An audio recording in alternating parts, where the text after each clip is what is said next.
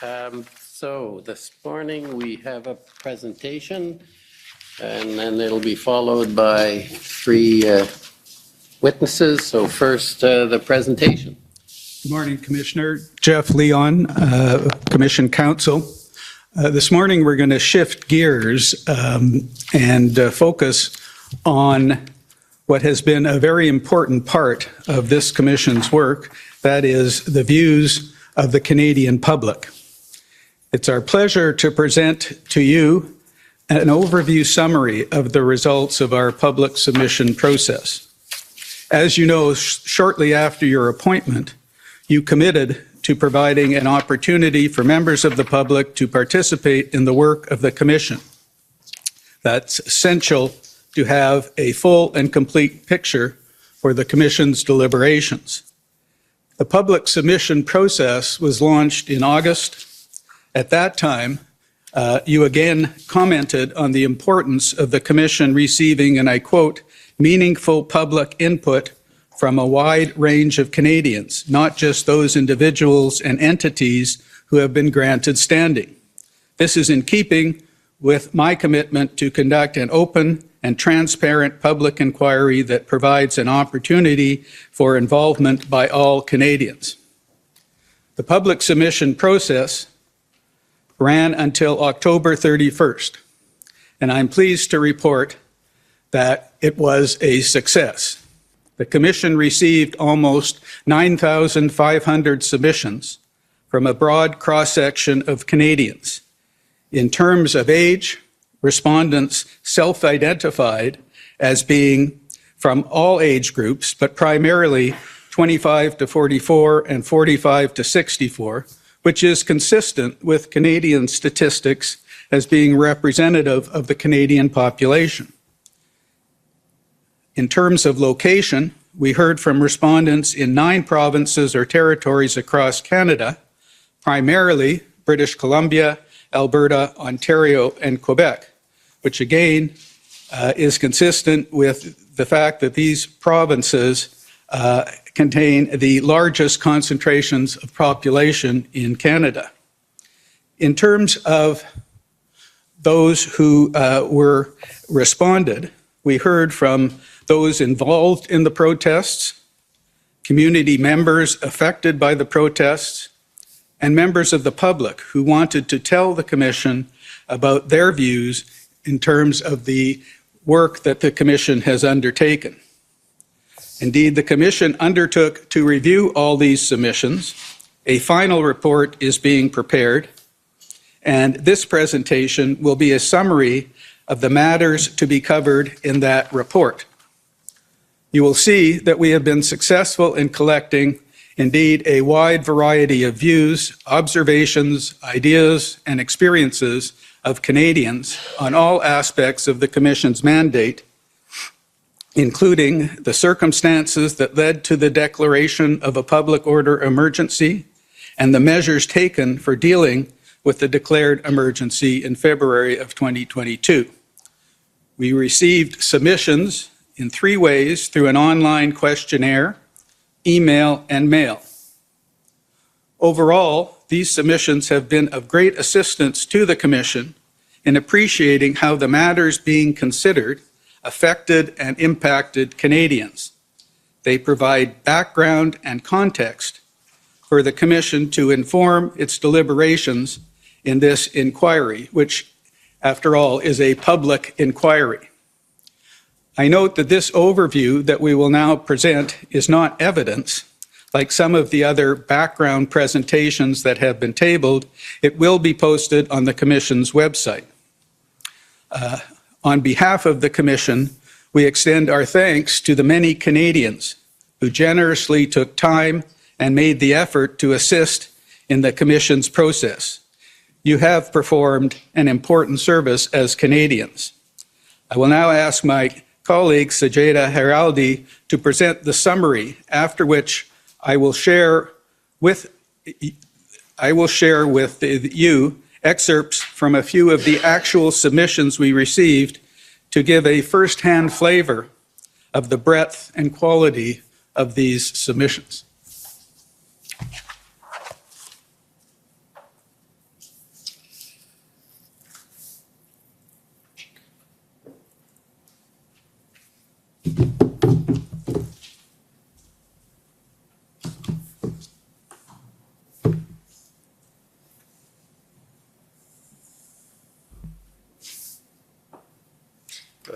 Allez-y. Good morning, Mr. Commissioner. For the record, I'm Sajida Hyderali, Commission Counsel. As mentioned by Mr. Leon, this presentation is a summary of the comments that the Commission received from the public. It would be impossible to attempt to convey every point made in the over 9,000 submissions we received in this presentation, but we hope to convey important parts of what was shared with us.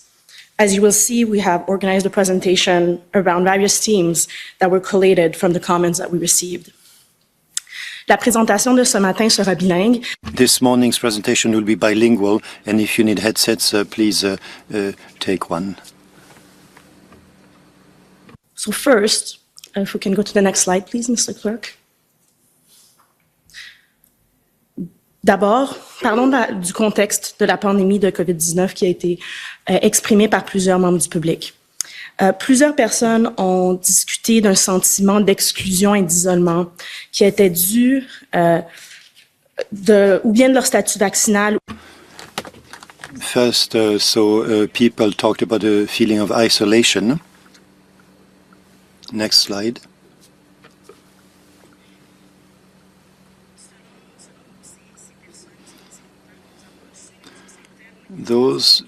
According to those people, the sanitary measures lasted too long and make things hard for them.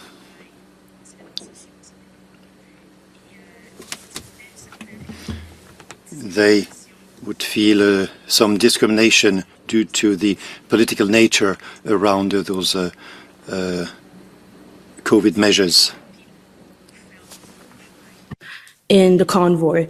For them, the convoy brought a sense of belonging among people who shared similar views on the pandemic. These people had a sense of obligation to participate in these protests to defend the rights and freedoms of Canadians.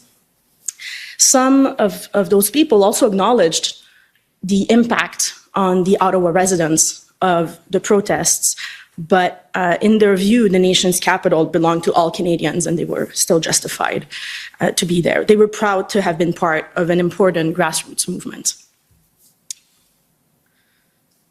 Ces mêmes personnes avaient généralement...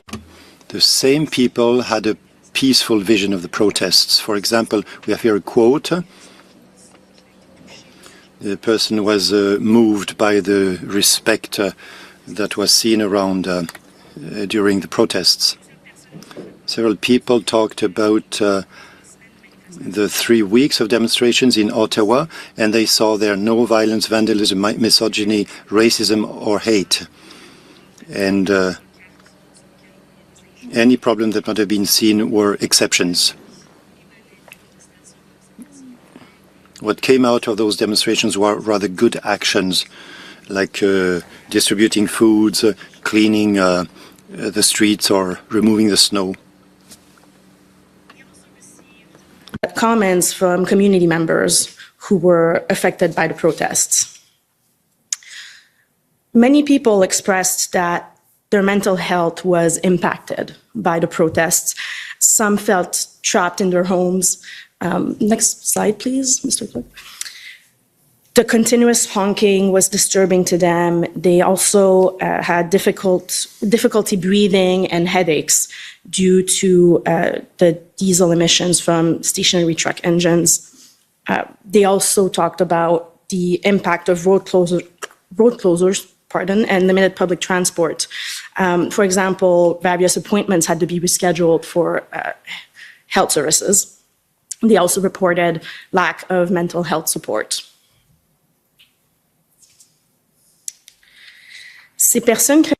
Those people also feared for their own safety. They found that they had never seen so many people committing crime and jeopardizing people for a political opinion.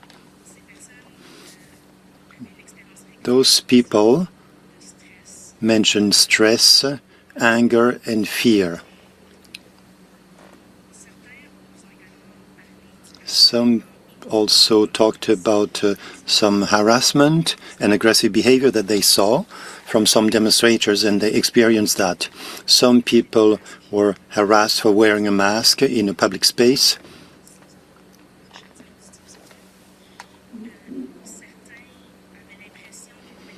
some felt that some demonstrators were on a personal mission to hound down masked people wearing a mask.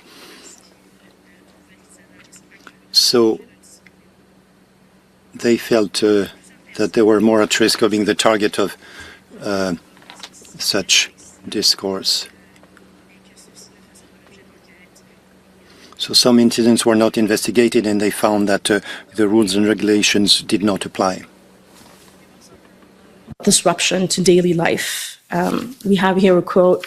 I'm a 65-year-old retired high school teacher who relies on my volunteering shifts at the museum to remain active both physically and mentally. The prolonged COVID shutdown of the museum was difficult for me, and the ensuing protest exacerbated the personal impact. These personal impacts included deprivation of peace, quiet, and sleep. Many people also reported being unable to work effectively or work at all, indeed. And as mentioned earlier, many residents had to make drastic changes to their schedules. There were also impacts on non-governmental organizations and charity who had to adjust their services and could not serve the community in the way that they would have hoped to. There were also impacts on local businesses and services. Residents reported difficulties obtaining various services or getting groceries, for example, and some downtown businesses also had to close, which resulted in an important loss of income, which was particularly important to them because of the previous COVID-19 measures that had been imposed.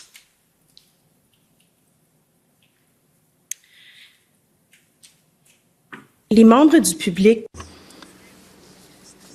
The members of the public opposed to the protests told us that they are for freedom of speech, but that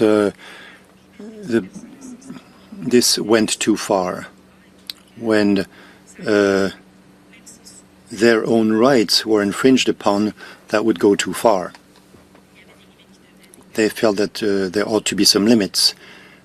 One person said that demonstrators talked about freedom but not of their own responsibilities as citizens. For those people, demonstrations jeopardize the Canadian democracy.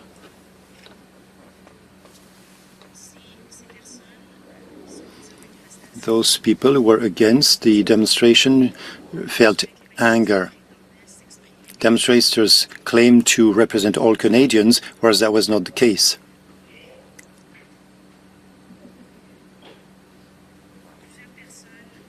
For several people, the protests were simply an opportunity for frustrated individuals to participate in a unique event and to burn off excess energy in the name of freedom. The protests. We've heard several comments on misrepresentation and excessive media coverage. We have a comment here. Media lied about all of it.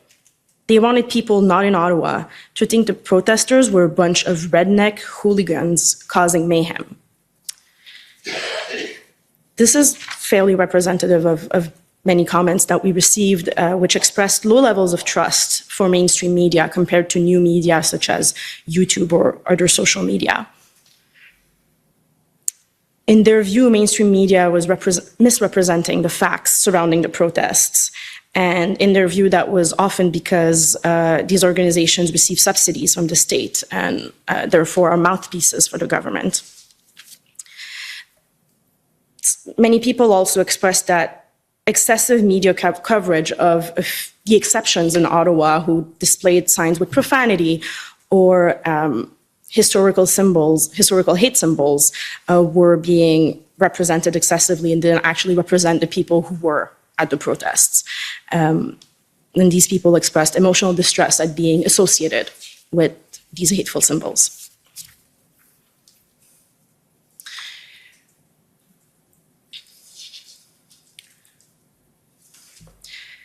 On nous a également parlé du... So there was also a mention of the federal government discourse, and this was aiming at dividing the population. For many people, political representatives at the federal level tried to discredit the convoy. They just tried to feed the dominant discourse according to which the demonstrators were only representing a minority. This discourse affected the public negatively towards the demonstrators. They felt ostracized and discriminated against.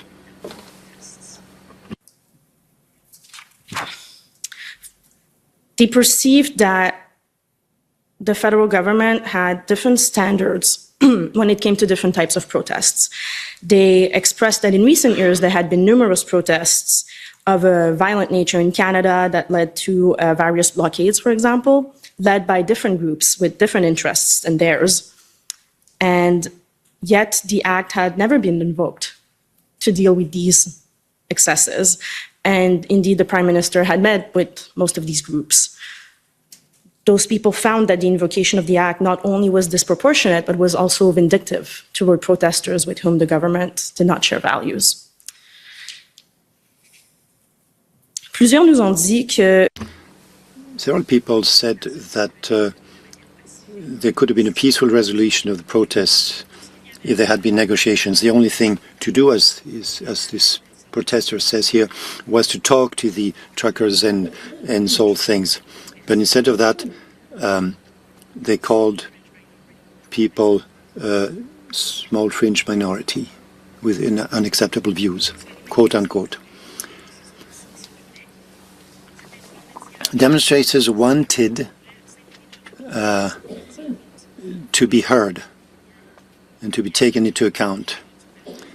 Yet they said that the federal government didn't want to hear other viewpoints and solve the situation in a peaceful manner. Some people add that as a measure of goodwill, some trucks were moved and people were expected this action to lead to further negotiations with government officials. This did not work. Some people say that the application of the law following this measure of goodwill was an abuse of power. Coutts and Windsor had been lifted blockades before the invocation of the Act, which feeds their opinion that the invocation of the law is abusive. Against politicians. This time, in this slide, expresses frustrations toward politicians who supported the protests rather than those who didn't meet with the protesters. So some people expressed frustration because some politicians chose to support the protesters for what seemed to be merely political gain. And for them, the invocation of the act was the only possible outcome to clear the occupation. And all political debates and discussions between different political parties were unnecessary, non-collaborative, and not in the best interest of residents, especially in Ottawa. Ce sentiment d'abandon. This sense of abandonment was expressed by several people who also talked about a lack of confidence vis-à-vis the authorities. This sense of abandonment also was towards the police and law enforcement. They wondered how 3 police forces could not control a protest that was highly predictable. Had the police been more organized and had they acted quicker? We also asked the reasons why regulatory tools had not been used, as in ticketing. One submission stated that the police inaction prompted residents to come together to prevent more truck access to the downtown core and those counter-protests that we heard about.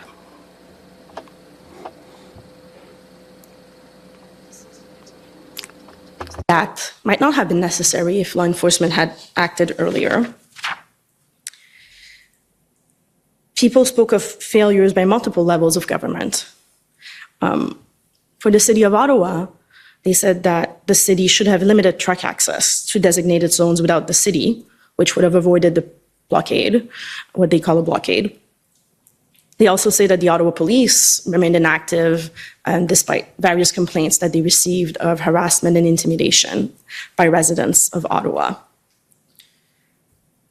We were also told that we also received criticisms concerning the province of Ontario that only took action once the economic impacts of the border blockade in Windsor became apparent. And these people told us that Ontario could have dealt with the crisis, but instead passed on responsibility to the federal government. And of course, we also received criticism from the federal government about the federal government's action, pardon. I'll now deal more generally with the comments of the invocation of the Act. I'll talk about first a bit so those who found the invocation necessary and others who found it unjustified. For those who found it necessary, the invocation of the Act provided relief. The results following the invocation of the Act demonstrate its necessity, and that's how they managed to clear crowds and opening roads. The use of the Act allowed downtown residents to regain some semblance of normal life and a sense of security, and for others to return to their downtown residences that they had to vacate. The invocation of the Act was an appropriate, measured, and targeted response to end border blockades and protests. These peoples also talked to us about extremist and violent elements in the convoy posed a danger to Canadians and to democracy. And when all the options had been exhausted, it was a last recourse. The federal government had to act in order to protect the population by using any means possible. That the invocation of the Act was unjustified and inappropriate. For those people, the protests in Ottawa were peaceful and did not meet the requirements needed to invoke the Act. There was no serious or immediate danger to the lives, health, or safety of Canadians. The Act was invoked while all other options had not been exhausted, and that led to violent confrontations between police and protesters. These people also told us that existing laws should have been enforced by local and provincial authorities. The criminal code, notably other laws and bylaws, could have been sufficient to manage any illegal behavior. For them, the decision to use the Act was a political one by frustrated federal officials who had no sympathy for the protesters. On nous a parlé de... We also heard about fear at the time of the declaration of the public order emergency. One person told us that when the Emergency Act was invoked, I was overwhelmed with fear. Will my bank account be frozen because I had shared videos of the convoy on my social media? I went to the bank and emptied my account. Would I be arrested for attending the convoy in Ottawa? I decided not to wait and see.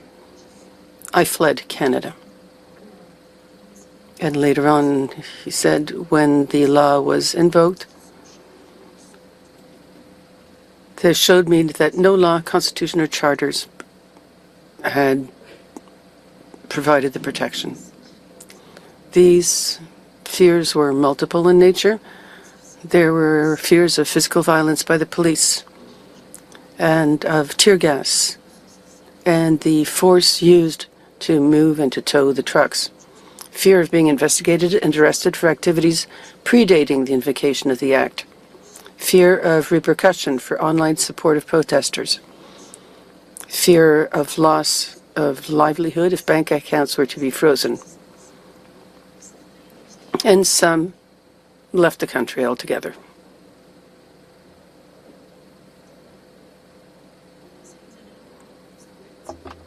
This brings us to the direct impacts of the Act on the life of the protesters and those who supported them.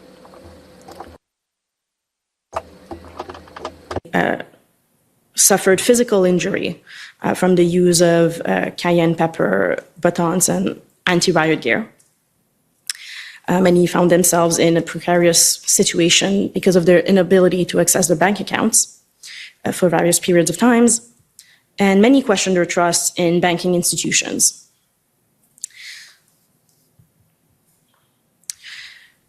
Cette perte de confiance est également étendue envers le gouvernement. This lack of confidence also touched the government and other institutions, namely the police and financial institutions. For some people, the invocation of the Act created a precedent. It was seen as being an attack on any group opposing government views. Some said that they would never donate to charities again out of fear of action against their bank accounts if that charity is later opposed to the current sitting government. Perception that rights, free speech and protest have been destroyed.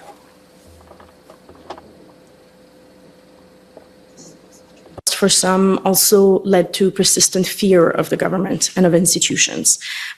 Some people expressed that they were now anxious to participate in general political discourse because of the repercussions that might have in their lives. They were scared of being monitored for their political view, and they also are now scared in the presence of police and are scared of being arrested for their political views.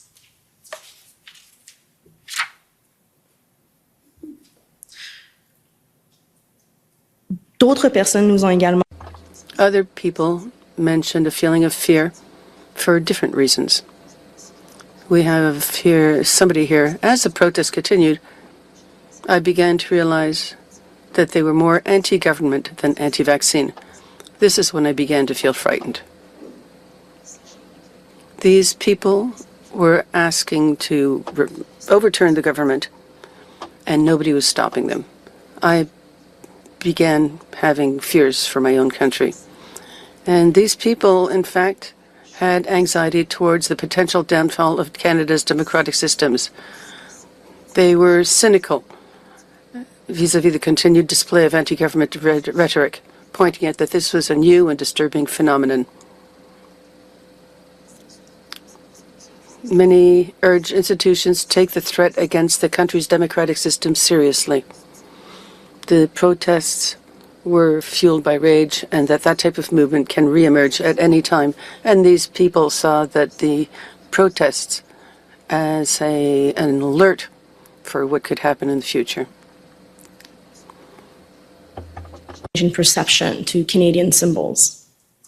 We've heard of people who are now anxious when they see a Canadian flag while they used to be proud of being Canadians. A community member told us, "I want my flag back," quite simply. For these people, the image of the Canadian flag has changed. Its symbolism has been tainted, and they were heartbroken by the use of Canadian symbols by the protesters. They now associate these symbols with the protests, with hate speech, and with intolerance. And these people do not understand the casual behavior of the authorities.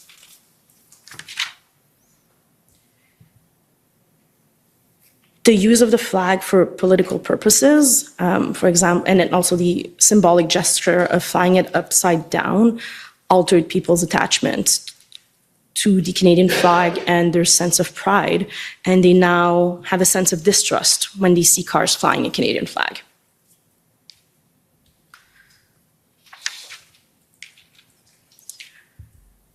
On nous a également exprimé. We also heard about damage to Canada's international reputation. And we heard that from all over. Some expressed a sense of shame toward the handling of demonstrations by the authorities.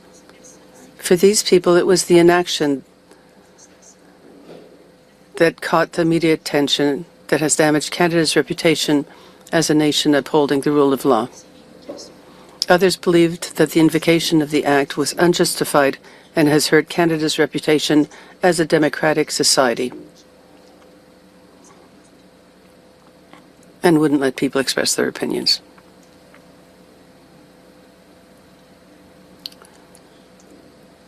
First of all, the loss of pride in Canadian identity, as we said earlier, with the flag, and because the association with extremist elements, these people felt that there was also an impact on Canada's international reputation. People also expressed worries about the relationship between Canada and the U.S. The impact of this, the impact was symbolic, economic, and diplomatic in terms of Canada's relationship with the rest of the world. Some feel less secure in their rights of the ability to do business in Canada, especially after the freezing of bank accounts. Concerns over foreign influence. There was a perception that the online donations allowed foreign donors to interfere in a domestic issue. And many people believe that the convoy was inspired by the events of January 6, 2021 in the United States Capitol. There was a widespread belief that far-right ideologies and anti-government rhetoric is growing and spreading, and that was reinforced by actors in the United States during the protests.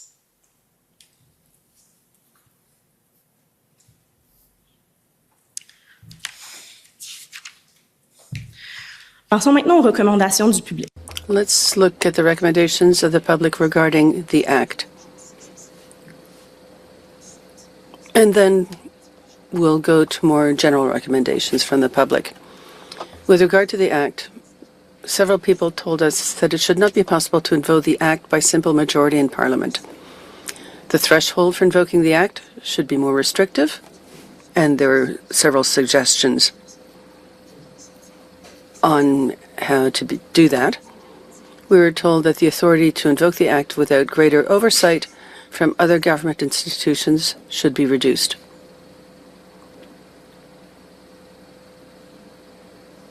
And finally, that the terms and the language within the Act should be better defined. We were told that the Act allowed the police forces to work together in Ottawa and to get rid of jurisdictional borders. And we were told that the law should be examined so that the interventions be adjusted depending on the seriousness of the situation. Specifically for the Ottawa region, we were told that the law should take into account the single jurisdictions in Ottawa, and more clarity was necessary with regard to the role of the various police forces and public order forces in Ottawa.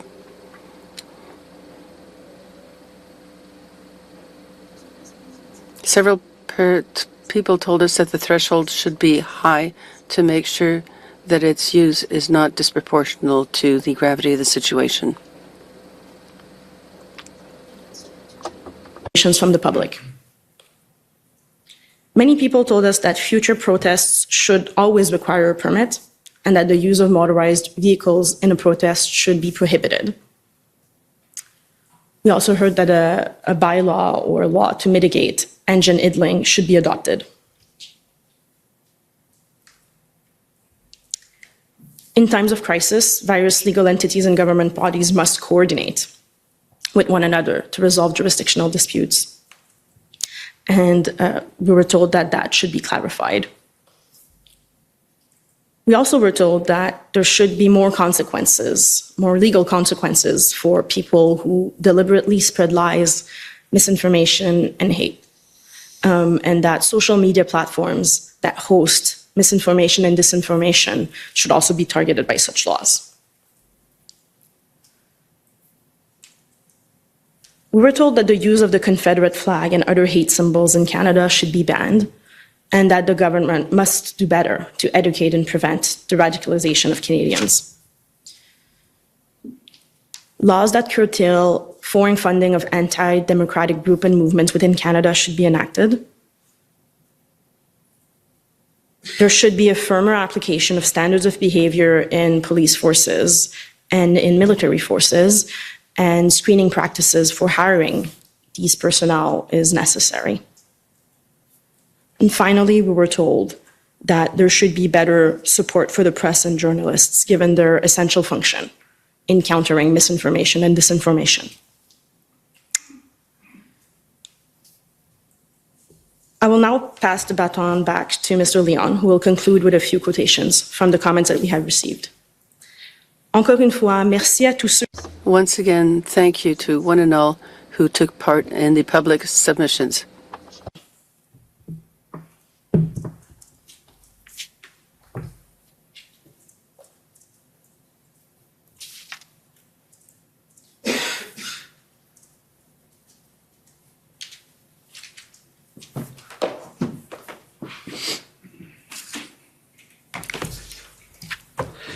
Commissioner Jeff Leon, Commission Counsel, having heard this summary, which is of necessity, given the large number of submissions, is at a high level, it will be helpful to understand, in the respondents' own words, their views and how the events under consideration impacted them.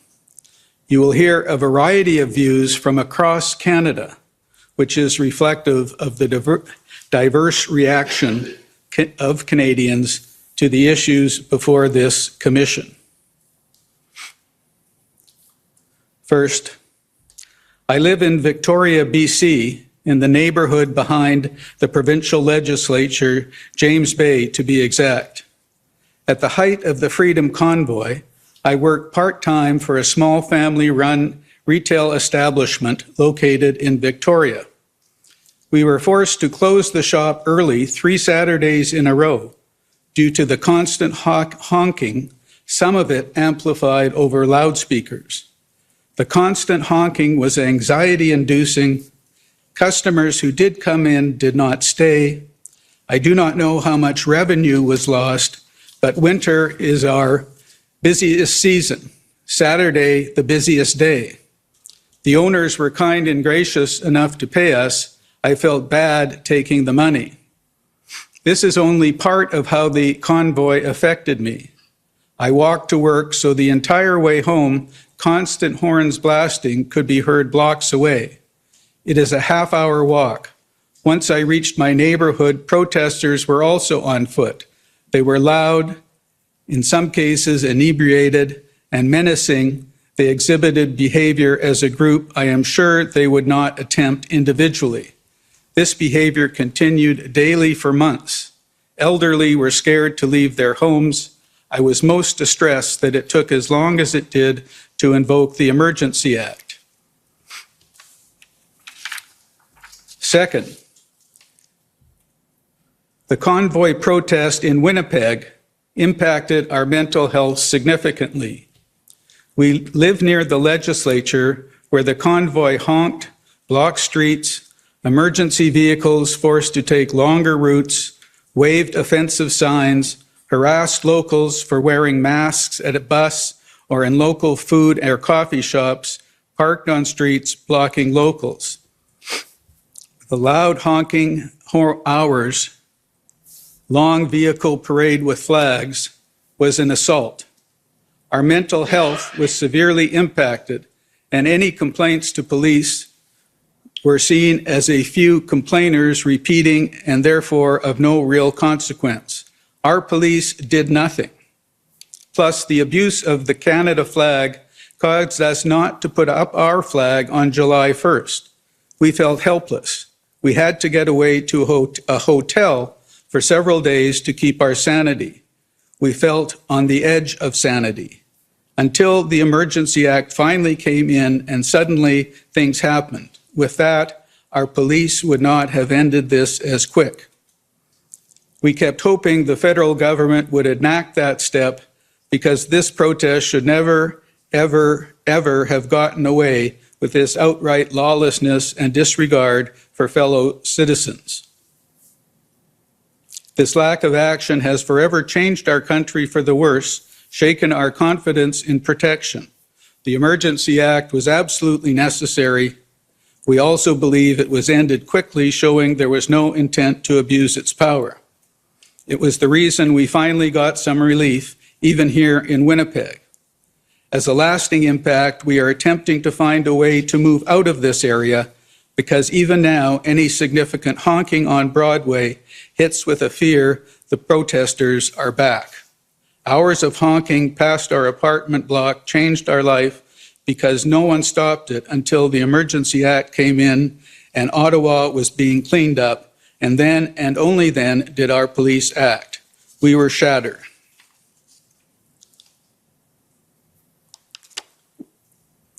I am a hospital pharmacist in Windsor, Ontario. Our border was blocked by protesters connected to the Ottawa protests. I did not personally need to cross the border during that time, but I did experience shortages of some food and commodities that are transported through the border. I am also angry that my city had to use taxpayers' money to deal with these circumstances. I resent the fact that money could have been used constructively to improve the city was instead used to manage and contain the protesters. As a healthcare worker, I literally risked my life to go into the hospital where I worked and cared for sick people who required our services.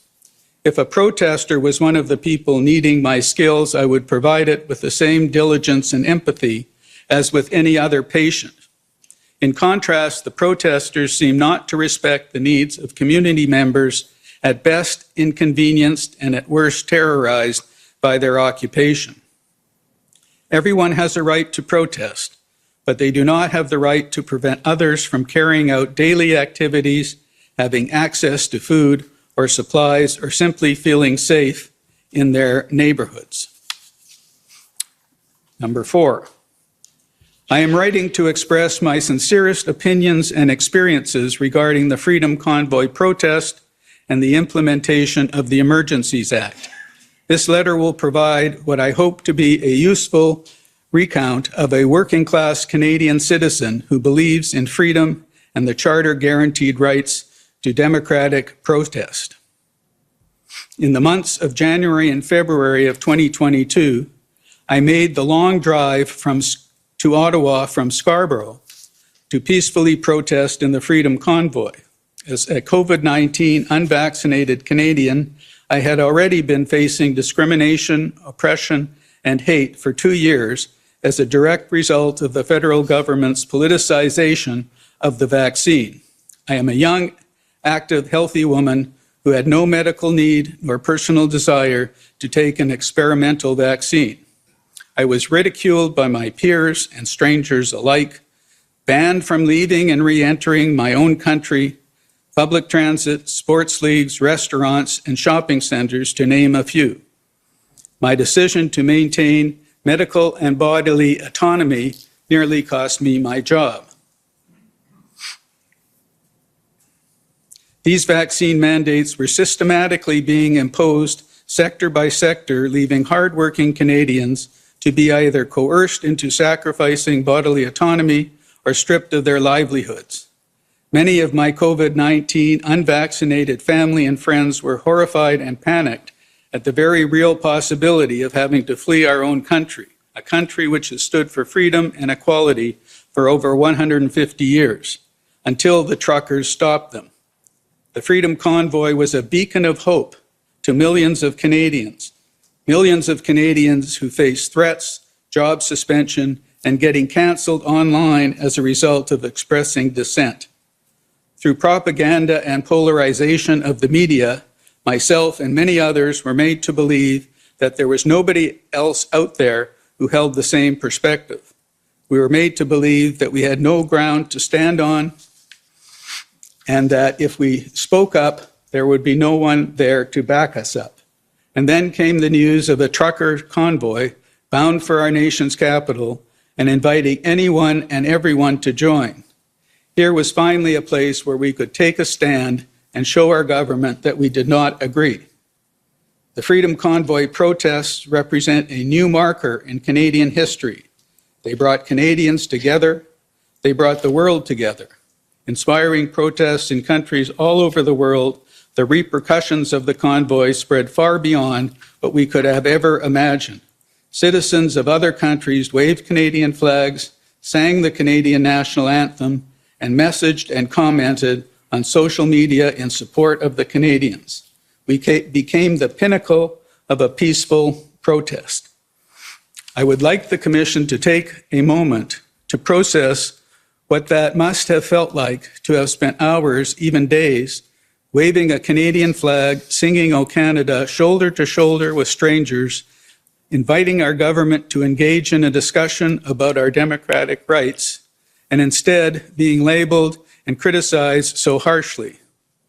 Please imagine enduring the extreme cold temperatures, holding a sign above your head, just so you can finally have your voice heard and your life back. Imagine seeing people laughing together and dancing and standing guard on the tomb of the unknown soldier. Imagine just wanting your freedom back, not more, nothing demanding, just what you already had before. Then you come home, watch the news, and see yourself labeled as a domestic terrorist, as someone who does not represent the views of Canadians. 5. I supported the trucker convoy for many reasons and in many ways. I have truckers in my family, and they were coerced into taking the vaccines, and one family member was out of a job. The mandates and vaccine policies in this country have affected my children, myself, and my family in so many ways. They have created a huge divide amongst us, those who opted to take the vaccine and those who abstained. My family will never get back to where we were before COVID. So when the trucks rolled out on their way to Ottawa, I supported them however I could. I donated to the GoFundMe page and then doubled my portion to Give, Send, Go when GoFundMe shut down. I have yet to see my money back from Give, Send, Go. I sent my kids out to the bridge overpass to wave on the trucks as they rolled down the highway towards Ottawa. The second weekend of the protest, I took the 7-hour car ride to Ottawa to see for myself what was happening downtown. I have never in my life seen such selfless people giving their time and energy to support such a noble cause. It was crowded and noisy due to the trucks running in the streets and honking, and the immense amount of people there made noise. But it was music to my ears. It was a reuniting of Canadian people. It was the Canada I knew from 25 years ago when I traveled abroad. People of all provinces had gathered to become family. All nationalities were represented. It was wonderful. It was the best Canada Day celebrations I have ever participated in. It gave me such pride for Canada again. Such joy to be a part of, the waving Canadian flags, the happy people singing, dancing, and yes, there were bouncy castles for the little people. There was food in the streets to feed armies. It was unbelievable. The joy I felt watching the videos of the trucks rolling down the highway for this reunification of our people who had been so isolated and trapped for 2 years, and then seeing it set up in Ottawa to be able to partake in was phenomenal. There was no violence, and the police were literally standing around everywhere trying to keep warm, but in reality had nothing to do in the areas I walked around downtown. There was nothing to fear, and people were kind and loving all weekend. 2 weeks later, I took the trip to Ottawa again. Unfortunately, this trip was much less enjoyable because the police had already blocked the downtown entrances, and we heard of the violence that had already occurred with regard to the trucks, the vandalism, the tear gas. I made it to Coventry and heard from the trucks that got out just in time. They described the violence they had already experienced and witnessed. One trucker described as having been tear gassed, his eyes were still itchy. I ran into a reporter who had been physically harmed by officers during covering the story. It got ugly due to the officers. It wasn't the supporting protesters causing this. I met many of the helpers at Coventry who had been there since day one, and the stories we were able to share with one another about the purpose of this protest were beautiful. Number 6. Thank you for the opportunity to give feedback on this polarizing issue in our country. I believe that evoking the Emergencies Act was the correct thing to do. And if anything, I would like to have seen a more forceful dispersion of protesters and others who engaged in these reckless and irresponsible actions. I was not a protester myself, nor was I in the capital city at the time of this event. However, I can attest to the broad reach of this group's influence and the effects it had on other provinces besides Ontario. These individuals threatened the entire country with their negligence by attacking our already frail food chain supply through the use of blockades. Living in Newfoundland, a large concern has always been if we will have enough food shipped onto the island to make sure everyone can get by. Although this group was unsuccessful with completely stunting the food supply chain, it still did a number on our ability to get needed goods. Walking into the grocery store for some time was a stressful experience, as you would just have to hope that enough of what you needed made it to our isolated province. This in turn created a greater pressure on truckers who were continuing to do their job to the best of their ability while having to make unnecessarily long routes to avoid the blockades. 7. I lived in the red zone during the convoy occupation of Ottawa, 6 blocks from Parliament. The abuse and harassment from the convoy was constant and unacceptable. The 18 hours of honking day in, day out was torment. Implements such as the air horns used for commercial trains were employed, which were designed for announcing presence in a wide space at high speeds. When used in a dense urban setting, they resonate off all the buildings and penetrate walls. The idling of trucks was also dangerous and destructive. The air quality at street level, with the 24/7 generation of diesel fumes being trapped by cold air, made breathing difficult for me as someone with asthma. I live in an apartment on the 3rd floor of my building, and even if the trucks hadn't been honking incessantly, I would still have needed to keep all my windows shut and not use my balcony because I could taste the diesel fumes in the air on my balcony.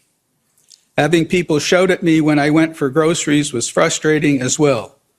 For all the generalizations people like to make about what it's like to live downtown, the reality is I've never felt unsafe or harassed on the street. And aside from the occasional event promoter on street corners, I've never been accosted on the streets. The convoy people made it very clear that I, by virtue of wearing a mask in public, was their enemy. On multiple nights, convoy people shot off commercial-grade fireworks from the street in the middle of the night. These were the kind of fireworks that have a spread of greater than 25 meters being fired from 2-lane, one-way streets directly adjacent to apartment buildings with open balconies. The sleep disruption of having fireworks go off at midnight literally outside my building was infuriating, but the fire hazard this presented was completely unacceptable.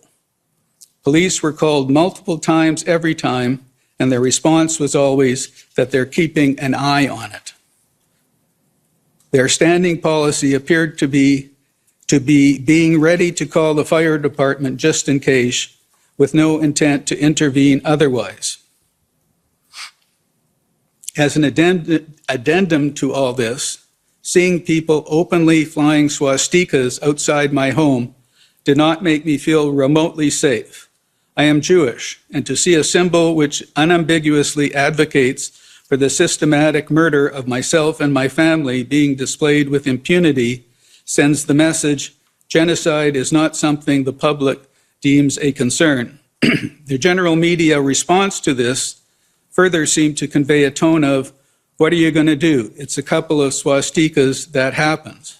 But neglected to consider the presence of a swastika in isolation is very different from when it's flown by a group of hundreds, if not thousands of people with large vehicles who have surrounded your living space while actively intimidating you. While I'm no stranger to discrimination, I have never at any other point in my life felt surrounded by people who wished me dead.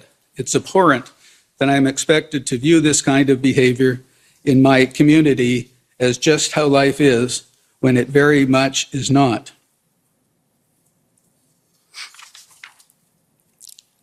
Eight, I am a 73-year-old Ottawa resident of Sandy Hill, just across the canal from the area occupied by the protesters.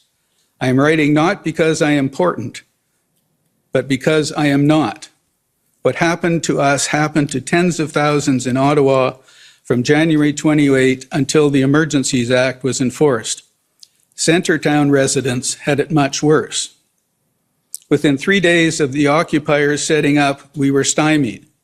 My regular trip on the O train was disrupted by anti-maskers who aggressively jeered at the masked around them, getting right into their faces. I had to transfer at the Rideau Centre to a street-level bus, and twice had white middle-aged men snatch at my mask while demanding freedom from mandates. Returning, I witnessed a large crowd of people near the bus stop, harassing passers-by, making an extraordinary amount of noise, blocking traffic, pissing on the street, and generally being obnoxious. I can't say they impressed me, but like many, I thought they'd go home after the weekend. Instead, their continued presence shut down our food stores, pharmacy, bank, and medical clinic for all but telephone consultations. The disruption of O-train and bus service meant we could not access anything in Centretown or North Glebe. We could not get cabs because drivers would not risk crossing Centretown, as several had apparently been attacked by occupiers who objected to the color of their skin and/or to their face masks or both. Gig drivers were also refusing to come to the area. We were prisoners in the few blocks in which we lived due to the threat of illness or violence from people who refused to leave and were able to intimidate the local authorities into acquiescing. Only by shopping at a supermarket a little farther out and early in the day, as the occupiers appeared to be late risers, we were able to get food. A pharmacist at our officially closed pharmacy actually had to sneak in to fill urgent prescriptions for regular customers and arrange backdoor pickup by phone. Like many during the siege, he risked himself and his business to help others. We had to cancel medical appointments and tests, one of which was to ascertain if a lump on my husband's head was a tumor, and if so, whether it was cancerous. Answer received weeks later, yes, it was a tumor, no, it was not cancerous. I had to suspend ongoing treatment for a non-fatal intestinal issue, then start over when the Emergency Act took hold. Sleep was hard to come by as pickups and SUVs drove around our area, blasting horns and a couple of air horns. Sleep is pretty basic to human health and function. 9. In living in the Gladstone Bay area, Centretown, there was no disruption to my life whatsoever by the protest. I could not hear the trucks or their horns at this location, and my freedom of movement on foot or by car was not affected at all. My access to the 417 was entirely unaffected by the protest. I passed through the protest a number of times, usually went out for a run, sometimes went out for a walk, and a couple of times to see the protest itself. I did not experience any harassment on any of these occasions. In terms of signage, I did not personally see anything resembling a swastika or a Confederate flag. I did not wear a mask, but when observing people wearing masks within the protest, I did not see them being harassed. Framing the issue as one where people such as myself who live in the city core were held hostage by the protest is, in my case, incorrect and unwanted. The protest in no way affected me negatively. How many people were actually affected and to what extent remains an open question for me. The trucks were parked north, south, from Wellington to Slater, and east-west from Lyon to Elgin. Most of the buildings in this area are office buildings, the workers of which were still working from home due to prior government actions. There are some street-level businesses, most of which had been required to shut down for extended periods over the previous 2 years. Those that wanted to stay open during the protest were able to do so. For those who were living there, I have no doubt that the protest was incredibly annoying. The problem for me is that the concerns of a group of protesters who possibly outnumbered the residents in the affected area were ignored, dismissed, and vilified, while the inconvenience of a small number of people was made to appear as if all of us living in Ottawa were being held hostage in our own homes. I found and find the lack of balance disturbing. And then finally, I would like to express my experience with the illegal occupation of Ottawa that was brought to end by the invocation of the Emergencies Act. I am a secondary teacher, I work in Ottawa, and I live in Quebec. My route to work was made longer and more complicated by the illegal occupation. After nearly 2 years of trying to support my students through the demands of COVID crisis, I really did not need the added strain that was created by the so-called convoy. More importantly, my students did not need even more stress. I teach students who were affected by the noise of the constant honking and the odor from the vehicles that idled in Ottawa's core. As well, it was certainly disheartening to see the behavior of adults as they danced in the streets, while so many young people had sacrificed so much so that we could follow protocols as safely as possible. Students who missed music, dance, theater, sports, and graduation ceremonies still followed the protocols, while some adults acted as if our public health crisis was a hoax. Finally, it was deeply troubling to see the racist, violent, and threatening message coming from these occupiers. I was most incensed when one organizer threatened to roll schools. He did not organize a roll past my school, but my understanding is that the elementary school down the street was targeted. On my route to work and back, not only was I delayed, I also felt intimidated by the vehicles with flags of various kinds driving aggressively to and from their camp. The most drastic impact that the illegal occupation had on my life was that I was unable to visit my mother on the last weekend she was alive. My mother was grieving for the loss of her son, and after my brother's death in 2019, her quality of life changed radically. While my sister, an essential worker, and her husband were primary caregivers, I tried to visit my mother every weekend. You are probably aware that those of us who live in the Ottawa-Gatineau region experience our communities as more unified than separated.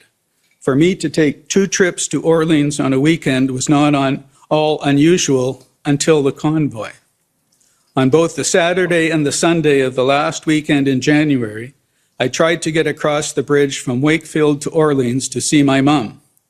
I was not successful either day. The police had closed the route.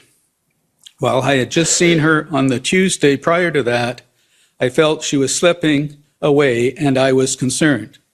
So these people have taken something from me that I can never get back. My mom was a dedicated educator. She was my role model. The illegal occupation of Ottawa stole from me the last moments of my mother's life. I am grateful that the federal government stepped in to end it when local and provincial authorities could not. Well, Commissioner, I believe that reflects as I said, the diverse submissions that we received from the public. Thank you. Diverse and somewhat divided. Thank you very much. That's the presentation of the public consultation results. I'm going to take a short break just to get our next witness in, and we can move to the next phase. So 5 minutes only to get the next witness in. Thank you. The commission is in recess for 5 minutes. La commission est levée pour 5 minutes.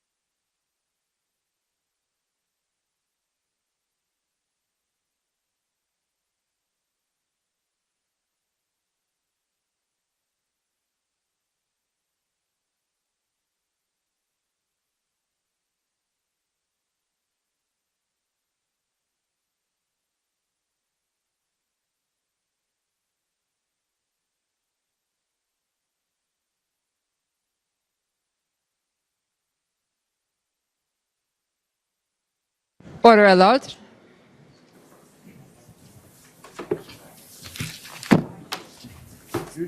Bonjour. Rappelez-vous? À merveille. Parfait. The commission is reconvened. La commission reprend. Good morning, Mr. Commissioner. Eric Rousseau, Commission Counsel. Just very briefly before we get going with the next witness, I'm just going to formally bulk enter a number of documents that were on lists in several categories. The first being 28 documents which were the subject of objections, which were worked out amongst council. They are HRF, OPP, OPS, City of Ottawa, and several commission documents. The second is a list of largely, but not exclusively, federal government documents, which was circulated to the parties on November 9th. And objections were dealt with or removed, and that's a total of 1,766 documents. The third is a list, again, of largely federal government documents, but as well as a number of others, which was sent on November 14th. Objections were removed and dealt with. And that's another 819 documents. And the fourth, as the parties were advised this morning, is the affidavit of Superintendent Bernier, which was circulated by counsel for OPS on Monday. No objections were received. No party sought leave to cross-examine on it. And the parties were advised that it was being admitted today. And with that done, I'll let Mr. Cameron take the floor. Okay, thank you. Thank you, Mr. Commissioners. Gordon Cameron for Commission Counsel, and my friend for the Attorney General has a statement she'd like to make with respect to the evidence of this witness before I commence my questioning. Okay. Thank you. Good morning, Commissioner. It's Andrea Gonzalez, Counsel for the Government of Canada. The next witness will be Minister of Justice David Lametti. In addition to being Minister of Justice, of course, the Minister is the Attorney General of Canada, the lawyer to the Government of Canada. And I wanted to put on the record that the Government of Canada continues to assert and maintain all of its claims of solicitor-client privilege in respect of all legal advice and opinions. Minister Lametti's attendance here as a witness is not a waiver of any claims of privilege by the Government of Canada, which he has an obligation to protect. We will be objecting to, and Minister Lametti will be refusing to answer all questions that would delve into areas of solicitor-client privilege. So I just wanted to put that on the record at the front end, and hopefully examinations can be appropriately tailored to keep the objections to a minimum. Okay, well, it will be an interesting maneuver throughout the testimony, but I'm sure everyone will be on their guard. So with that, perhaps we can swear the witness. Minister Lametti, will you swear on a religious document or do you wish to affirm? On a Bible, please.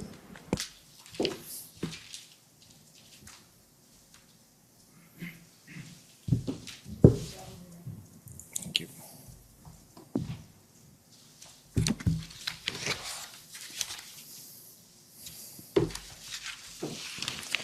For the record, please state your full name and spell it out.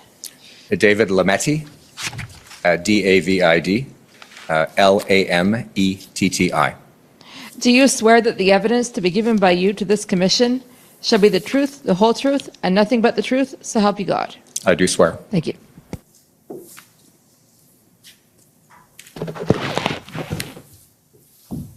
Thank you.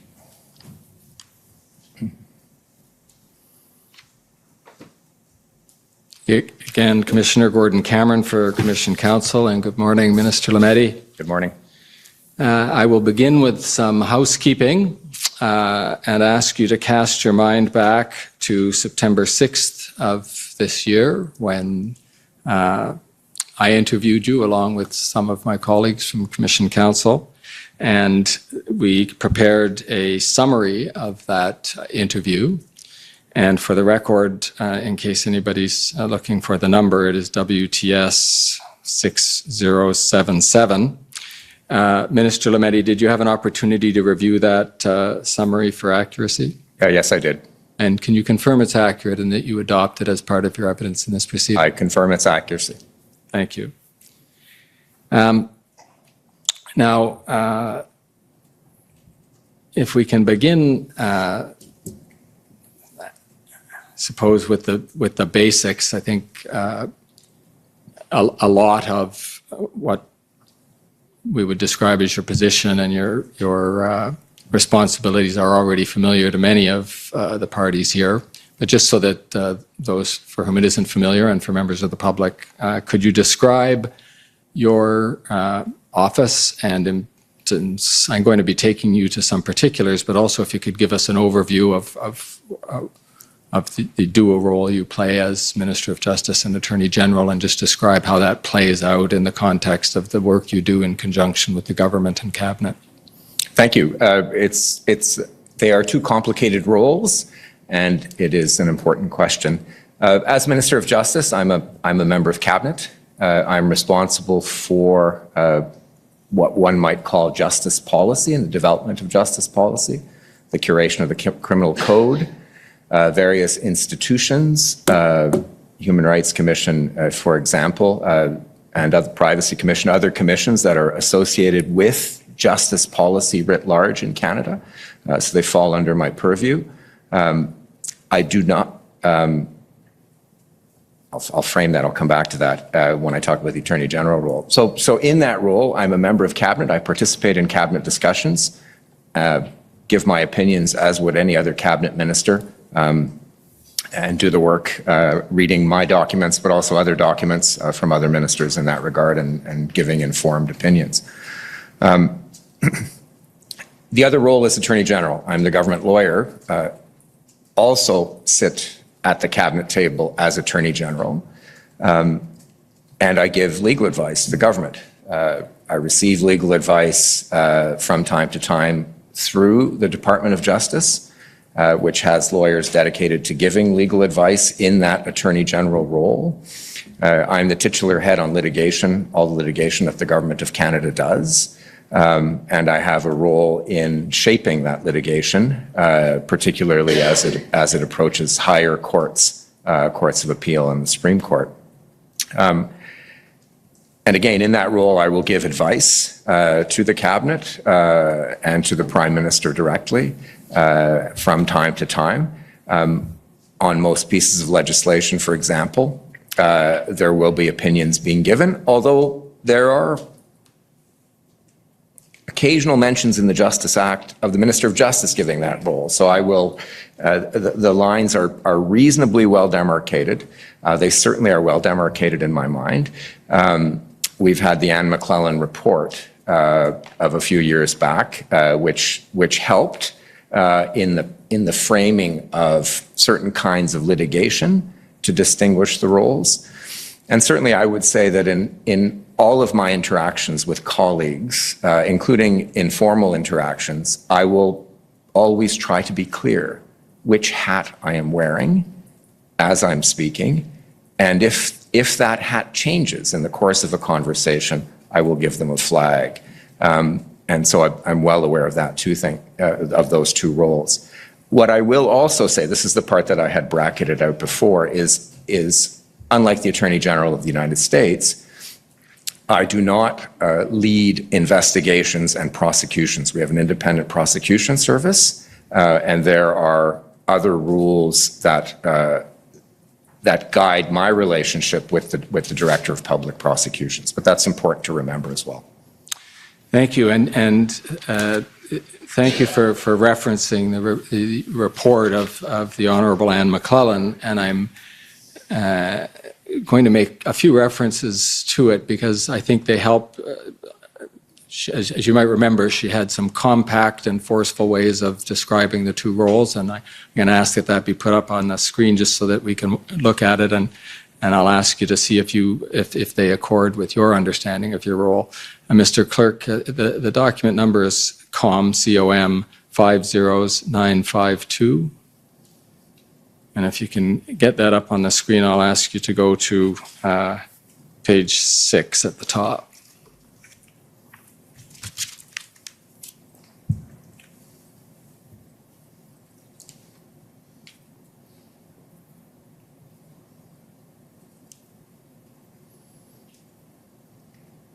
Now, we don't need to know, for my purposes at least, Minister Lametti, the background to Anne McClellan's report, but I know it well.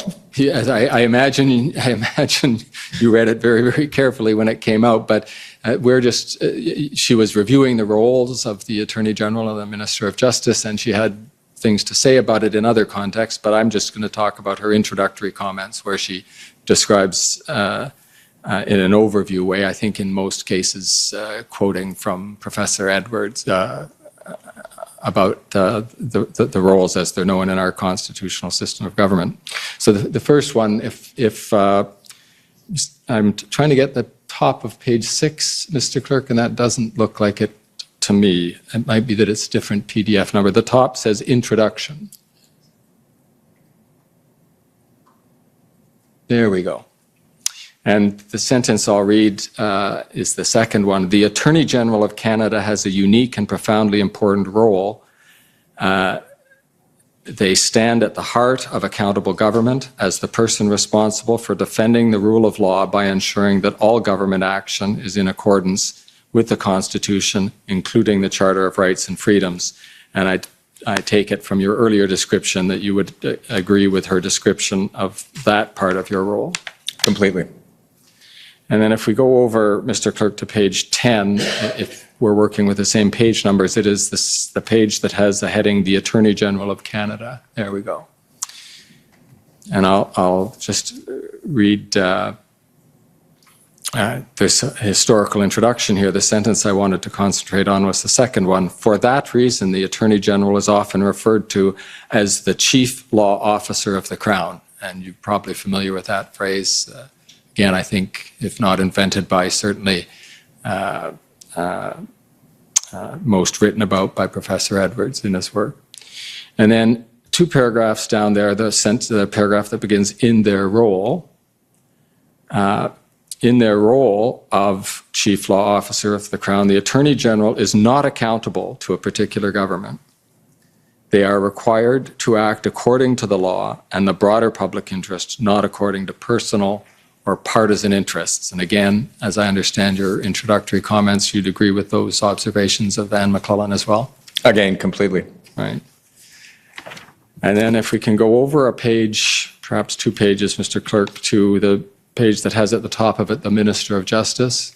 And here we have the description of the other role, and we'll just do this as compactly as possible. With the first sentence, under the Department of Justice Act, the Minister of Justice is the legal advisor to the Governor General, which means in practice that they are the legal advisor to Cabinet. And again, that would accord with your understanding of your role? That's right. I alluded to that in my opening remarks. Thank you.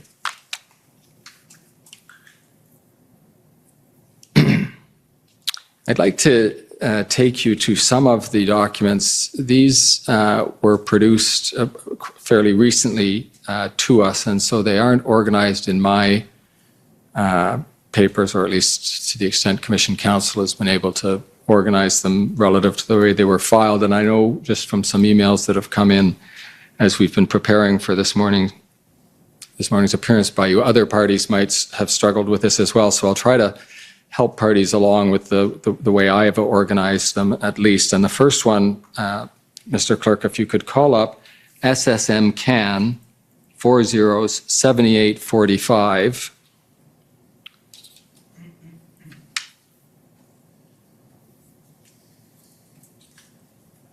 And Minister Lametti, we're all going to, you and I think the people following are going to have to struggle with 2 things here. One is how one reads a text conversation when it gets printed out like this, especially when it's broken up into multiple pages. Who is speaking in which bubble as we go down? So I'll ask you to help me with that. I believe that the first bubble there, do we have a contingency? That is you speaking, am I correct there? I believe that's right. Okay, the date here is Sunday, January 30th, which would be, you might remember, the Sunday of the first weekend of the convoy arrival in Ottawa, correct? That's correct. Okay. And can you explain, by the way, if I understand it correctly, and just look down a bit, this is a text exchange you're having with Alex Steinhaus, who I believe is your chief of staff? I believe so, yes. Thank you. I believe it's a text exchange with him. I know he's my chief of staff. And if, as near as I can follow it, you're in gray and he's in blue for this page, and that gets tricky because it switches around as we go between, depending on whose phone the message is from. Anyway, if we look at the first paragraph there, do we have a contingency for these trucks to be removed tomorrow or Tuesday, open parentheses, if they were black or indigenous, ellipsis, close parentheses? And I was wondering if you can help explain what point you were making to your chief of staff when you added the parenthetical comment to the initial statement. Certainly. Look, there is evidence of systemic racism in our justice system. It's in my mandate letter. I do my best to try to root it out with various policies. And certainly there was legitimate criticism being leveled at police authorities with respect to that weekend, that if there had been a Black Lives Matter protest or an Indigenous protest, that perhaps the police reaction might have been different. This is a conversation between Mr. Steinhaus and myself. It's not meant to be public. Obviously, it's in a text. But I am sensitive to claims of systemic racism in our policing. I'm sensitive to systemic racism in our criminal justice system, and I'm doing my best in the areas of my purview to identify it and to weed it out. And so if I understand that answer, the point you're making in the parenthetical comment to your chief of staff is we must approach this situation mindful of the potential for systemic racism and careful that we don't... I would interpret it more as, are the police moving in the same way that they would be were the protesters Indigenous or Black? That's well put. So I'll move on to the next paragraph. What normative authority do we have, or is some order needed, question mark, EA, question mark. And there's been an evolution in the language, and in particular the use of the word normative. So could you just help us with what you meant by this use there? What kinds of laws, bylaws exist at the municipal level, at the provincial level, or at the federal level with respect to this kind of occupation, which had already, it was clear that when they didn't leave, it ceased being a protest and began being an occupation. What kind of authorities existed for the regulation or the Okay, so we can... The safe removal of these. If we can just put what existing authority in there, if normative is giving us pause. I meant legal rules by the word normative. I'm an old academic. So you're in the old school with me, okay. But the end of the sentence is interesting. EA, I'm sure, is a reference to the Emergencies Act. Right? Absolutely. And this is depending on how you count it, it's the second day of the first weekend, maybe the third day of the protest, if you count Friday as a day. So the second or third day of the protest, and your mind goes straight to the Emergencies Act in the first text we get produced in these proceedings. Can you explain why that came so quickly to your mind? I was being prudent. I was being prudent. Thank you. I had been through the pandemic with my cabinet colleagues. It is no secret that we did discuss the Emergencies Act in the context of the pandemic, and I became quite familiar with the requirements for consultation and for the standards that would have to be met for different kinds of emergencies. And so I knew that we had to begin thinking about it, whether or not it was ever going to be an option. As was the case with the pandemic, we never actually used it. So it's something that I prudently raised there's a question mark there, as you see. Something I'm prudently raising with my chief of staff to begin thinking about, to get the department to begin thinking about. in case we need it. Because the worst scenario would be something explodes and we are not ready to use it because we haven't done the kinds of consultations necessary or asked the appropriate questions to the appropriate people in order to get it done. So this is me being prudent, and it's based on my experience and the work that I put in during the pandemic, again, with the Emergencies Act and the possibility of using it in that context. That's helpful, thank you. And we'll go to another one of these texts next. This is, Mr. Clerk, the one with the same preceding numbers, but the last four digits, 7850.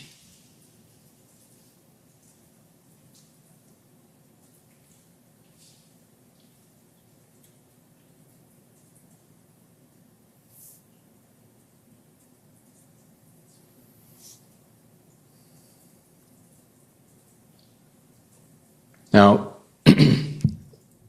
again, trying to follow the bubbles here, the blue is now you or Mr. Steinhaus? I don't believe it's me because I'm generally required to go to what's called a MIN-DM, which is a ministerial, deputy ministerial meeting. So if anyone's missing the meeting, it's not me. Right, and I think actually the first bubble there doesn't sound like you talking. It sounds like someone talking to you about what your deputy has told you, that you're being invited to a meeting about the convoy, and if it matters, we can look at the PCO's chronology to confirm that there was indeed a briefing on the convoy on that date. But the part that interests me here is your chief of staff in the second bubble says, and here he's talking, before you were talking about your initial thoughts on first encountering the convoy, we're now at Wednesday, February 2nd, so fourth, fifth day perhaps in. But I apologize for interrupting. Sorry? But it's February the 4th where those bubbles appear, not Wednesday the 2nd. Sorry, thank you, yes. Friday, February 4th, and the comment your chief of staff makes is, I believe the angle is incoming the Emergencies Act. Now, we'll have to, can you help us with incoming, or does it just mean what we would infer it as a sort of slang way of saying the introduction of, or the... I would say the preparatory work for, right, is what I understood by that, and certainly in the context of the previous bubble, but also in the context of other discussions. It was about preparing for the possibility, not preparing in any way for the introduction of the act, but rather doing our due diligence as lawyers within the Justice Department and in our ministry in order to make sure that if we were to use it, we would be prepared. Understood, and that's helpful. Thank you. And do you recollect the meeting and what was discussed at it? You're going to have to help me with the dates. It could be referring. It could be referring to the SSE committee. I believe at that point that's what it would be. It could have been a cabinet meeting. I'm not certain.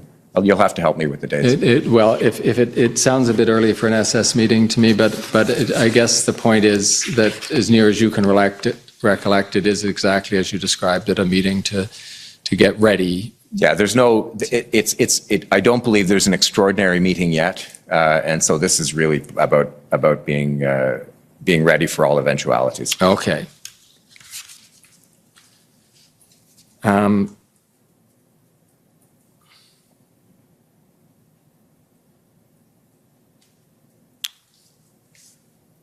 The next text I'd like to take you to is really leading up to a discussion about how you and Minister of Public Safety, Marco Mendicino, talked about the situation that Ottawa was facing and to some extent the country was facing, even at this early date.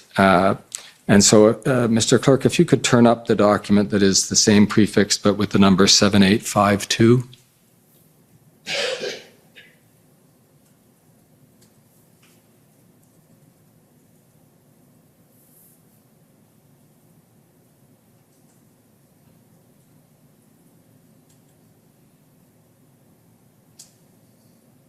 And if I'm reading the dates correctly, we are still on Friday, February 4th, as in the last exchange, but though that was with your Chief of Staff, I think. This, if I'm understanding correctly, and you can confirm this for me, please, is an exchange between you and Minister Mendicino? I certainly believe it is. I certainly recognize my words there, but I believe the other would be Minister Mendicino, but I'm not 100% certain.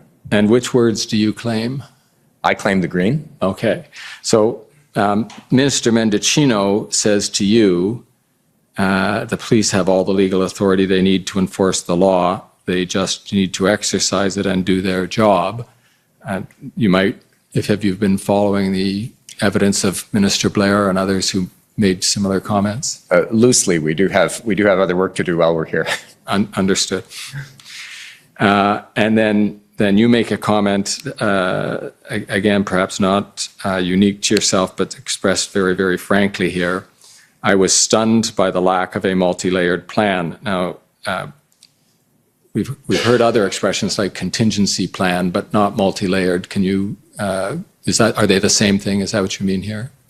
I don't believe so. I believe it's a structured plan in stages to get protesters to leave peacefully, get occupiers to leave peacefully, and if not peacefully, begin to move them out in an orderly fashion, in a safe fashion. So there are different layers to that. Understood. So if I'll just interrupt you to see if I can anticipate what you're going to say. You're actually thinking of a plan to deal with the protest by February 4th. You're stunned by the absence of a plan. Right, and this is referring to local police, the police of jurisdiction. The Ottawa police not having a plan. That's correct. By that Friday. And you make again in stark terms the observation slowly is incompetent. And the words speak for themselves, but was that an observation you were making specific to the situation you were looking at, or was that an opinion that you had developed from some other? I'm a part-time resident of Ottawa. I was a part-time resident of Ottawa during this. I was forced out of my living arrangements in Ottawa because I felt the place I was living was unsafe given the protests. So I spent part of my time elsewhere in Ottawa, and I spent part of my time in Montreal in order to escape Ottawa. So I was frustrated, I have to admit. This is a complete product of the heat of the moment. It is frank. I think I would soften it now with the benefit of hindsight with respect to the former Ottawa Chief of Police. But it reflects, I think, the fact that my life had been altered by this. My staff was being harassed when they went into work by convoy members who took issue with them wearing masks, particularly my female staff members on my ministerial team. And I was quite frustrated, I will admit. Thank you for that. Now, for a second, I'd like us to revert to the comments we talked about at the beginning, where your role was described as, and you acknowledged as being, the chief law officer of the Crown in your capacity as Attorney General, and effectively Cabinet's lawyer in your capacity as Minister of Justice. And is it fair to say that you would expect your Cabinet colleagues to place considerable weight on your views of the legal issues that were facing the government as it encountered the convoy, the protests, and indeed the policing situation that you just opined on in your note about Chief Slowly? In these kinds of interactions, I'm interacting, first of all, with a colleague and a friend. So there will be banter. There will be occasional attempts at bad humor on both of our parts, and with others as well. And there will be occasional moments of frustration, which you've seen here. I'm speaking here more as a cabinet colleague, as a minister. I'm not speaking as Attorney General. I will guard my comments when I'm giving legal advice to my cabinet colleagues, and I do that often. In general, I think it's fair to say that when I'm interacting on text messaging with my colleagues, I'm acting as one of their contemporaries as a minister. Okay, well, let's see how that plays out if with respect to the particular point that has come under discussion by a number of senior officials, a number of police officials, indeed the two witnesses at least who've preceded you, Minister Mendicino and Minister Blair, and that is the line between, I think it was perhaps First Commissioner Lucky, you called it the line between church and state, but it's generally understood as the appropriate role for governance or oversight of police forces, and that it not tread too far into the realm of directing the police and their activities. So that is I take it, that is a topic on which you, as the Attorney General of the country, would have and would be expected by your colleagues to have fairly well-developed views. Is that fair?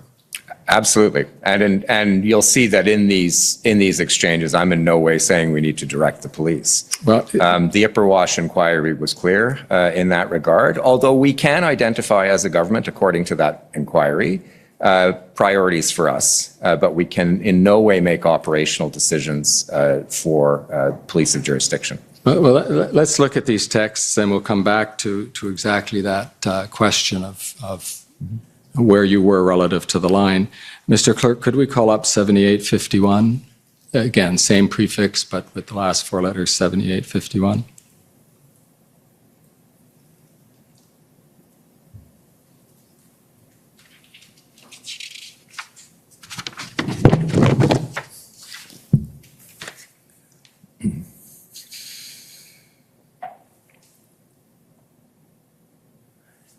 The date, if I'm following this correctly, is February 2nd, so the Wednesday of the first week of the convoy's presence in Ottawa. And again, if I'm following the bubbles correctly, you are having a text conversation with Minister Mendicino, and you are in blue and he is in gray. Have I got that right? That's correct. No. And the comment you make at the top of the first bubble, and again, though we'll take your caveat that you are texting here and not submitting a memo to Minister Mendicino, you're sending him a text, but time is short, events are unfolding quickly, and you are entering into, if not already, a crisis situation. And your first comment is you, Marco, need to get the police to move, right? And then if we look at another text, and again, I apologize for the way these are just not filed in order, so I have to go through various documents. The next one I want to talk to you about is, Mr. Clerk, it is, again, same prefix, 7854.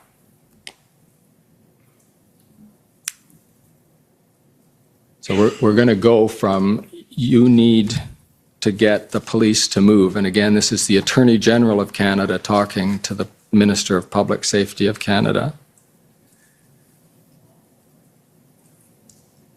Now, at this time, I think you're aware, but correct me if I'm wrong, Minister Lametti, that Minister Mendicino has become, in effect, the interface between the federal government and the City of Ottawa, the mayor, and the OPS, correct? I believe so, and I would add I spoke to the province of Ontario as well. Yes, but here you're speaking to the Minister of Public Safety, whom you know is the government's interface with the Ottawa force and city, and you say to him... Actually, that I'm not going to accept that. I know that he is interacting with Minister Blair, and I presume at this stage that Brenda Lucky is having a role in these interactions. So I'm in no way certain that he is directly interacting with the OPS. I know that he's interacting with the Ontario government.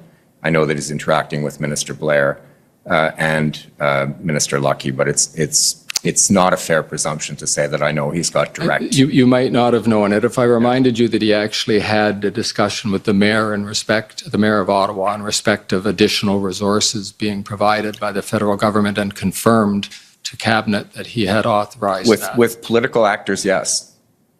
Yes. I knew he was having those relationships, but you had mentioned the OPS, and that's quite different. Thank you, and that's a fair qualification. But with that in mind, again, the Attorney General speaking to the Minister of Public Safety, who is the liaison to the Mayor of Ottawa, and this is what you say at the bottom of this text. If you just scroll down a bit more, thank you. Spoke to Doug Downey, and here again, you are speaking these words to Minister Mendicino: needs slowly to be quick, quick, quick.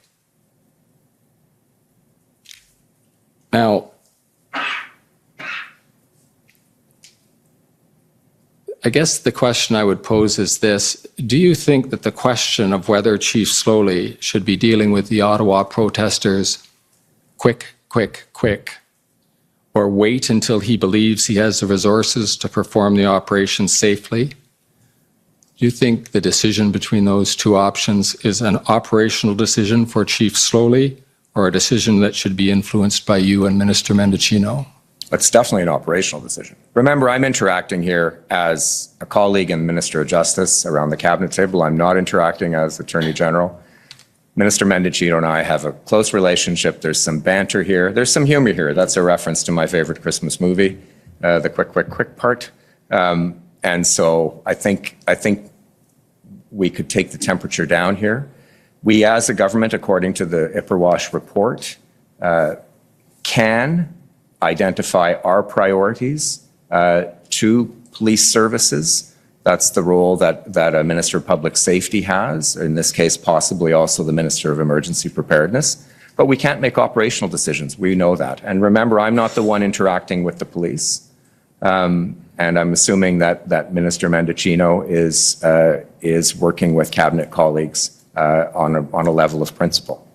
And happily, for the point that you've just made, Minister Lametti, you do get sort of airtime for that point in the texts that were filed. And so I'll ask the clerk to call up same prefix 7853.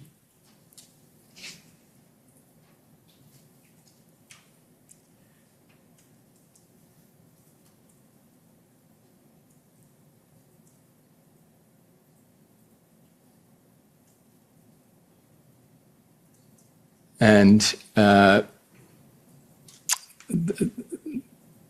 believe this is an extract of a text between you and Doug Downey. Is that right? That's correct. Can you remind us who Doug Downey is? He's the Attorney General for Ontario. Okay. And the words that are on the screen read for themselves. That's the second bubble that I'm interested in. And I think at the end of the second bubble, you make roughly the point that you were just making to me unprompted.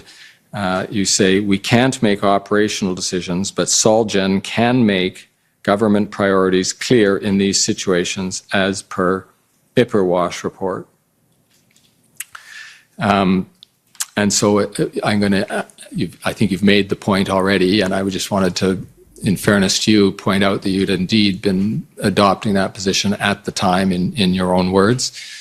Although maybe, even though this is a text, we'll elevate them to the level of seriousness, because you've actually incorporated reference to a Commission of Inquiry report. And this is also a different conversation with a counterpart in Ontario, right, with whom I have a very productive working relationship. But this is not the banter that one has between friends with the same sense of humor. Understood. And on that point,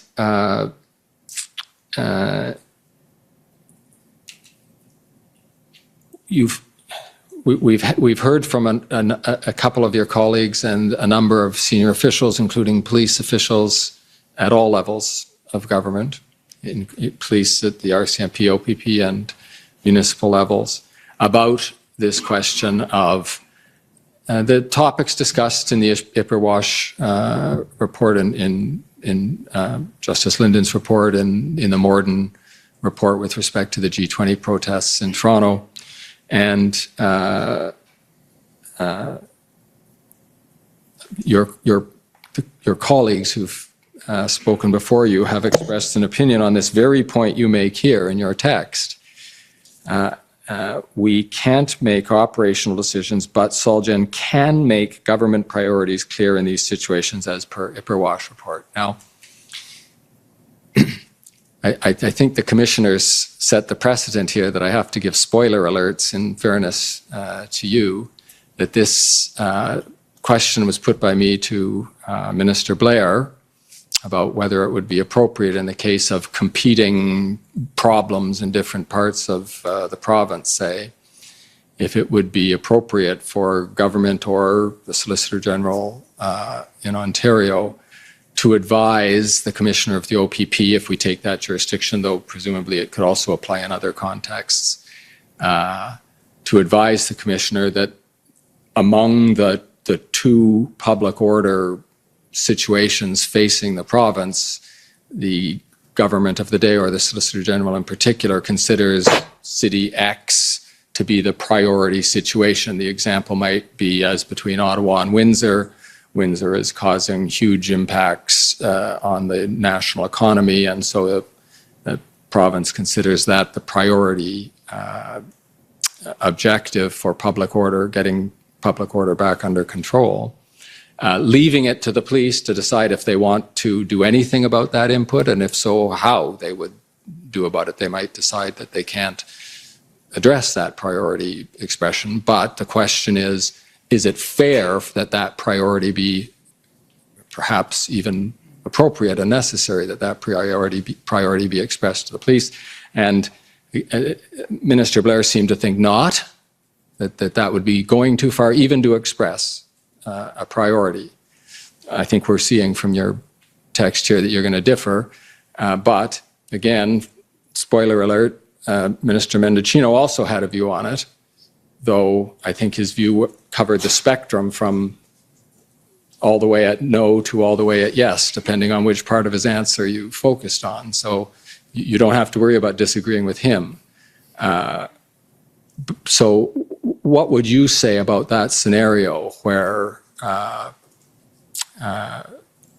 there are competing priorities, and put it at the federal level if that's something that you can identify with more appropriately, where the federal government is facing public order issues, perhaps not public order, perhaps environmental issues that have caused the need for policing resources, but in one way or another, and a view is expressed or could be expressed by the government about its priorities. Do you think that would be appropriate to communicate that to the police of jurisdiction? In all cases. I mean, I think I'm probably, in most contexts, probably closer to Minister Blair in the answer that I'm going to give, although there will be some contexts where I might move towards a more flexible answer. In all cases, the operational decisions will be made by the police of jurisdiction. In all cases. What I was referring to in the Ipperwash report, and what the Ipperwash report was referring to, that it is legitimate for government to say, we have an important public security situation here, we need to have something done about it. And then it ends there, right? Then it's up to the police of jurisdiction to take care of it. The scenario that you have given me is forcing me to choose or to articulate my priority as, in this case, a member of the federal government, to say we need something done in X place or Y place. And I think the inference in your question is that there may be a different priority elsewhere. That's a premise of the question, not just an inference. It's always going to be, first of all, the Solicitor General of Ontario in the jurisdiction that we're talking about right now, who is going to articulate that priority. And then again, the operational decisions will be made by the police. So we're an input into that decision-making process in the province. So I'm probably closer to Minister Blair on that. Although there will be, I believe, situations where we may have to say as a federal government, look, something is quite urgently happening here. We urge you to do something. And in all cases, it depends on the police of jurisdiction to make operational decisions. Again, to be fair, there were parts of Mr. Blair's answer where one could draw the inference that the police of jurisdiction and the police who might be able to help from out of jurisdiction would have welcomed some input on this point. For example, you might imagine the OPP saying, we've got lots of public order units. We can deploy them where the government considers it most appropriate. Operationally, they're roughly equivalent to us. What is your priority? Help us decide.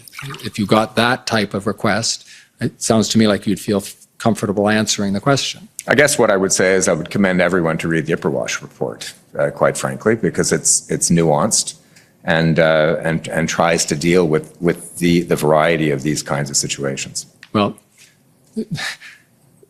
we're hoping that the Commissioner might be able to add something to the Ipperwash report by his observations on the events here. So we'd really benefit from more than just punt to Ipperwash. If you could give some... Well, I'll be honest with you, it's hard for me to answer hypothetical questions. I am suggesting to my colleagues that we make our priorities known to the Solicitor General of Ontario in a situation where a number of people felt Ottawa was being neglected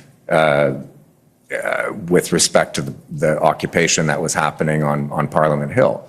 I'd rather, to be honest, as a prudent Attorney General, I would rather avoid giving public legal opinions on hypothetical situations. But the nuance is there in the report.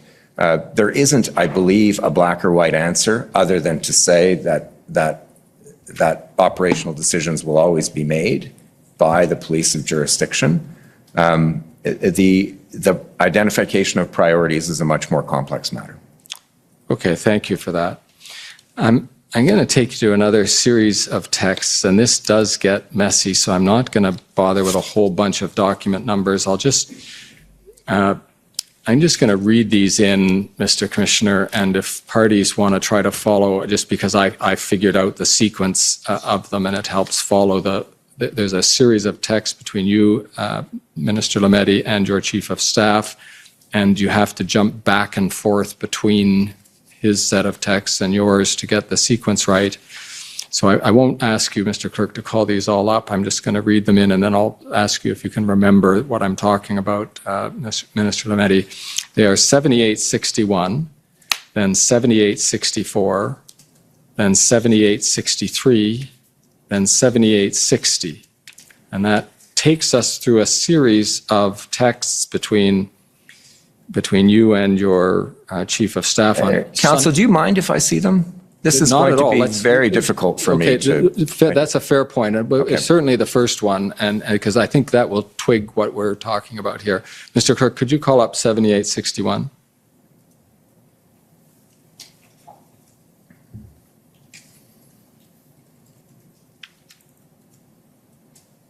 Now, it's the morning of Sunday the 13th, so this is leading up to the IRG meeting at which serious consideration is going to be given and ultimately conclude with the decision being given ad referendum to the Prime Minister. Am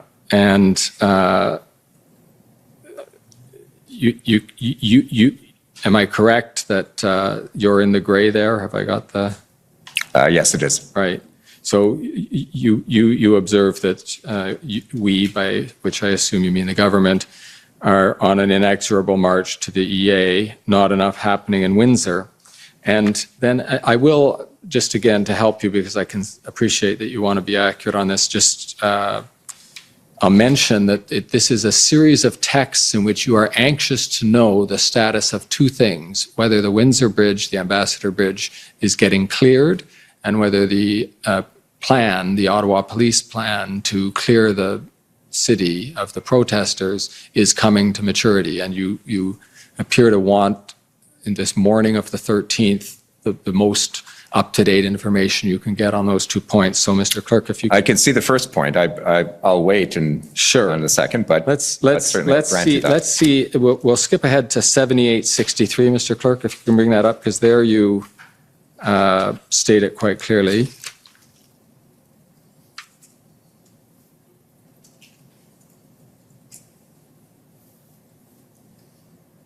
And just scroll down to the thanks, Alex. Take a second to read that, Minister.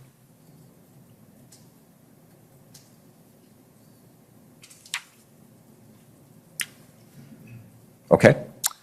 And do you take? Do you understand now what I was talking about? Am I correct to say you are anxious to get as the most up-to-date and clearest information you can on those 2 points? That's right. And I'm giving my chief of staff a heads up that this is what I will be asking at a meeting, cabinet meeting later. So I'm asking him to send out appropriate feelers to people who can answer this question so that we can have the most up-to-date information at a meeting that I'm going to participate in. Fair enough. And I take it that's because the status of these 2 points will be at least among the most important points you will want to brief the IRG on, or at least be competent to talk to the IRG about when you have your meeting. It's more that I want the people at the IRG to be able to answer those questions. I see. It bears repeating that this is a rapidly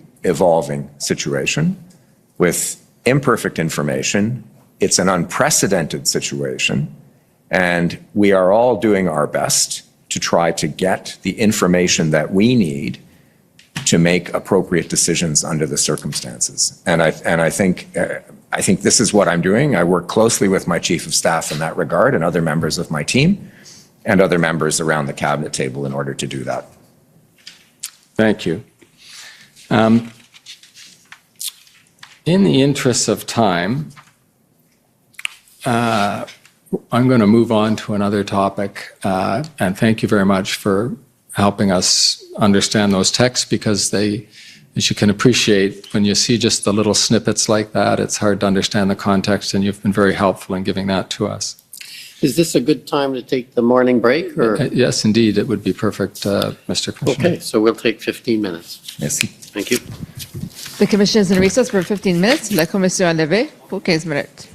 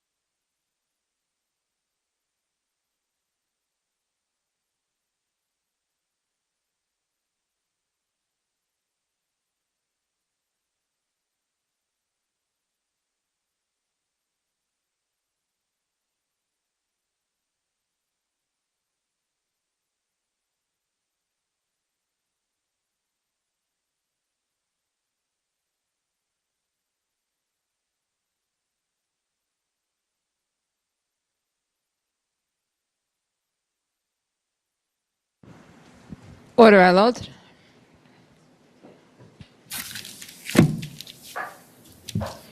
The commission is reconvened. La commission reprend.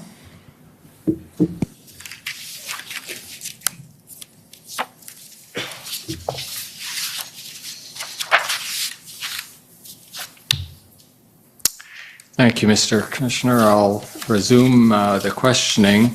Just before I move to my new topic, I think it would be a good time just to put on the record, and by all means, Minister Lametti, I'm going to put the Ipperwash report on the record. If it occurs to you to make any reference to it, please feel free. But that would be COM 50828. I don't need it called up, Mr. Clerk, unless the Minister wants to make reference to it.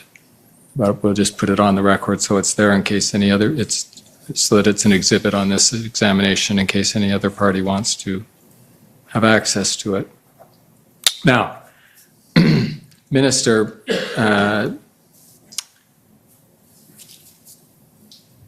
history that you and I lived through in our early law careers, and that was the invention or the development of the CSIS Act out of the MacDonald Commission report in the early 80s. If you weren't familiar with that before you took your current role, you're probably pretty familiar with it by now, correct? That's true. And you're aware that the CSIS Act was born out of a very long Royal Commission of Inquiry, and longer, I think, in its product than even this commission will be able to produce in terms of the volume and scope of its recommendations, one of which was the invention of Canada's first secret intelligence agency, first national security agency as an independent entity. You remember that and the evolution through the MacDonald Commission report, and then a separate Senate inquiry into even further restrictions on the scope of CSIS powers and the ultimate emergence in 1984 of the CSIS Act. To be honest, it's vague, but you are reminding me. Thank you. And I think you'll either remember at the time or you'll have learned since that the reason the CSIS Act was so highly contentious, and indeed, I'll just make a parenthetical comment here. We heard a comment by the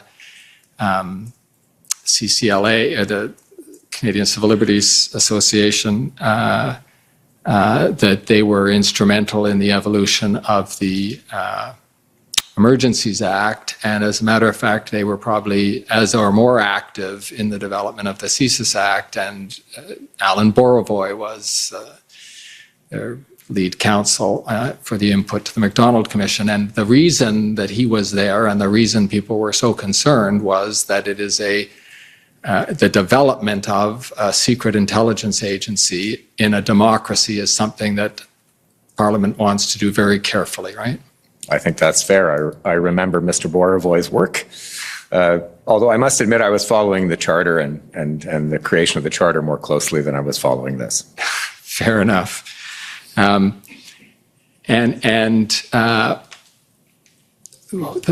points of contention, even if you weren't following it at the time, you can see from the terms of the Act now, one of the major points of contention was to make sure that the scope of investigation that CSIS was permitted to engage in would be very tightly defined, right? I can only base, I'll take your word, I can only base what I see in the Act and the rules of thumb that we see from people from CSIS who have testified, so I think that's right. Right. Now then, along came, a few years later, Parliament and its interest in another new development, and that was the creation of a new Emergencies Act to replace the War Measures Act. And you'll agree with me that again, Parliament was faced with the challenge that it was about to create, in this case, a power rather than an institution, that had to be treated very carefully in a constitutional democracy, right? That is the power that the Emergencies Act would give to Cabinet to create extraordinary authorities in advance of their approval by Parliament, right? I think that's right. The potential power was great and therefore seen to be very serious. And you'll agree with me that Parliament could have gone pretty much anywhere it wanted to find the threshold that it thought appropriate before Cabinet was able to exercise that power. Certainly. And what it went to, we now know, was the CSIS Act, where they had just had a similar situation of wanting to make sure that extraordinary powers were appropriately controlled, right? I think that's fair. Okay. And the way they did that in the Emergencies Act was to make part of the threshold for the declaration of a public order emergency the existence of a threat to the security of Canada, as that term is defined in the CSIS Act, right? That's correct. Okay.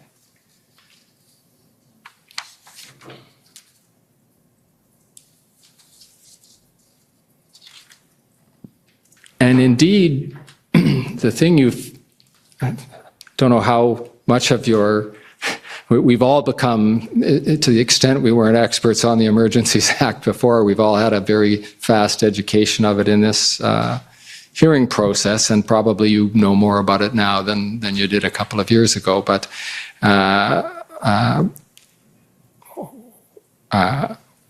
one thing we've learned is that when Parliament enacted the Emergencies Act, they didn't simply repeat the definition.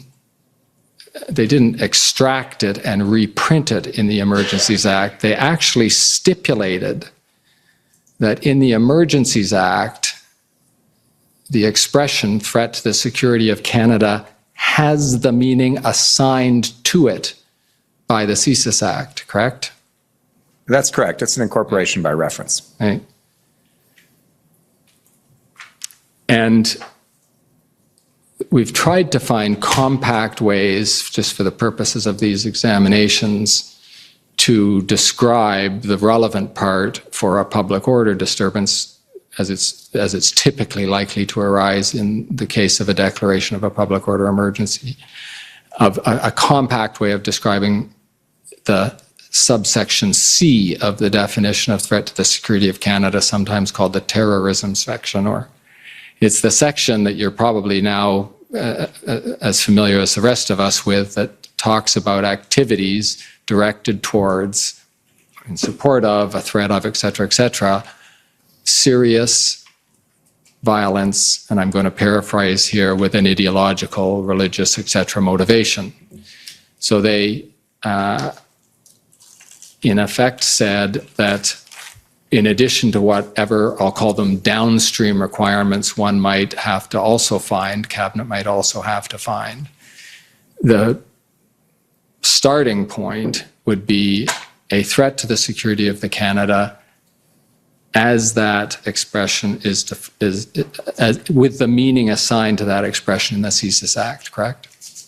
I think that's right, but it is only the starting point. Right, and the starting point, assuming you get there, is you add on to that the features of the situation facing Cabinet that cause it to be a national emergency and not just an isolated threat to the security of Canada.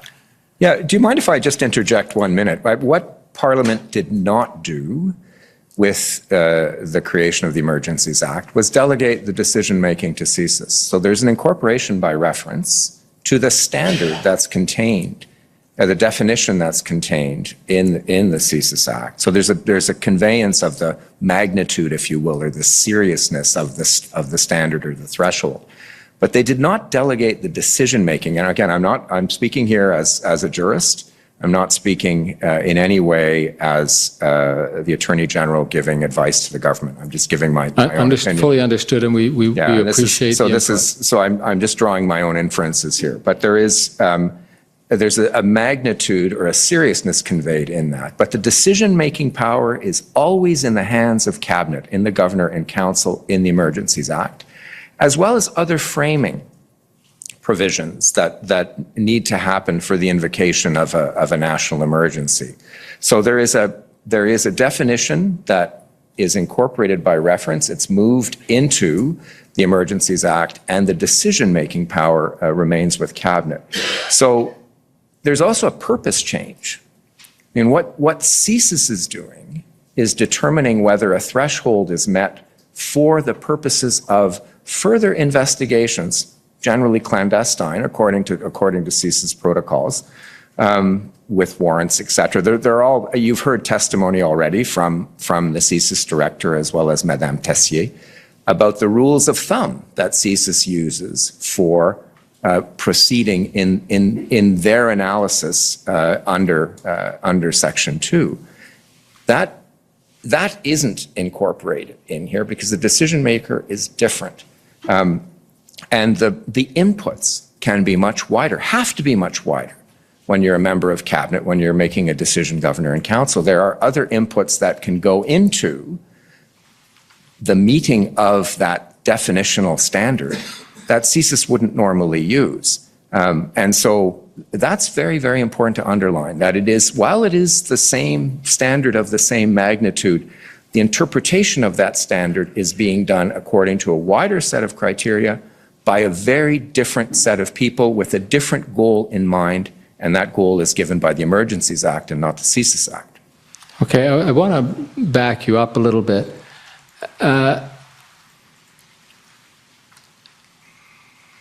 You're familiar, I think, probably from your academic work as well as your work as a lawyer with a straw man argument. I am indeed. Try not to make them, but go right ahead. Has anybody suggested that the Emergencies Act delegates to CSIS the decision as to whether Cabinet can invoke the Emergencies Act or declare a public order emergency? Well, I'm sorry, I just want to be clear. When you say has anybody suggested, we have to be concerned about Cabinet confidence as well as solicitor-client privilege. So when you say anybody, it would be helpful if you specify who you're asking about. Has anybody who's a party to this proceeding, let me put it that way, advanced the argument you just purported to debunk that Parliament had delegated the decision to invoke the Emergencies Act to CSIS? Even if delegation is one end of the extreme, but even using the same standard or purporting that it be the same standard that is contained, the actual substantive standard that's contained in the CSIS Act is effectively doing the same thing. The substantive standard contained in the CSIS Act is the one that Parliament said is assigned to the meaning of that standard in the Emergencies Act. That's not CSIS. That's not Cabinet, that's Parliament, what it did in 1985, right? No, not exactly, because there's been evolution of the Act. You've heard from CSIS how they interpret that provision.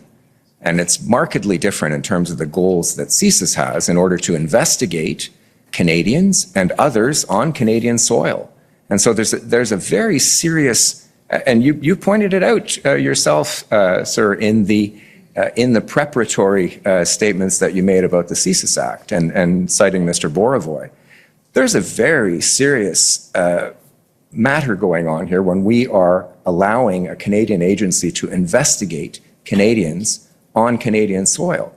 It is, and the rules of thumb that they have developed since that time are very, very different, I think, I would suggest, than the kind of decision that we had to make under the Emergencies Act. And I would suggest that proper rules of statutory interpretation gets me to this conclusion. For a second there, I thought you were arguing my case because you were trying to tell me how important the threshold was in the CSIS Act before Parliament would let a secret intelligence agency investigate Canadians in a democracy. That's right. We totally agree on that. And then a few years later, Parliament adopted that definition as the threshold for the invocation of the Act. It said the very same threshold, right? The threshold as applied, as you've seen in testimony before this commission, has evolved.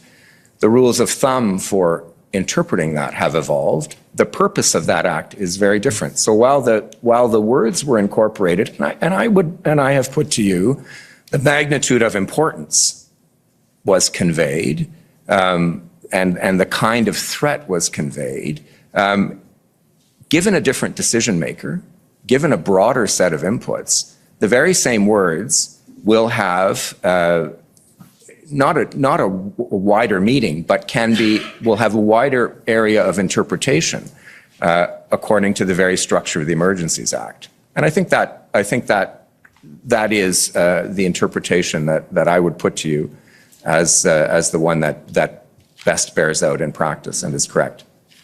Let me see if I can approach it this way.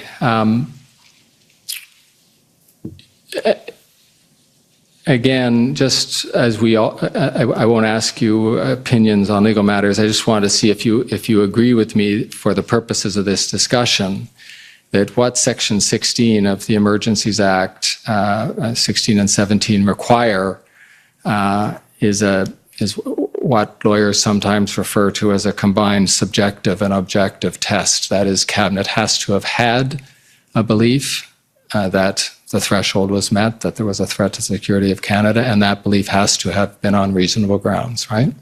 That's correct. Mr. Commissioner, I am concerned that we're going down the road of arguing the case. Minister Lametti is here as a fact witness. There will be a stage to come after this evidentiary portion of the hearing where legal arguments are submitted. The Government of Canada will be submitting detailed legal arguments, and I am concerned that having Minister Lametti on the stand is not the opportunity to be arguing the case. Mr. Commissioner, I think I can approach it in a way that addresses my friend's concern, though to his credit, Minister Lametti was fully able to answer my question and answered it the way I'd have expected him to. But to address my friend's concern, I'll simply read Section 17 of the Act to him and then use that as a preface for my point. When the Governor in Council believes, and we'll just stop here to say that if we speak compactly and effectively, we're talking about when Cabinet believes. Can we work with that premise? Yes, you're nodding. That's fine. Thanks. When the Governor in Council believes on reasonable grounds that a public order emergency exists. So this is why I say that lawyers, especially so highly qualified lawyers as you, see that the Governor and Council has to believe, doesn't just have to have reasonable grounds, it has to believe, and that belief has to be on reasonable grounds. So it's, now, mind you, I don't want to, if this is pushing the level where you're comfortable talking about it, but that you can see that those are two additive things. One, they have to have believed it, and that belief has to have been on reasonable grounds, and I'm just reading the words of the Act. Can you follow me that far? I can indeed. And then the other thing that the Act requires in Section 58 is, and again, I'm just not asking for opinions, I'm just going to read the Act to the Minister, that you file what we call the Section 58 explanation, and it's all over the place in the record of this proceeding. And that has, I'm just reading from the Act, an explanation of the reasons for issuing the declaration, right? So would you agree with me this far? What your Section 58 explanation has in it are the grounds upon which Cabinet formed its reasonable belief that a public order emergency existed, right? That's correct. Okay. Now,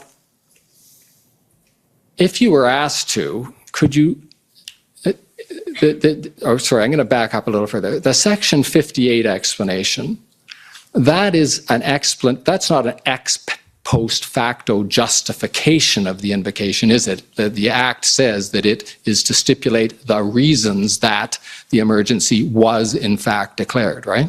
That's correct. Okay. And that Section 58 explanation then is where the Commission and the parties, to the extent they're exploring the issue, can find all of the facts on which Cabinet relied to come to its conclusion that it had reasonable grounds to believe, that it had formed a belief and that that belief was on reasonable grounds, correct? The facts, yes. Okay. Now that Section 58 explanation is going to include other material, isn't it? Because it's going to include the material on which, because the threat to the security of Canada is the starting point, and then what arises from, again, to use the words of the Act, the threat to the security of Canada is an emergency of such a scope that it's a national emergency. Again, I'm just trying to follow the framework of the Act. I'm not asking for opinions, but as I'm saying, that's why there'll be more in the Section 58 explanation than just the threat to the security of Canada, right? It is true that there is more in that Section 58 discussion. And probably in the Section 58 explanation, you would have included the reasons why existing authorities weren't adequate to deal with the situation, correct? Now you're pushing me to an area where this may or may not have been covered by a legal opinion, or you're pushing me to a point where I'm going to rely on solicitor-client privilege. Oh, okay. I'll leave the argument to be made by our lawyers. I'll just see if I can. See if I can move you a bit by taking you back to Section 58 of the Act. It is in your Section 58 explanation that you are supposed to have the reasons for issuing the declaration. So I was just following through the three things that one might expect to find in a Section 58 explanation. The grounds for the threat to security of Canada, the reasons that arising out of that threat, we had a national emergency, and the reasons why existing authorities were inadequate or insufficient to deal with it. I'm not trying to be technical here, but those would be the three topic areas. If you're not comfortable going along with me there, what I'm just trying to find. I'm actually not comfortable. I'm not sure I accept the premise of your organization of the Section 58 itself. I'm not sure. I don't believe you've had experience drafting one. I think this was the first time. So I think what is important is what is in Section 58, which are the facts upon which the Governor and Council based its decision. And for the rest, the legal argument and the legal interpretation, I will leave that to my lawyers and rely on solicitor-client privilege. Okay.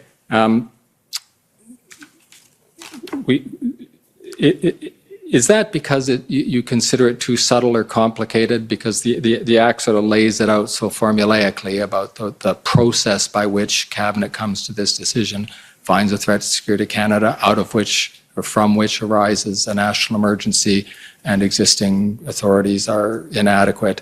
That's sort of exactly what you'd expect. And frankly, when you read your Section 58 explanation, that looks like what you're trying to do. So I'm pausing by if there's some way we can move ahead with this that you're more comfortable with. I think the Section 58 text speaks for itself, that we were, as the law requires, we put out the reasons for which we arrived at the conclusions we arrived at, and the conclusions are there. As for the process that got us to those conclusions, I'm going to leave that to the final argument of my lawyers. That pushes me into an area where I can't really answer the question without infringing on solicitor-client privilege. So you're putting me in an awkward position, and I'm going to have to rely on that privilege. And I'm going to respect your decision to rely on it. What I'm going to ask you is a factual question in a sense. Presumably, you could have by now, or you could in final submissions, or the parties could, identify in the Section 58 explanation those facts on which Cabinet relied to conclude that there was a threat to the security of Canada. In addition to this proceeding, there are other legal proceedings upon judicial review, for example. So it would be derelict of my duties as Attorney General to pronounce on that here. I'm going to let lawyers in each particular context, whether it be here or whether it be in those other proceedings, I'm going to let them do that as they should. And I hope my question didn't ask you to go as far as actually doing it. What I was asking you was if you could confirm that it should be possible for your counsel frankly, could have been possible before we started this whole thing, but it's at least possible now, for them to go into the Section 58 explanation and tell the commissioner, perhaps in their final submissions, where in that Section 58 explanation one finds the grounds on which Cabinet formed its reasonable belief that there was a threat to the security of Canada. Mr. Commissioner, the Section 58 report, it's in the record. It certainly will feature in closing submissions. I'm not sure there's much to be done about what is or isn't in the report. It speaks for itself. Okay, but can we at least agree on this, Minister? If there are, or to the extent there were, to the extent Cabinet did have reasonable grounds to believe that there was a threat to the security of Canada, the Commission will find them in that Section 58 explanation, right? The Commission will find the factual basis for it in the Section 58 report. The factual basis will be in the Section 58 report, and that is outlined there. Thank you. And with that answer, which was helpful, thank you, Minister. With that answer, Commissioner, I will end my examination of the witness. Okay. So, thank you. We can now go to the next phase, the cross-examinations. First are the convoy organizers, please.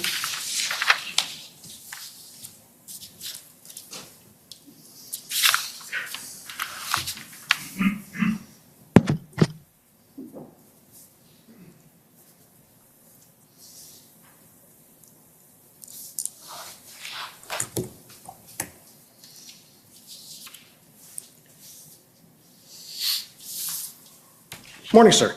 Good morning. For the record, my name is Brendan Miller. I'm counsel to Freedom Corp, which is the entity representing the protesters that were in Ottawa in January and February. Good to meet you. 2022. First, Professor Lametti, it's actually an honor to meet you. I've used some of your articles in my litigation practice, so I'm a fan. In any event, sir, we'll just get right into this. As the Attorney General and the Minister of Justice, your powers and duties come from the Department of Justice Act. That's correct? And in part the common law, so the Department of Justice Act in particular with respect to the formal roles. Right. And under Section 4 of that Act, your powers and duties include that you shall see that the administration of public affairs is in accordance with the law. Is that correct? That's correct. And under B, it also has you as the superintendents of all matters coming within the administrative justice federally. Is that fair? That's fair. There are nuances in terms of how that plays out, but yes, that's fair.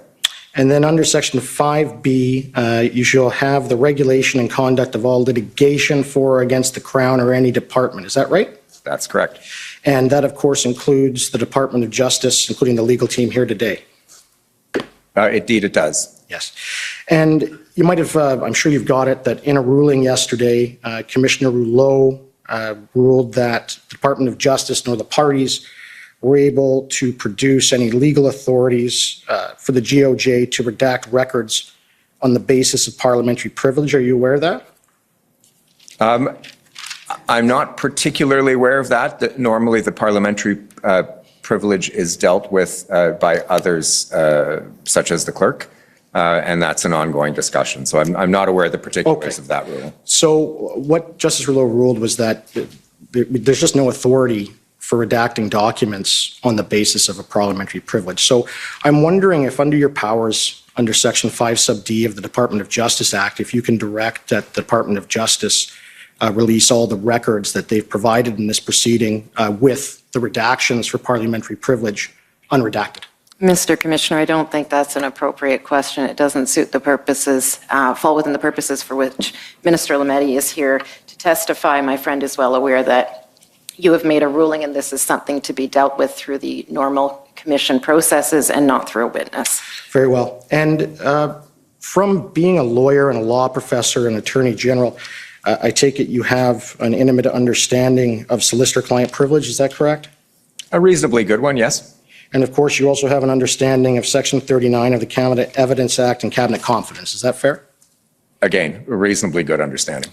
Now, one of the documents produced by DOJ in the record, and I'm assuming it was just produced to prove it was done, is the redacted legal opinion. It's just the document itself that was given to Cabinet. It's fully redacted. But of course, you agree that Cabinet received a legal opinion about the Emergencies Act. Is that fair? I Mr. will not Commissioner, confirm or I'm going to object to this question. It gets into areas of solicitor-client privilege. Okay. Now, we have evidence in this proceeding from the Privy Council Office and Ms. Jody Thomas that the Government of Canada's position is that, of course, as you said, that Section 2 of the CSIS Act has a different meaning and that it has a different scope based in its reference in the Emergencies Act. That's right? I will neither confirm nor deny that. I spoke giving an opinion based on the Right. text of the Act. That is, as I was careful to point out at the time, that was neither a waiver nor a confirmation of any advice that was given based on that text and based on the facts that were given. I took great care to not link the two, and I have no comment on what Ms. Thomas said. I will leave that to our lawyers to discuss in final argument. Right. And but you've testified to the same thing, that you're going to leave it to counsel. And I take it that as a lawyer in preparing for your testimony here today, you reviewed all the relevant records and documents that you had access to and in your possession and power to obtain. Fair? I reviewed documents, yes. Yeah. In the record and the proceedings and the documents that you reviewed, and the ones that we have available unredacted, can you point to me of a document, of a record in this proceeding that existed prior to the invocation of the Emergencies Act, where there's any recording whatsoever or discussion that there is a broader scope of Section 2 of the CSIS Act when it is applied to the Emergencies Act? Can you point me to a document that says that? Mr. Commissioner, I think that's an inappropriate question. There are thousands and thousands of documents in the record. It's unfair to the witness. I'll then narrow it down. Was there any such document that you reviewed in preparing for your testimony here today that existed prior to the invocation of the Emergencies Act, that it was discussed, that isn't subject to solicitor-client privilege, that it was discussed that there was a broader scope of Section 2 as it applied in the Evidence Act? Once again, that's a question that's asking me to effectively divulge legal arguments. I remind my learned friend that it is very odd to put a lawyer on the stand. I'm really here as a cabinet minister in order to speak to facts. I know. And it is to some extent an obligation for me to try to answer questions as best I can. But you're asking me to answer questions as a lawyer, and it would be remarkable to put a lawyer up on the stand in the middle of the case. I understand, sir. And so, again, I would like the question answered. Did you see any documents that talked about this interpretation that you're discussing that existed prior to the invocation of the Emergencies Act? Again, I'm going to rely on solicitor-client privilege there. And, sir, as the Attorney General of the country, of course, you have ultimate authority both to and to advise on when to waive solicitor-client privilege, do you not? That's not true. Solicitor-client privilege is not mine to waive. It is up to the Governor and Council to waive. Right, but you advise on that. I could advise on that, yes. Right, okay. I would remind Council that this is a right that the Supreme Court of Canada has said is a quasi-constitutional right. It is fundamental for good governance, as it is fundamental for any relationship between a solicitor and a client, that the solicitor be able to give full and frank legal advice, including all its warts, to a client. In my case, the client is the Government of Canada and my cabinet colleagues, and the Department of Justice needs to be able to tell truth to power. In order to do that, I have a responsibility to rely on solicitor-client privilege, and the Supreme Court has effectively held that this is one of the highest forms. I'm not going to ask you that question again. But I take it, as an eminent law professor, an academic, with the many publications you have, that between February 13th and 14th, when you were considering this decision, you didn't personally believe that Section 2 of the CSIS Act was any different in the Emergencies Act, did you? Again, you're asking me to give legal advice. No, I'm asking you- or advice that I might have given to the governing council. No, I understand, but I'm asking you what you personally believe as a member of cabinet. I am in this case, I can't distinguish that because of the dates and the context that you've given me. You're asking me to apply facts to law, and I can't do that without breaching solicitor-client privilege. I'm not sure you've understood the point. I understand, but, sir, we all know as lawyers that sometimes we give advice and it's not followed. And I'm not asking you to tell me what you advised. I'm asking you as a member of cabinet, was it your personal belief that on February 13th or 14th, did you personally believe that Section 2 of the CSIS Act had a different scope in the Emergencies Act as now being argued? Was that your personal belief? Mr. Commissioner, the problem here is that asking that personal belief of the Attorney General of Canada inherently gets into matters of solicitor-client privilege. I object to the question. Sir, I'm asking his personal belief as also a member of cabinet. I'm not sure. I mean, he's there as Attorney General, as a member of cabinet. That's the problem, I think, that we're running into. But again, you understand under Section 4 of the Department of Justice Act, it's your duty to see that the administration of public affairs is carried out in accordance with the law. Absolutely. And if you were to ask me the factors that were going on, the events that were going on across Canada that I deemed to be important as a member of that cabinet, I would answer the question. But you're asking me to interpret facts through the law, which is the kind of advice an attorney would give, and I won't do that. right.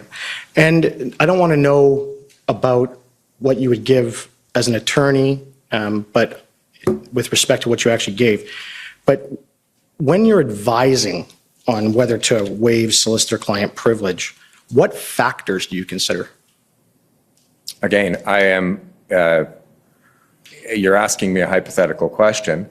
I would, in probably virtually all cases, advise that it shouldn't be waived, simply because it is such an important fundamental principle. But you can agree that it's been waived in the past by the government? I only know of one example. Okay. Now, just one You're last... going to have to wrap up. Yeah, I am. And just dealing with Section 39 of the Evidence Act, we just had that, I had mentioned that. You understand that, of course, Section 39 of the Evidence Act applies to cabinet confidences? Would you read me the provision of the Act or show me the provision of the Act, please? It's... I get 38 and 39 mixed up. Okay. No, it's... Please show me. I don't have the ability to show it to you, but Section 39, it speaks to confidences of the Queen's Privy Council. Can we agree about that? I really would like to see the text. Okay. Again, there are a number of numerous texts that I read on a day-to-day basis, and I would like to see the text. Can you agree with me that it's your understanding that a cabinet confidence is something, or a record that's a cabinet confidence or has a cabinet confidence in it, is something that cabinet would have knowledge of? That someone within cabinet would have knowledge of the contents of the document? Cabinet confidence is wider than simply what is discussed at cabinet and the recorded version of those. But with that caveat, yes. Okay. And so with the Section 39 redactions that are in all the correspondence between staffers, everything the staffers say, cabinet would have knowledge of that then? That's a legal opinion you're asking me to give on a controversial point. Thank you very much, sir. It's been a pleasure. Thank you. Next, call on the City of Ottawa, please. Happy news again, Mr. Commissioner. Alyssa Tompkins for the City of Ottawa. We will not be using our time today. I have ceded it to the Canadian Constitutional Foundation. Okay. It's good. We have a trading system that has been initiated. Okay. So, and it's encouraged. Okay. So that those who feel they have a good pitch will have a couple more throws at you. Right. Okay. So that's what's happening, just so you know. Next is the Ottawa Coalition.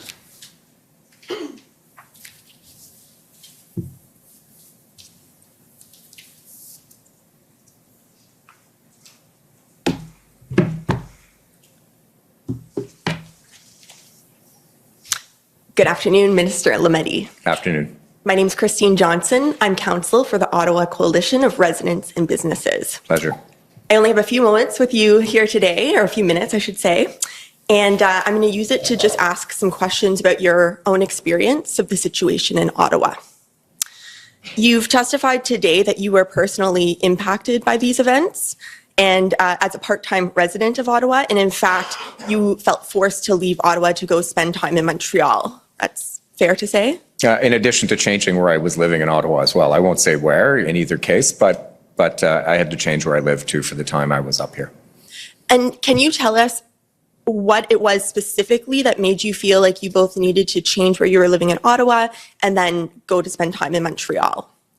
Well, I felt personally threatened when you walked through the convoy and saw some of the banners, saw the Prime Minister hanging off the end of a rope, for example, violent images, and you saw some of the rhetoric that was coming out from the protesters. Sorry, I shouldn't say protesters because it wasn't legitimate protest. The occupiers, and when you saw what the occupiers were doing to my staff and the experiences that they were coming in with, at one point I said, I'm going to Montreal. We're going virtual because I didn't want to put my staff at risk to have to come into work.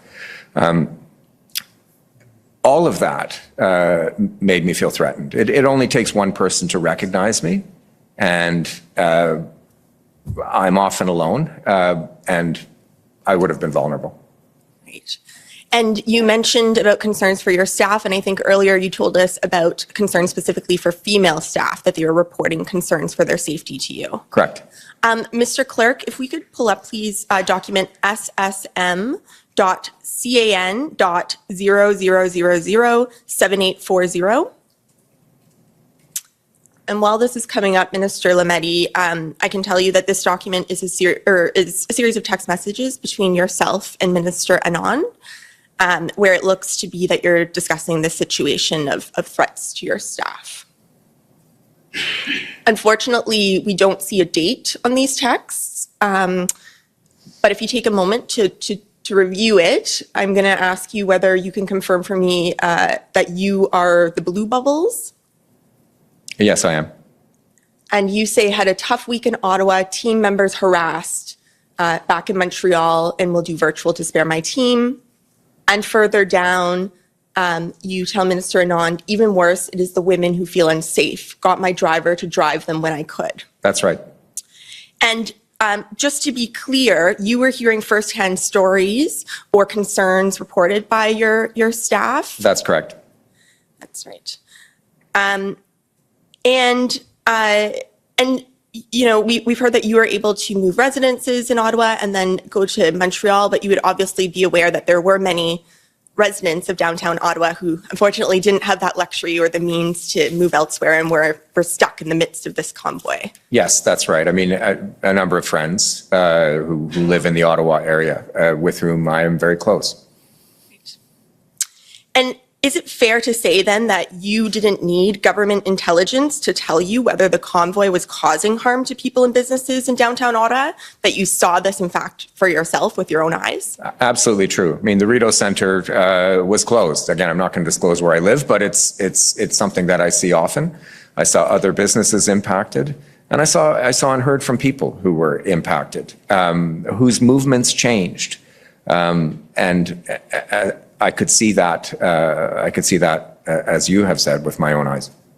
Thank you. Those are my questions. And Commissioner, I think I have 1 minute left, and I would cede that to the CCLA. Thank you. I'm not sure I allow that type of trade, as I've said before. Okay, the OPP, please. Good morning, Commissioner. Chris Diana for the OPP. I have no questions, sorry, Justice Minister. I will be ceding my time to the CCLA as well. But next time I'm going to drive a harder bargain. Okay. Next is former Chief Slowly's counsel, please.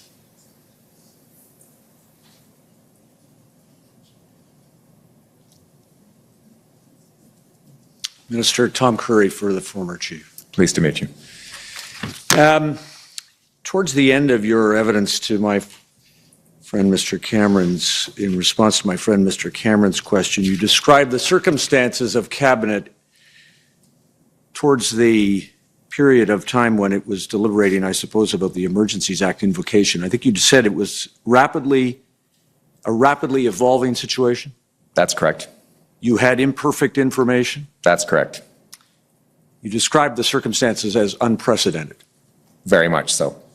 And that you were, as a cabinet, I think you said, trying to do your best to get information upon which you could make decisions and take action. That's correct. A complex issue. Very much so.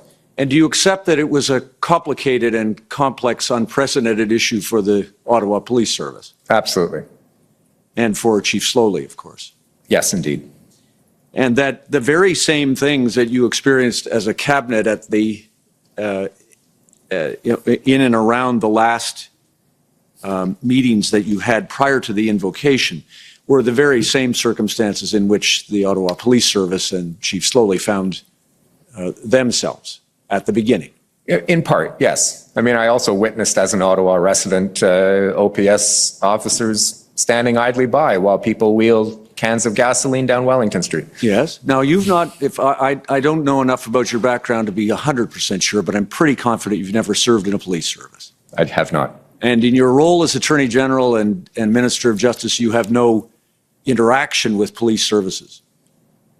I do have interaction with police services for reasons of personal security. Sorry, of course. Apart from your personal security detail, you don't have interactions in your role as a Minister of Justice or Attorney General in with police services.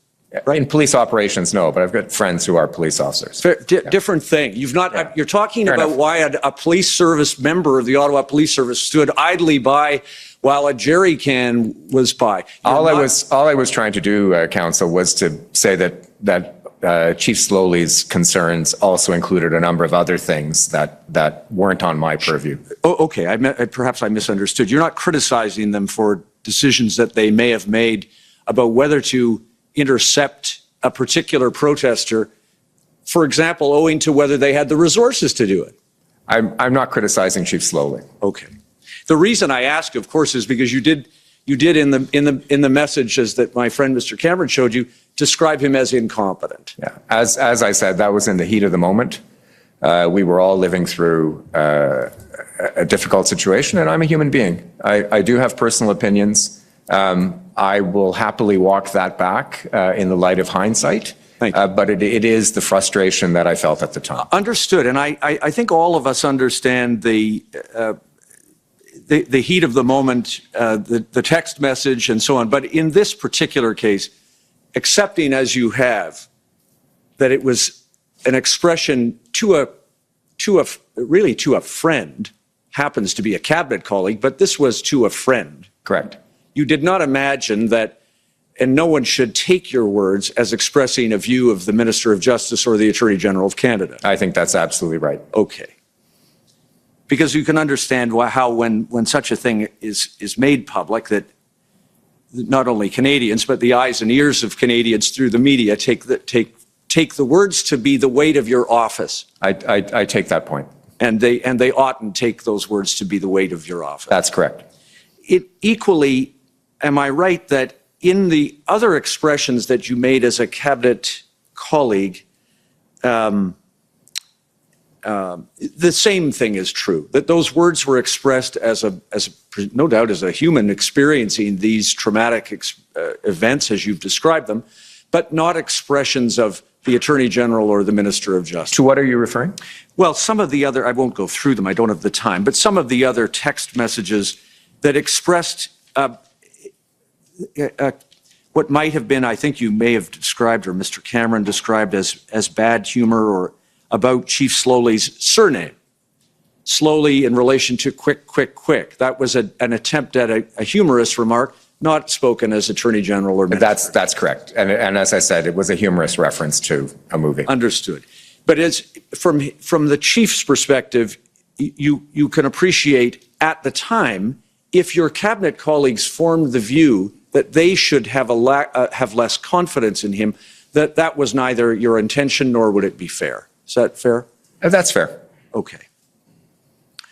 And of course, the issue becomes trying to separate a remark from made. I will say, though, Council, that it was very frustrating that we were promised plans, or plans were forthcoming, or plans were in the offing, and they didn't seem to materialize. Yes, although, of course, you're not entitled to review an operational plan as a Minister of Justice or the Attorney General. Just wanted to know the existence of them. Yes, and as to that, just in the time I have remaining, I take it that you didn't know what, no one was providing you with information about what the OPS had as a plan or didn't have as a plan at the cabinet table, correct? Not the details, but we were getting reports from the commissioner of the RCMP about the OPS and its development of a plan. And do you now appreciate that some of the information that you received from the commissioner, up through the commissioner of the RCMP, was not accurate? I can't speak to that. I'm not in a position to say.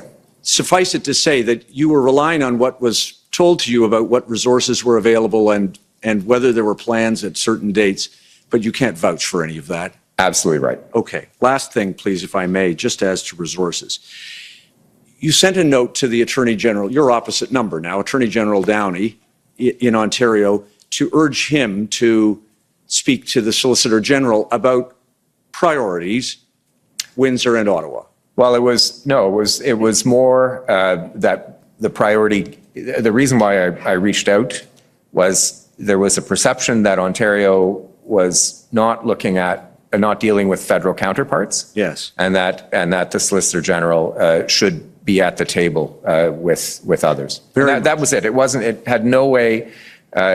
in any way meant to direct them, but we could identify priorities across Ontario, and there were many. And I share for what it's worth, I share your view that is the role of government, to set priorities and for police to make decisions afterwards. But just as to that, did you have an appreciation in cabinet that there was a kind of unfortunate after you, Alphonse, moment between the federal government and the Ontario government as to which government was the first port of call for the Ottawa Police Service to receive resources? My understanding is that as a matter of jurisdiction, Wellington Street was a provincial jurisdiction. Right. Did you appreciate that Ontario took the opposite view? I can't speak for Ontario on that. Okay. I'm out of time. Thank you, Minister. Thank you. The Union of British Columbia Indian Chiefs, please. Good afternoon, Minister Lametti. My name is Cheyenne Arnold Cunningham, and I'm counsel for the Union of BC Indian Chiefs. Good afternoon. This inquiry is, among other things, considering the extent to which state emergency powers or exceptional policing powers should be used when there's a public order event. For Indigenous peoples, it's often been the case that they must assemble and organize into a social movement to seek attention to the denial of their rights or even advance the recognition of their rights. Sometimes the response of police and the Government of Canada has been to target or punish Indigenous peoples for organizing, for speaking up for their rights, for upholding their traditional laws, and treating these events as emergency events. Should the approach to public order events, specifically when it's Indigenous peoples involved in defending their rights, take into account their distinct and unique contexts as Indigenous peoples, including the long history of government denial of their rights, and, as you mentioned earlier in your testimony today, the reality of racism and anti-Indigenous discrimination in policing and our justice system? Thank you, Council. Thank you for that question. It is a long question and a complicated one. So I guess the easiest way is to say yes from the outset, that I do think we need to move towards, and we need to move quickly, towards a series of practices, procedures, and principles that make consultation with, cooperation with, even co-policing with Indigenous peoples, part and parcel of what we do in every situation, including emergencies. The Emergencies Act itself didn't have a consultation requirement with Indigenous peoples. That's just a result of the years in which it was drafted, I think, and the different sensibilities at the time. That's something I would commit to change if, as we move forward, we'll get the report from Commissioner Rouleau, and we will see what recommendations are in there. But I do think that we need to have a more formally incorporated consultation requirement in the Emergencies Act with respect to Indigenous peoples. We did that informally. The Minister of Crown Indigenous Relations did reach out in this case to the heads of the 3 national Indigenous organizations, but it could be better done down the road, and it needs to be more sensitively tailored to different nations, regions, and Indigenous organizations as we move forward. Okay, thank you. As Minister of Justice, you brought forward Bill C-15 to implement the United Nations Declaration of the Rights of Indigenous Peoples, also known as UNDRIP, and this was a major shift in affirming the recognition of Indigenous rights, and now there's a process to prepare a federal action plan. Under this legislation at Section 5, the Government of Canada is mandated to take all measures necessary to align the laws of Canada with the requirements and minimum standards embedded in UNDRIP. Can you describe how Justice Canada is meeting this obligation? And considering we only have a little bit of time, if you could keep it specific to policing and public order events, that would be helpful.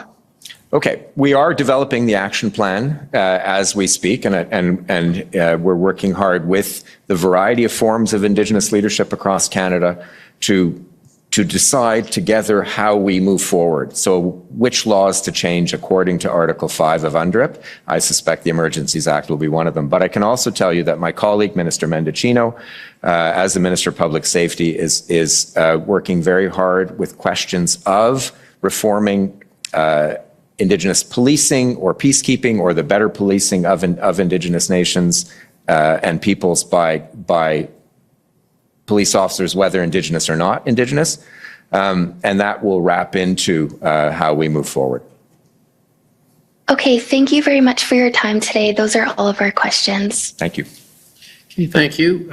Next call on the Canadian Constitution Foundation, please. Yes, good afternoon, sir. Can you hear me okay? I can indeed. All right, so my name is Janani Shanmuganathan, and I am counsel for the Canadian Constitution Foundation. And the issue I would like to talk to you about today is the definition of threats to the security of Canada in the Emergencies Act, okay?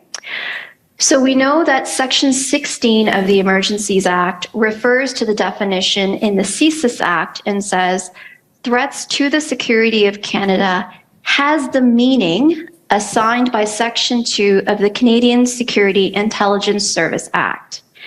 Now, we heard from Mr. Vigneault earlier this week, and he's the director of CSIS, and he told us that CSIS has a very clear understanding of what threats to security of Canada means in the CSIS Act based on legal interpretation, jurisprudence, and federal court rulings.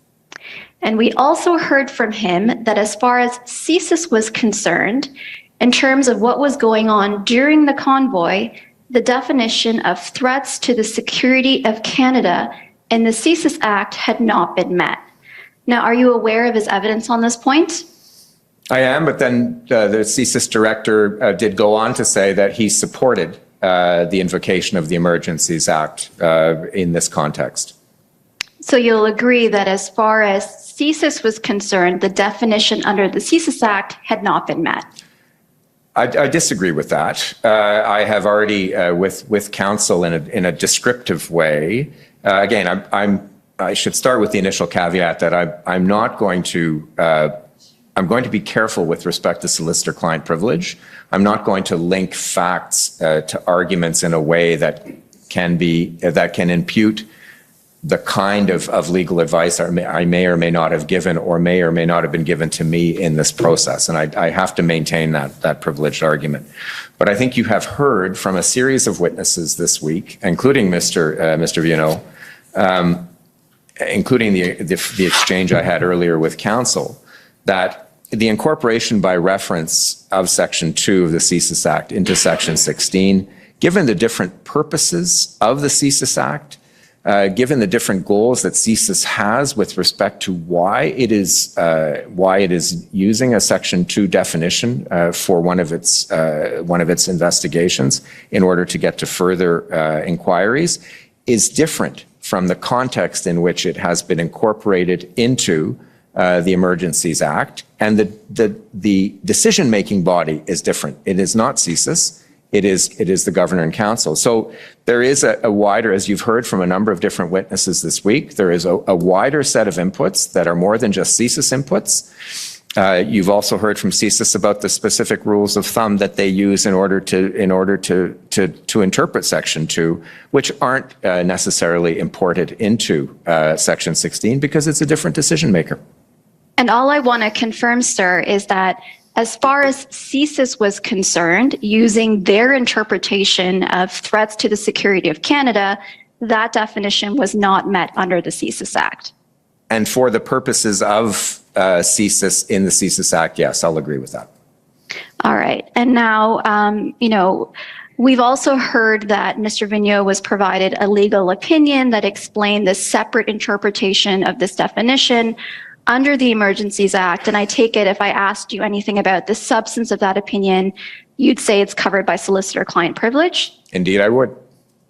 All right. And now I just want to understand, who is the client in this solicitor-client privilege? And the reason why I ask is, who is the person that we need to approach to waive this privilege so that Canadians can understand how the government arrived at this different interpretation of threats to the security of Canada? Who is this client? Well, the client is the Government of Canada. I don't think I'm telling tales out of school when I say that in closing argument, I believe these kinds of questions will be addressed by counsel.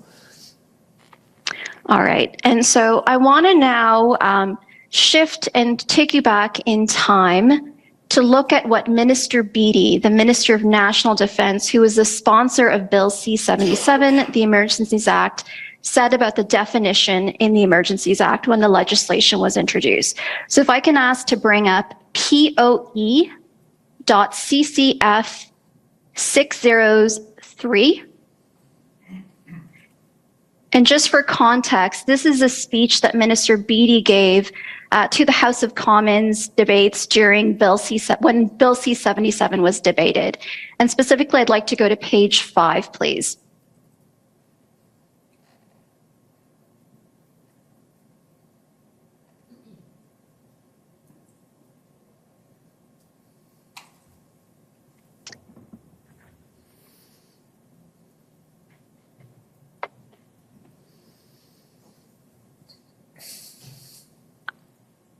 Is that page 5?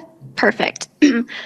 So I just want to take you to the highlighted portion. Perhaps if we can make it bigger so that Minister Lametti can see it. I prefer it smaller so that I can see the context, please.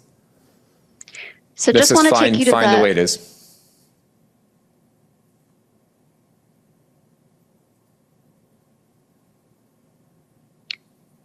So the highlighted portion where it says likewise, what Minister Beattie says is likewise, it has been said that probably the most contentious clause in this bill is the one that deals with public order emergencies. This is the type of situation which gave rise to the use of the War Measures Act in 1970. This clause takes its definition of threat from the Canadian Security and Intelligence Services Act. This fact alone should make us very cautious because of the difficulties already encountered with CSIS in determining what is subversion and what is legitimate dissent. That was one view of the legislation. He goes on to say, I would remind members of this House that the definition of threats to the security of Canada received exhaustive scrutiny by Parliament in 1983 during deliberations on the CSIS Act. The language in this definition has therefore already received Parliament's blessing.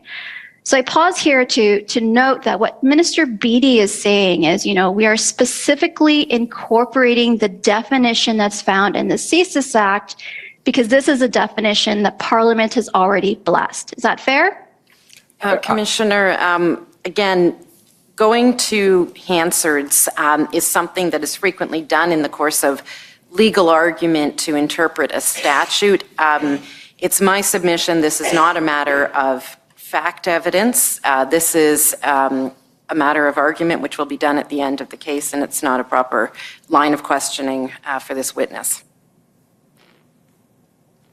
So I would say in response that, this is something that I'm asking Minister Lametti to explain about how, he's offered an explanation for why there's a different interpretation under the Emergencies Act because the purpose for that definition is different, or determining the purpose is different.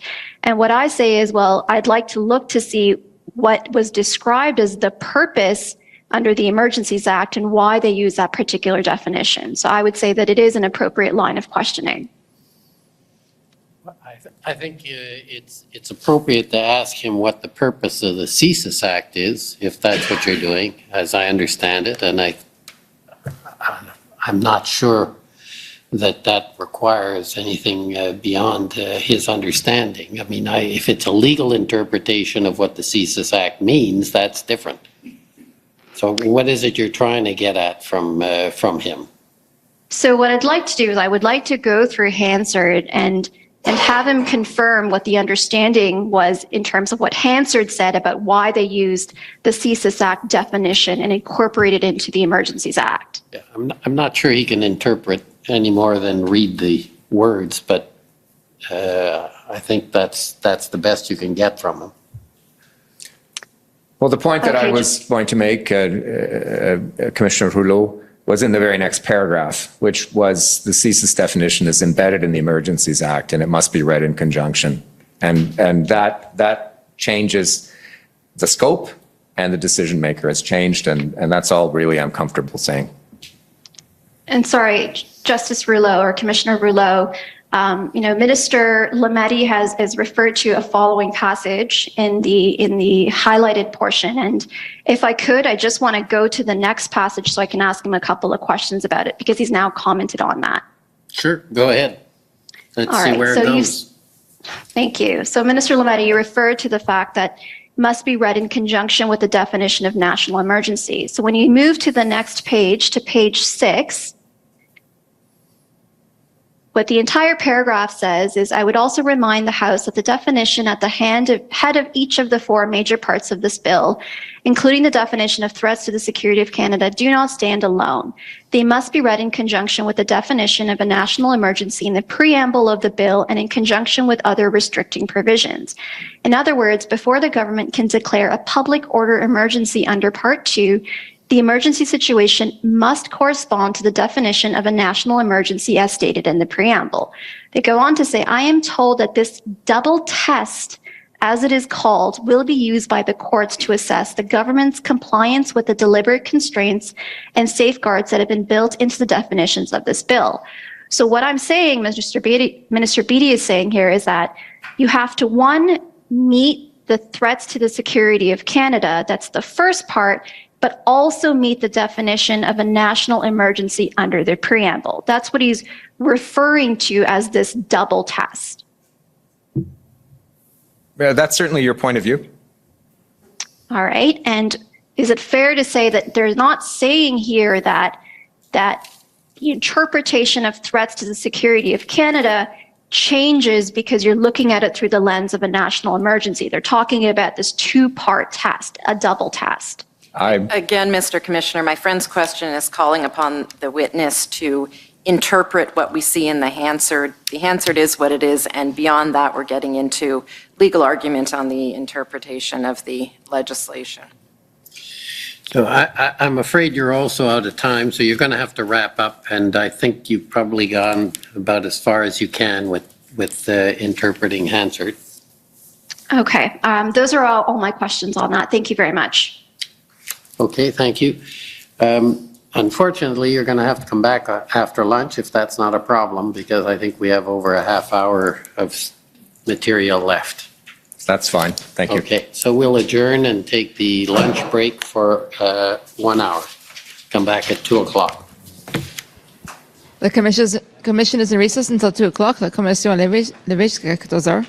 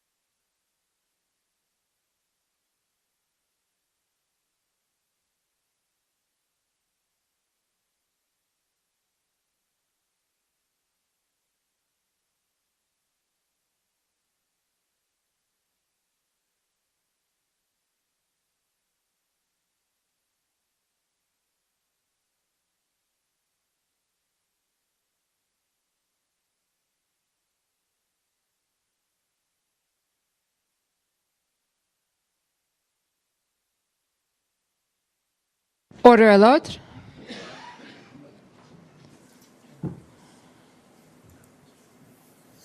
The commission is reconvened. La commission reprend.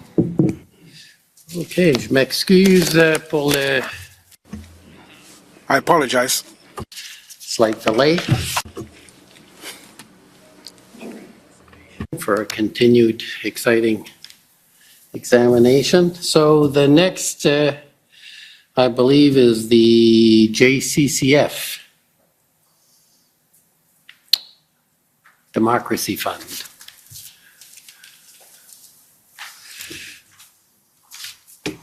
Good afternoon, Minister. My name is Alan Honor. I'm a lawyer at the Democracy Fund. We share status with the JCCF and Citizens for Freedom. Can we please pull up ssm.can 402665? Minister, while we're waiting for that, you will recall that on February the 14th at around 4:30 p.m., you held a press conference with the Prime Minister as well as other ministers. And at that press conference, the Prime Minister announced the invocation of the Emergencies Act.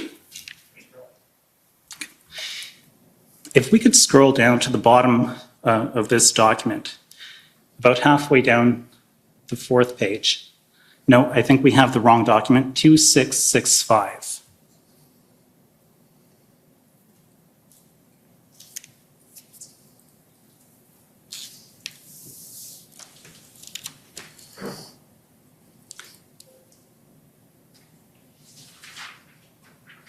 That's it. If we can scroll down to the bottom of the document. Can I see the top of the document, please, first?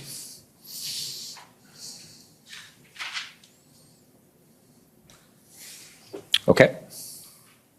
Okay, at the bottom of the document, we see that this is an email from Emily Cantor of the PMO's office, and it's dated February the 13th, 2022, and it is sent to David Taylor, among others.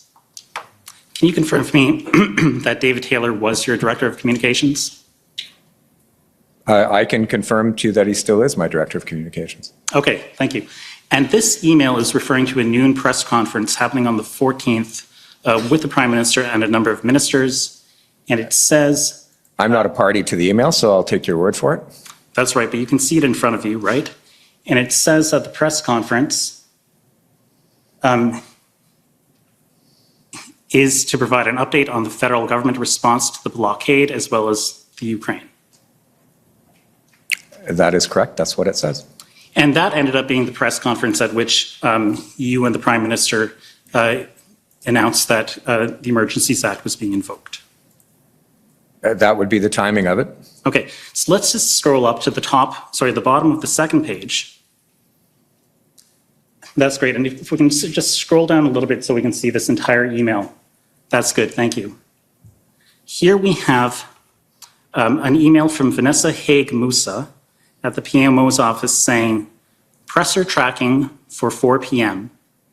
This is not to be shared publicly until first minister's meeting over and PM updated itinerary is out. Do you see that? I do.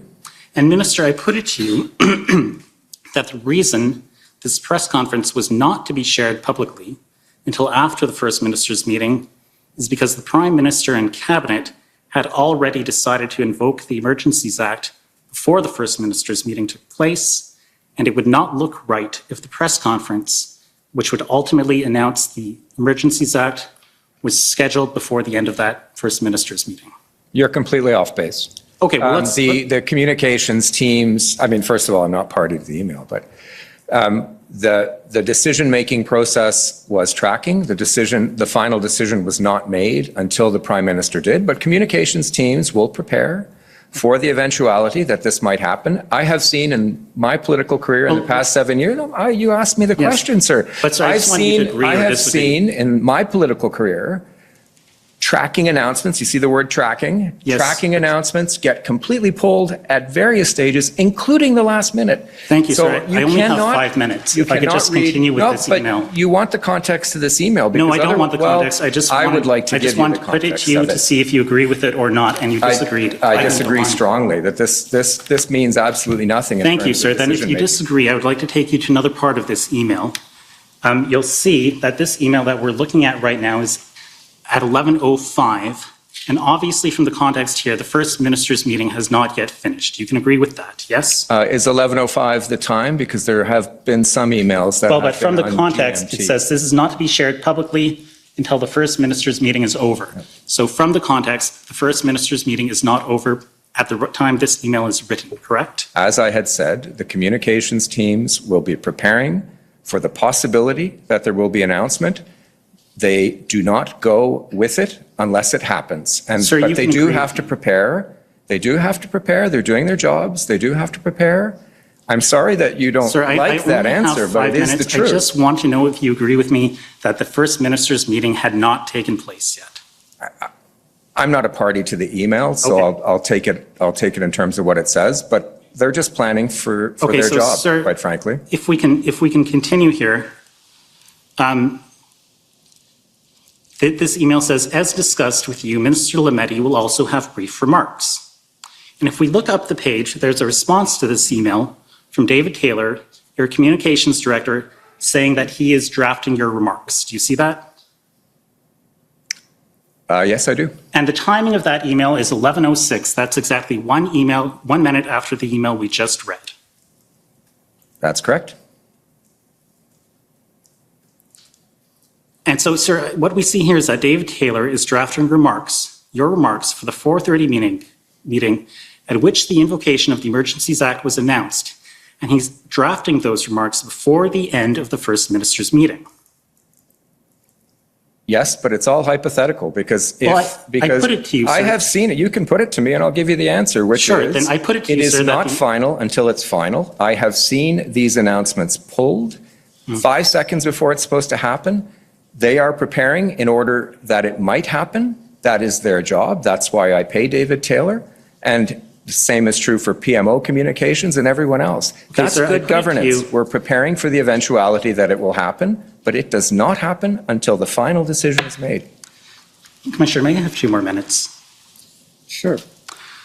Sir, I put it to you, you'll agree with me that the remarks you did make at 4:30 were in fact about invoking the Emergencies Act. And I will not put it, I will not call it up, but it's in the record, is OTT 407224-0001.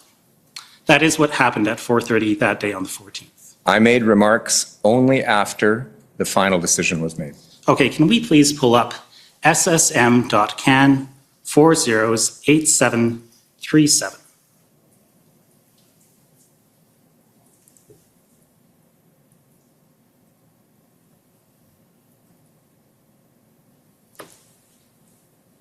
So this is a text message exchange between you and Greg Fergus, and if we can just stop for a moment. He says, Marco is talking at the meeting with, and we can't see it because it's covered up by the date, which is February 13th.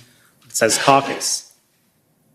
And if we just go down a little bit, you talk a little bit about that it's you in the purple. Our only other legal option is the Emergencies Act. Mr. Fergus says, that's exactly where people are at. It is where I am at. You respond, and me, and Marco, but he's being a good soldier. If we can scroll down, now we have Mr. Fergus say at 1:28 p.m. on the 13th, consensus from our call, 1, use the Emergencies Act. He goes through a couple of other criteria, but let's just scroll down a little bit. And you don't contradict him, do you? You don't contradict him at any point that was the consensus coming out of your call on the 13th. He's not a member of cabinet, so I'm not going to confirm or deny that. He's a colleague. He's a caucus colleague. This was, if you scroll up, please, this is after a caucus call. So those are his reflections after a caucus call. They are I think, a good reflection in Mr. Fergus's view of what this was. And I think this confirms, quite frankly, that a final decision had not been taken. Well, let's go through the text even message though I must admit that I was now at the point by February 13th where I thought the Emergencies Act should be invoked. It is, I prepared my colleagues from the beginning for the possibility that this would happen, as a good Attorney General would do, as a good Minister of Justice would do, from my experience from the pandemic, where I also prepared my colleagues and we didn't use it. By the time we got to this third weekend, I had come to that conclusion. That's evident here. But as you can see, no decision had been taken.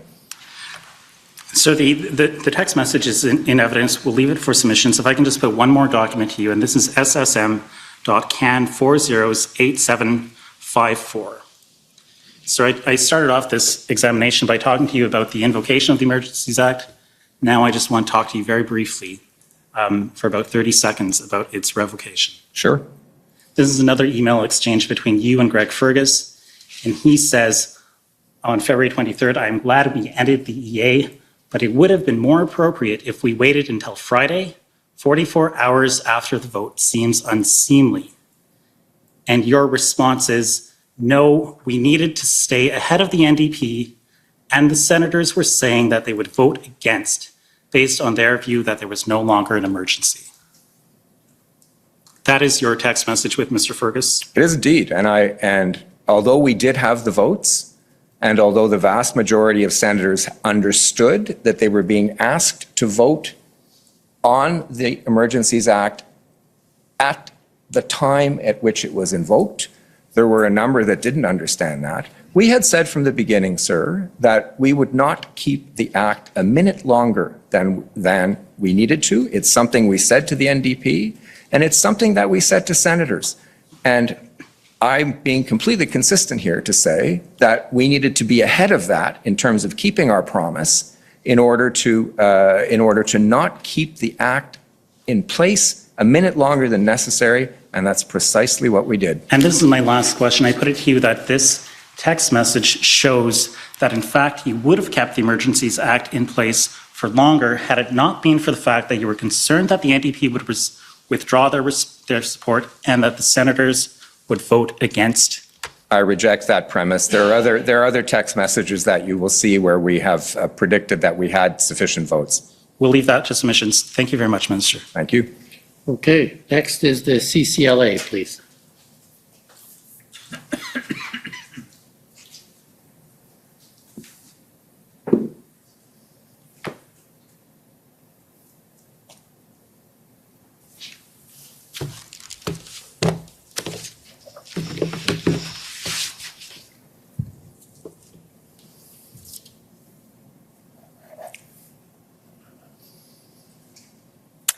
Good afternoon, Minister Lametti. My name is Kara Zwiebel. I'm counsel for the Canadian Civil Liberties Association. Pleased to meet you. I'm no Ellen Borovoy, but am a big fan. So, as am I. I'm going to, I do have some time. I want to thank my friends from the OPP and the Ottawa Coalition for giving me some of their time. Mr. Cameron took you to the McClellan report, and there was some discussion about your roles. Would you agree with me that you are not only the chief advisor, legal advisor to the government, you are also considered as Attorney General the guardian of the rule of law and of the Constitution? Very much so, yes. Okay. And in your witness statement, and we can pull it up if we need to, but I don't think I'm misstating it here. You noted that the decision as to whether there was a national emergency was a political one. Do you agree with that? Well, it was a political application of the various textual rules based on facts that we had. Okay. So it's made by, what I mean there is it's made by political actors. It's made by the Governor and Council. Okay. And do you agree, though, that though it's a political decision, your role, one of your roles, was to assess the legality or the constitutionality of both the decision to invoke and the orders that. Could I see that text, please? Because I think you're reading something in that, that doesn't represent what I thought. Witness summary is WTS 6077, and it's on page 4, the bottom of page 4. It's under the heading existence of a national emergency. And if you scroll down to the last paragraph, it says, Minister Lametti further explained that the determination as to the existence of a national emergency was a political one. It was formed on the basis of factual inputs from implicated government departments, including PCO, and legal opinions provided by the DOJ. Yeah, I mean there, and the context now makes it clear that it's made by political actors, so the Governor and Council, It's not made by, for example, by CSIS. Understood. And I've clearly stated in that what the inputs were. And I think it makes it clear. So when I say a political one, I mean it's a decision made by political actors, but it's not a political decision in the sense that I think you were understanding it. Okay. You talked with some of my friends about the different possible, I guess, interpretations of threats to the security of Canada as set out in the CSIS Act versus the Emergencies Act. And I don't want to get into, and I'm not asking about your legal advice here. Would you agree with me that in the CSIS Act, what we're talking about is whether, for example, CSIS can wiretap an individual? Amongst other things, yes. Okay. And with the Emergencies Act, what we're talking about is whether the government can put in place orders that have the potential to restrict the rights of every person across the country. Have the potential, yes, but of course the Emergencies Act is subject to the Charter. And as you have quite rightly mentioned, part of my role is to make sure that whatever we do is Charter compliant. Okay. We're going to get to the Charter. I want to talk a bit about the communication around the invocation of the Act. We can pull it up if we need to, actually. It's SSM CAN 404415. These are technical briefing notes, I think, that would have been prepared for you by someone in your office around potential questions that you might get about the Emergencies Act. And if we can go to page 3, sorry, you can see the beginning of the document there. Yeah. Page 3, the CSIS threat definition is discussed here. And the second question is, on what basis does the Governor and Council determine that the ongoing protest situation reaches the level of threats to the security of Canada? And it says, as defined in Section 16 of the Emergencies Act, given the meaning assigned in Section 2 of the CSIS Act, threats to the security of Canada includes, and it lists those 4 things. Do you see that? I do. Okay. I can take you to it if you want, but are you aware that in the CSIS Act, threats to the security of Canada means those 4 things? It doesn't include them, it means them. And I'm sure as a law professor, you know the statutory interpretation difference between those 2 things. I do. Okay.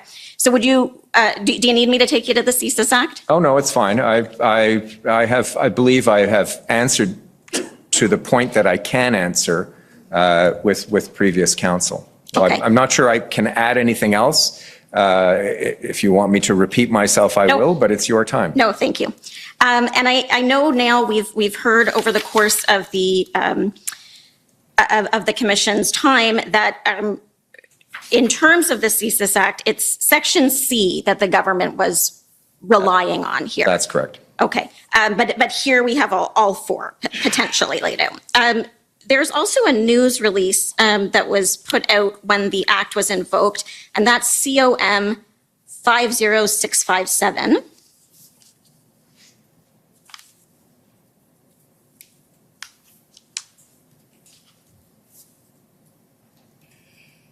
And you know what, I'm not sure I have a page number written down here. Just take a look, if we can scroll down further. Keep going. So it lists the measures that will be put in place. And here it's describing what has to happen in order to declare a public order emergency. And sorry, stop right there. Thank you, Mr. Clark. It says threats to the security of Canada may include the threat or use of acts of serious violence against persons or property. So again, there we're using discretionary language instead of the sort of the mandatory language that's in the Act. Do you agree? This is a news release. Understood. It isn't meant to be comprehensive. Understood. This is what's communicating to the public about why the government is doing what it's doing. Right. I would put to you that it's not misleading, although although you may have wished to have more technical detail as a lawyer, but it is not misleading in terms of its general direction. Okay, let's talk about the Charter. I know that when the Emergencies Act was invoked, and I think we've seen some documents, there's concern that some people think that the Emergencies Act suspends the operation of the charter. And I take it that that is something that you are concerned about and that you want to provide people assurances that that's not, in fact, what the Emergencies Act does. That's true. Okay. And you said, I think, in a couple of your statements publicly when the act was invoked, that lawful protest was permitted. Correct. Now, were you getting a sense by this point that maybe people that were participating in these protests did not have a clear understanding of what a lawful protest was? I think that may be true for some, but they were participating in an unlawful protest. They were participating in a protest that was trampling on the rights of other Canadians, the Section 7 rights to security. They were having a negative impact on mental health. They were having a negative impact on people's mobility, both in urban areas like Ottawa, but also at border crossings. As a group, they were harassing Canadians, and there were threats of violence. We saw a plot uncovered in Coutts, Alberta. There were reports of violence, reports of guns possibly present in Ottawa, and there was the tracking of potential IMVE throughout this. So they were participating in that, and despite messaging to try to say go home, people weren't listening. Okay. So this was not a legal protest by any stretch of the imagination. It was quite illegal, and the Emergencies Act dealt with it. When Minister Mendicino was here yesterday, he said that he believed that although he would characterize, I think, it the same way, that the protest was illegal, that there were thousands of people who were aiming to protest lawfully, and thousands of people who were. So not people who were blocking trucks, people who were simply on the streets, on their feet, protesting peacefully. Yep, I grant you that possibility. Okay. And the orders that were put in place under the Emergencies Act required those people to leave the area. That's correct. Well. Thank you. They always had the option to go somewhere else to protest legally. When the blockade was cleared, people moved down the street, Wellington Street in Ottawa, towards Booth, and they protested on the side of the road, not impeding traffic, not impeding pedestrians, manifesting their political beliefs, waving signs. That was completely legal. Throughout all of this, those people had an option to move to protest legally, and they didn't. Okay, I want to talk about the financial measures that were put in place, and if we can go to SSM CAN 404423. Would you agree that the financial measures gave both police and financial institutions discretion to freeze assets of individuals who were engaged in unlawful activity as it was defined under the emergency orders? Yeah, I think that's right. The language used, to my recollection, was generally mandatory, but nobody would have quibbled with discretion had it been applied. Again, this is a hypothetical situation. I don't know any cases where this actually happened. You don't know any cases where people's assets were frozen? No, where discretion may have been applied. Okay. Well, we did hear from police, for example, that even though the orders captured insurance companies, for example, they didn't provide any information to insurance companies. It sounds like they partly didn't have time to get to that, but also they were concerned that if insurance policies were suspended, trucks would not be able to leave the area. So that's one example of where some discretion appears to. That may be true. There was anecdotal evidence, though, that the measures put into place had the impact of inciting people to go home and to take their trucks home. Okay, this is an email from you to some of your staff, and it's actually further down that we're interested in, if we can just scroll a bit. So this is one of your staffers is telling you that there's a part of your interview, I think this is with Evan Solomon, that's circulating on Twitter with clickbait-style captions saying that people who've donated to a pro-Trump cause, any pro-Trump cause, could face legal, financial consequences.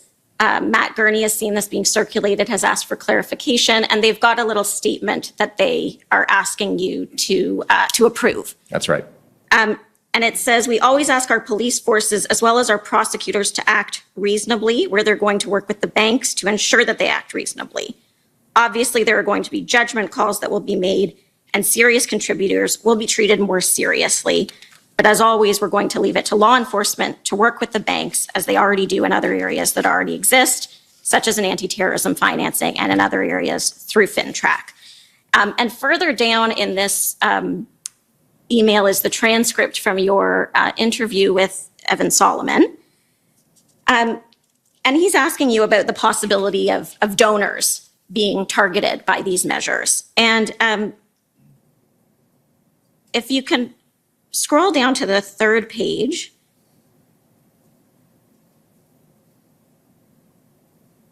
the bit that's highlighted, this is the bit that sort of led to the confusion. But would you agree with me that here you're not saying that someone who's donated couldn't have their assets frozen? That is contemplated by the orders. That's right. I chose language that I probably shouldn't have used in the framing of this. What I meant to say is that if you happen to live in the United States and you're supporting what's going on in Canada, then you ought to be worried that these financial measures could kick in. Okay. The other clarification I would also stand by with respect to the discretion, and I think that was a legitimate follow-up question to which we gave a legitimate clarification. And then this will be my final bit. This is, I guess, we've heard about CSIS 101. I want to talk about OAKS 101. Talked about the proportionality, the need for all of the measures under the Act to be proportional. And would you agree with me that proportionality is assessed in context? So when a court is looking at whether government action or measure is proportional, it assesses it against the objective that the government is trying to achieve. Absolutely right. And I'm glad you asked that, because it allows me to say that we took targeted, time-limited, temporary measures that focused on specific areas of the occupation that we needed to get at. The financing, as well as the geographical definitions and a few other things. The measures we took were specific to the blockades. They were time-limited. I believe they passed charter muster, and they were quite proportional to the task at hand. And I think this is the one time I will go to hindsight, they worked quite well and quite efficiently. Okay, and by invoking the Emergencies Act, the objective is to address a national emergency, a threat to the security of Canada under the Emergencies Act. That's correct. Would you agree that but for the invocation of the Act, the orders that were in place would be unlikely to withstand constitutional scrutiny? Mr. Commissioner, I don't think that that's a fair question. It's a hypothetical, and it's seeking a legal opinion.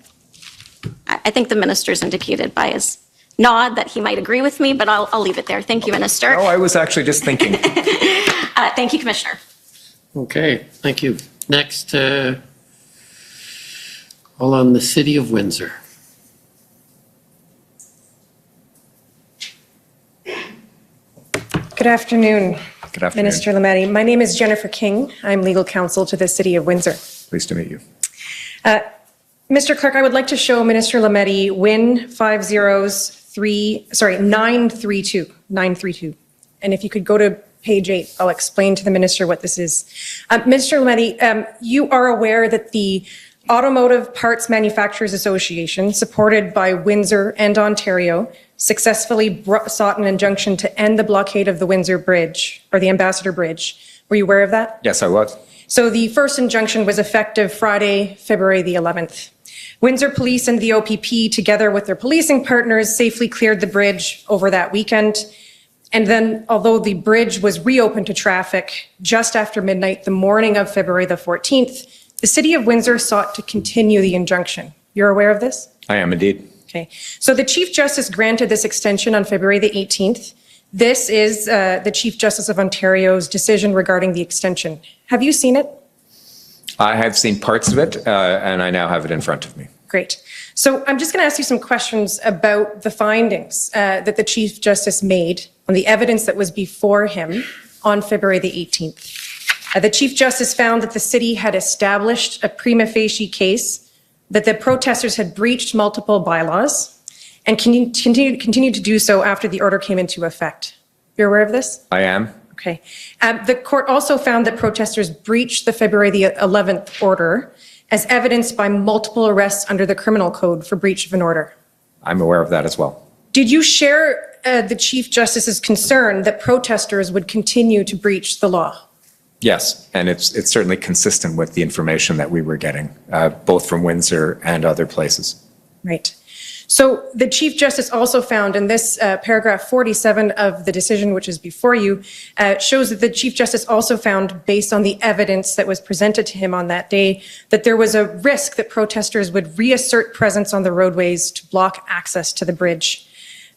Minister Lametti, were you also concerned at that time that, about the risk that protesters would return and block the bridge again? Very much so, including even after the bridge was cleared later that day and the next day. We were monitoring very closely what police reports were saying. There were reports that people were coming back, or in fact, when the blockades began to be cleared in Ottawa, that trucks would leave Ottawa and go to Windsor to the Ambassador Bridge. So we were monitoring all of that, but it was very much alive in our concerns. Right, and that was all before the Chief Justice on February 18th when he heard the continuation of the injunction. That's correct. Mr. Clerk, if you could please go to page 10, paragraph 59.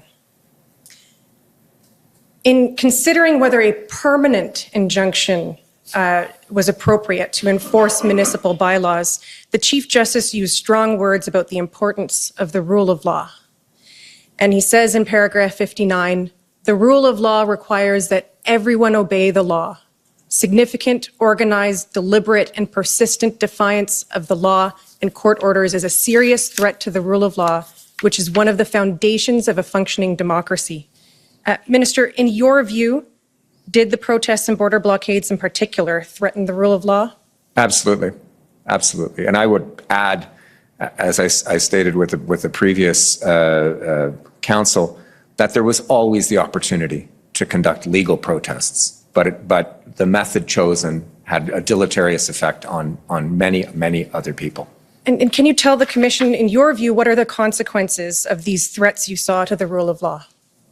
Well, it undermines the ability of people to live, to work, to function. It undermines their mental health. It undermines their sense of security.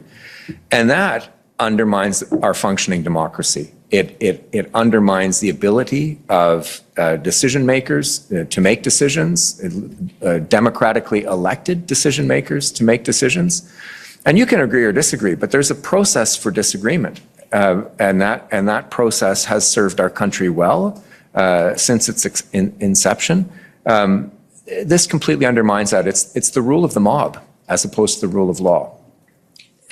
Minister Lametti, the next paragraph, we see that the Democracy Fund, which is a party here before this commission, attended at that hearing as an intervener friend of the court and argued that an injunction was not warranted as there were other enforcement remedies to address the unlawful conduct, including the Emergencies Act.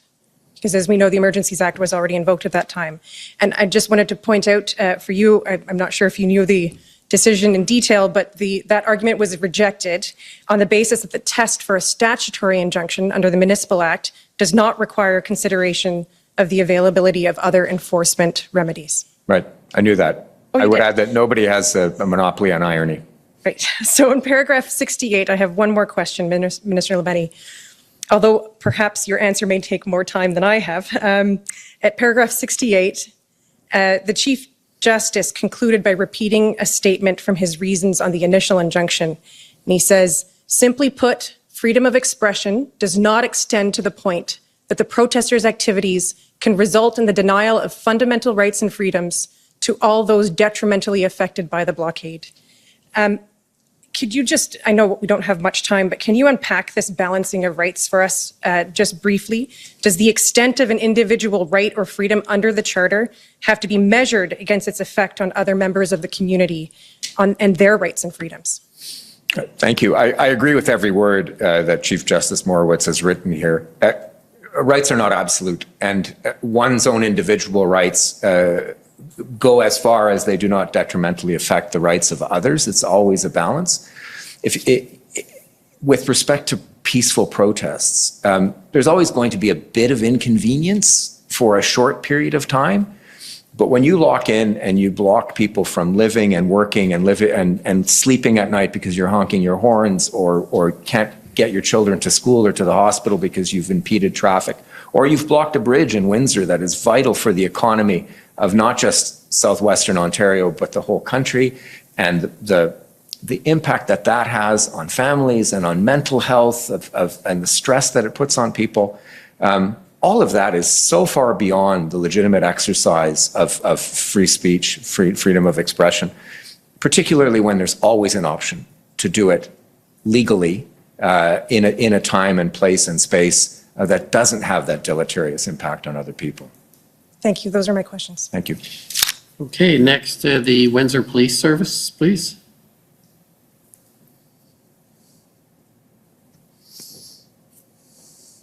Good afternoon, Minister Lametti.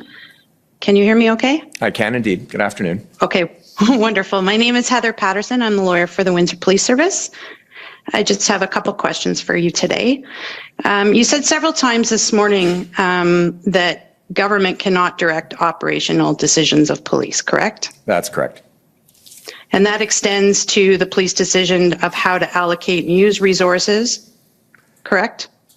Yes, in terms of operations, but there are larger decisions where, at the very least, according to what was written in the Ipperwash report, governments can make their priorities known in certain contexts, particularly these kinds of emergency contexts. Right, and you said that. You referenced the Ipperwash a couple times this morning. That's correct. And that sort of non-directional would also apply to the police operational decision on the timing of actioning their plans. Yes, indeed. Although, as I've pointed out, it is legitimate for government to ask that there be a plan in existence. Right. And you'd agree that any enforcement operation by police needs to be planned and methodical and properly resourced? Absolutely. And that it should be peaceful as possible and in line with protecting protester rights and charter rights? That's true. Okay, and are you, my friend just took you to it, but I just want to confirm you were aware that enforcement actions were underway in Windsor on February 12th and the 13th, and that the bridge was reopened just after midnight on the 13th, or morning of the 14th, correct? That's right. And as I had said, even conversations later on the 14th indicated that we were still worried that continued occupations might be reasserted of the Ambassador Bridge. Okay. And prior to those enforcement actions on the 12th and 13th, you weren't provided with a copy of the operational plan, correct? That's correct. And you were not receiving regular briefings by Windsor Police Service on the operations, correct? That's correct as well. I was receiving indirectly the news that an operation would happen, but no detail provided to me directly.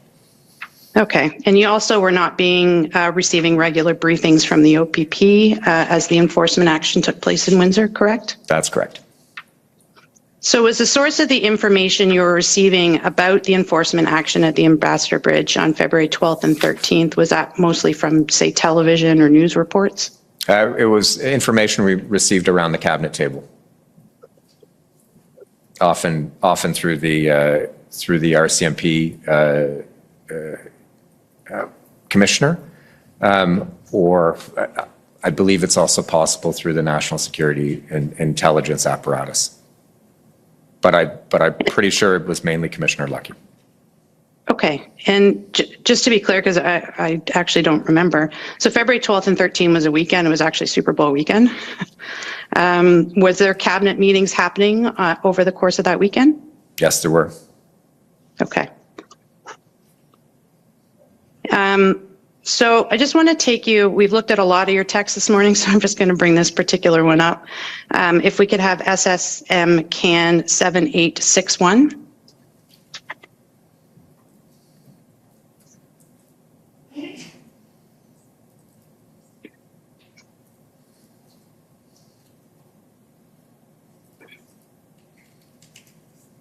So when you said at 10:30 in the morning that not enough was happening in Windsor.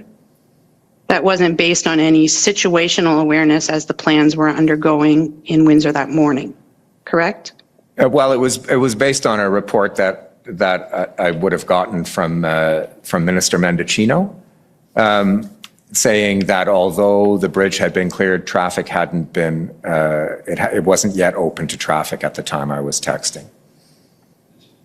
Okay, thank you. Those are my questions. Thank you. Next call on the government of Saskatchewan, please.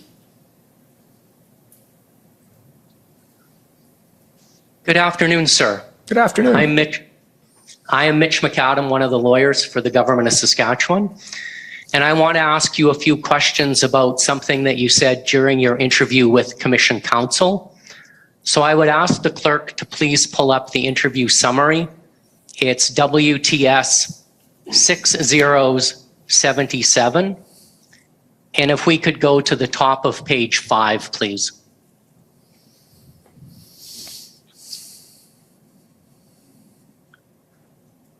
Sir, in the second paragraph from the top of that page, you referred to the non-use of provincial legislation by provincial governments as being a factor that informed Cabinet's decision to invoke the Emergencies Act. My question is, were you referring to Ontario's delays in declaring a provincial emergency under their Emergency Management and Civil Protection Act? In part, I was also referring to inconsistency. For example, applying insurance measures across the country. That's one of the reasons why we invoked the Emergencies Act, in order to get to that particular solution. Okay. Sir, were you also referring to the fact that laws like Ottawa city bylaws or Ontario's highway traffic laws were not being enforced in downtown Ottawa? Well, certainly a number of people felt in the public space that ticketing wasn't happening, for example, when it could have been happening. Rigs could have been ticketed, as an example. So yes, that's possible. Okay, so that possibly was a factor that was being taken into account. Well, it's certainly something that I took into account. Okay, thank you, sir. And we've heard a lot of evidence at this commission about various reasons why laws aren't enforced, such as the safety of police officers and the public, the lack of resources, the lack of plans. So you're aware that there could be very good reasons why provincial laws are not being enforced? Certainly possible. Okay. And we've also heard this morning in your testimony about what's been called the separation of church and state, and the fact that governments, whether they're municipal, provincial, or federal, don't interfere with the operational decisions of police. Do you recall that? Very well. Okay. I believe we're having a fire alarm in our building, but I'm just going to plow ahead and continue. I'm not sure if you can hear the beeping in the background. I'm curious, Minister, how does the federal government assess whether the non-use of provincial legislation warrants invoking the Emergencies Act? You're reviewing the operational decisions of police, aren't you? Not at all. What we're doing is we're assessing facts on the ground in order to determine whether there is a national emergency and whether, according to the Emergencies Act, provincial laws are adequate to the task. That includes whether there are gaps in provincial laws, or whether there is a necessary, or whether there is a non-application of laws. I mean, I could give you examples, but it's your time. So it's really just an assessment of the adequacy of the current state of laws, both in terms of their use or their non-use, as a way of determining whether we've met the threshold for the Emergencies Act. Okay, but you'll agree with me, sir, that it's a very different thing to be identifying gaps in existing laws so that new tools can be provided, as opposed to reviewing how existing tools are being employed. Those are quite different things, aren't they? Oh yes, they are, and I'm not being judgmental about the non-use. I'm just saying that's a factor. It's a fact on the ground. I'm not being judgmental about the non-use at all. Okay.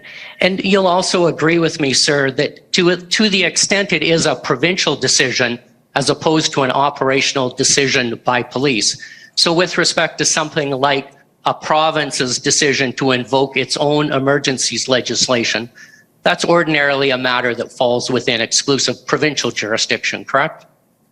Yes, that's true. But we had a situation, for example, I saw with my own eyes, the license plates of the rigs that were sitting on Wellington Street in Ottawa, and they came from across the country. And in order for a number of the financial measures that we put into place to work, we needed national application. And although a number of those measures fell within provincial jurisdiction, I think it was quite a reasonable observation on our part to have come to the conclusion that not every province would have put these measures into place in order for us to implement these kinds of financial measures. So again, it's a question of efficacy creating a useful tool that will fill a gap. It's not a judgment. It's not a judgment on the operational plans of any province. Okay. And sir, you also talked about looking at the existence of effective laws and looking for gaps in the laws. And I take it that could be gaps in either federal laws or provincial laws, correct? That's correct. Yeah.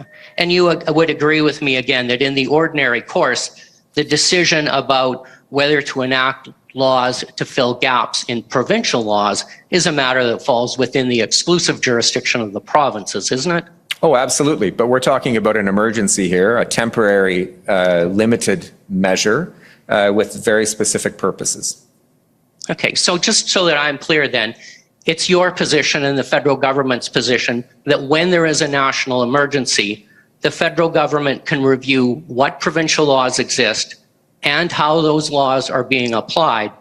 And if it thinks it's necessary, can step in and deal with those matters by orders and regulations under the Emergencies Act, even though those matters would ordinarily fall under provincial jurisdiction, correct? I just want to say when it comes to the position for the purposes of legal argument, that will be the matter of submissions at the end of the case. And my short answer is no. I don't agree with the way you've characterized it. Okay, and can you tell me what part of what I said you disagree with? I would suggest you read the Emergencies Act, which says to examine the laws that exist and filling gaps in that matter.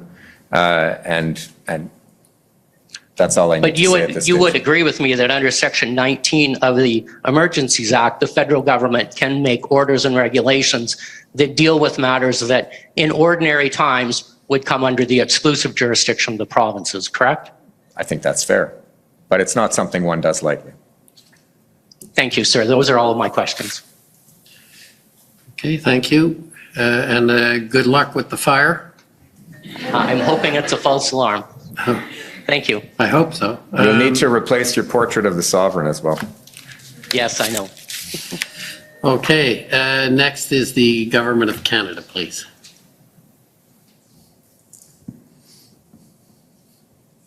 Thank you, Commissioner. And I am advised that the minister needs to go and vote by 3:15. I expect to be done well before that, but just so we're all keeping an eye on the I will clock. have questions and there may be re-examination, so Yeah. we're going to have to figure it out, but one step at a time. Okay, thank you.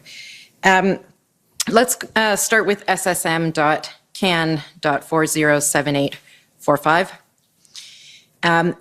Minister, just to remind you, in a text message to your Chief of Staff on January 30th, which we'll put on the screen to refresh your memory, you raised a question about the Emergencies Act. You see that? Yes.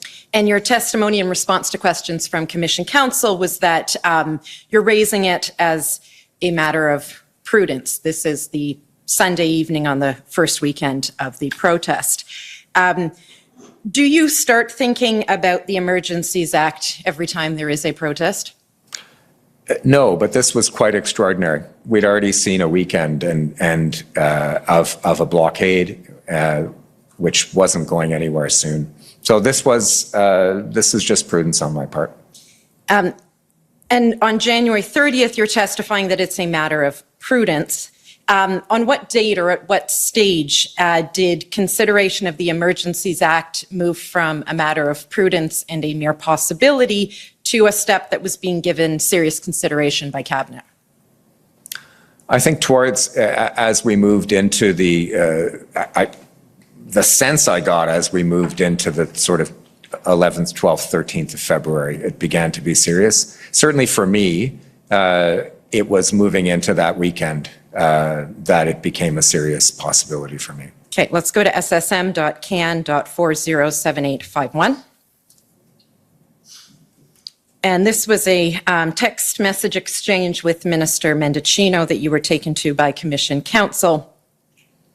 You'll recall that Mr. Cameron asked you about your first sentence there, you need to get the police to move. The exchange goes on to talk, you say, and the CAF if necessary.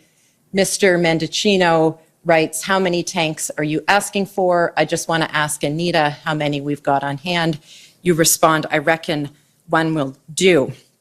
On February 2nd, or at any other point, were you seriously suggesting that CAF be brought in or that there be tanks brought in to Ottawa to deal with the situation? No. This exchange is meant to be a joke between two friends. CAF if necessary. The CAF is always the last resort under the National Defence Act, the very last resort, even after the Emergencies Act. So in a sense, the Emergencies Act is the second last resort. And I think it's fair, particularly as we moved along, that the CAF was not an option. Okay. You recall questions from Mr. Honor on behalf of the Democracy Fund about the timing of revocation. Let's please put up ssm.can.407902. And Minister, he put to you the suggestion that but for some concern about getting ahead of the NDP, your government would have continued the Emergencies Act. Do you recall those questions? Yeah, I do. And you mentioned in your evidence that there were other text messages. This is a text message between yourself and Eric Antoine, February 23rd. Who is Mr. Antoine? No, it's actually between my chief of staff and Mr. Antoine. So I didn't write this text, but with my team, I was tracking the numbers. So with my chief of staff and my director of parliamentary affairs. Sorry, I just want to be clear. Who is Mr. Antoine? I believe he is the chief of staff to the government leader in the Senate. Okay, and in his text message, he says on February 23rd, our count as of right before the announcement, that's the announcement of revocation? That's right. Was 51 declared yes, 22 declared against, and 18 undecided. Was that the text message you were That's referring correct. to? That's correct. And ssm.can.407903.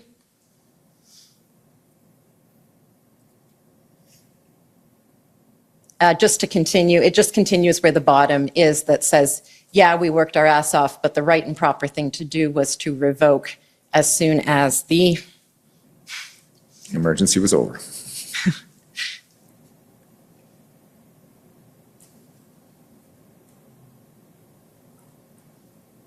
Oh, if you recall it being emergency was over. Something to that gist, yeah.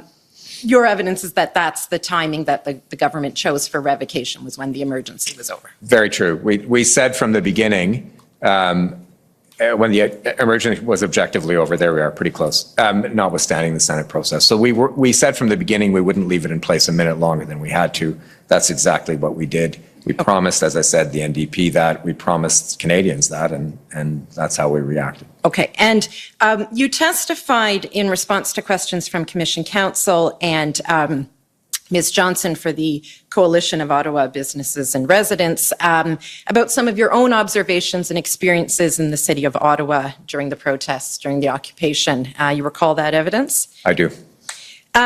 I want to take you to some online incidents that I understand were directed toward you. See in the time available how many I can come to. ssm.can.407896.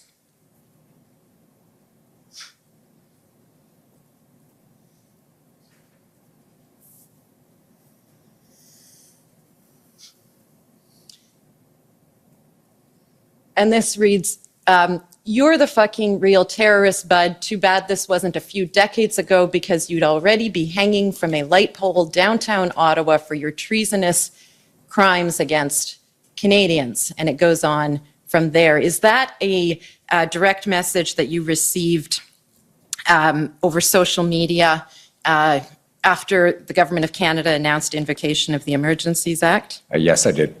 Okay, let's go to ssm.can.407897.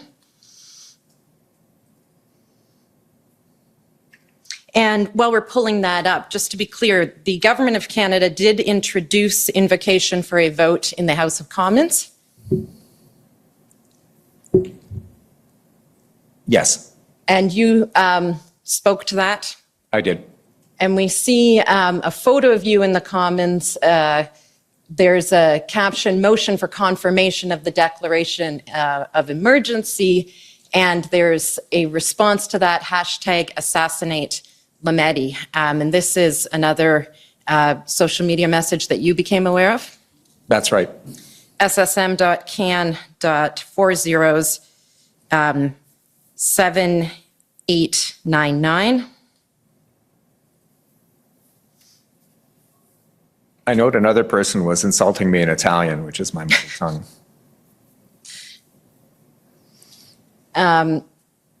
This one says, you and your support structure of corrupt officials need to be drug out into the street and stoned. I think that day is coming for you sooner than you think. You also received this message over Instagram around the time that the Emergency Act was invoked. Yep, sadly I did. And last one, ssm.can.407900.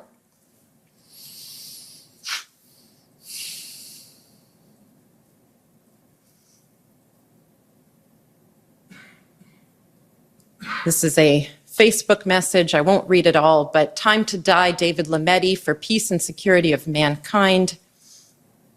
There's a line here, your death date is overdue. Udas with bullet to your head, rope around your neck, guts cut open and bled out on the ground. And then it continues from there. Minister Lametti, were all of these threats reported to the RCMP?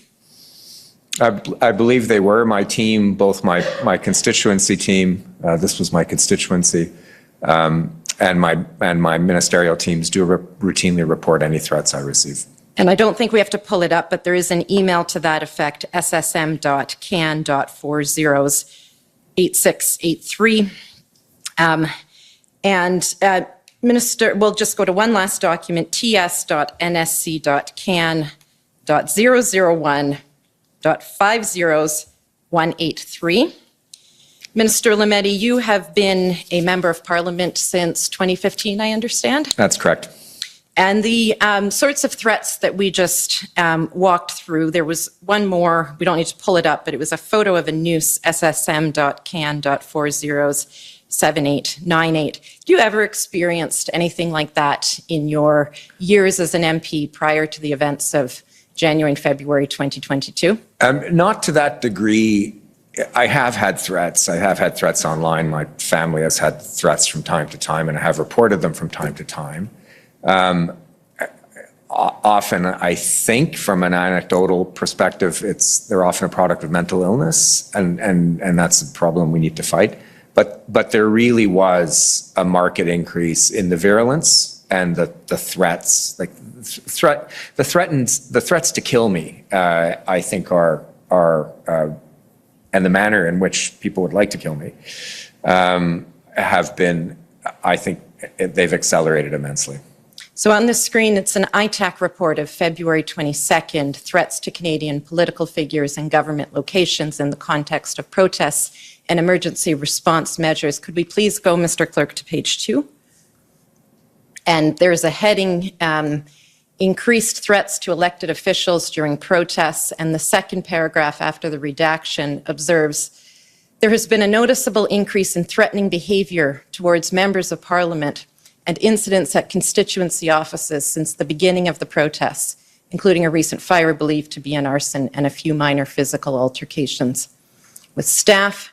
This threatening behavior has been primarily focused on vaccine mandates and the government's enacting of the Emergencies Act and has been directed at members of all political parties. Minister Lametti, is that consistent with your experience? Very much so. In fact, at the beginning of the occupation, a number of us living full-time or part-time in the Ottawa or Gatineau areas were worried that our addresses were going to be published online. Thank you. Those are my questions. Thank you. Okay, any re-examination? There is, and I will try to get it in before the division bells call the witness to. Okay, well, somebody will signal when that Yes. time comes, I take it? Okay. Go ahead. Mr. Chairman, one of the parties, in particular the CCF, the Canadian Constitutional Foundation, and a number of parties by implication indirectly raised the point that was before you on Monday when the CSIS panel was up. And so I'm going to ask this witness some questions about the evidence that Mr. Vigneault gave and see if he can help us at all with the basis on which Mr. Vigneault thought that it was appropriate for him to give an opinion to the Prime Minister about invoking the Act, even though he had an opinion as the Director of CSIS that the threshold of 2C had not been met. So with that in mind, let me ask you, Minister Lametti, if you followed that either live or in preparing for the hearing, that exchange in which the Director of CSIS, Mr. Vigneault, had said in a closed session, which got summarized into an open session, that based on assurances he had received, he thought it was appropriate to give an opinion to the Prime Minister on whether or not the Act should be invoked, independently of his view on the fact that 2C had not been met. Did you follow that issue? I read the transcript of it. Thank you. Well, that helps us. When the matter came up, and Mr. Clerk, are you able to pull up the transcript of the 21st for us, just in case Minister Lametti wants to see the way that Director Vigneault put it? And I'm looking at page 58 of the transcript.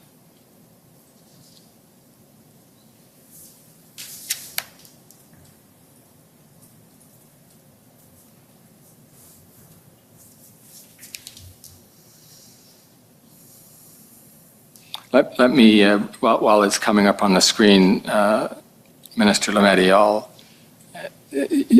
you've read the transcript, but just to put some context around the question, I'll ask you about it. I'm at the top of page 58 of the transcript, and it looks like we might get it up.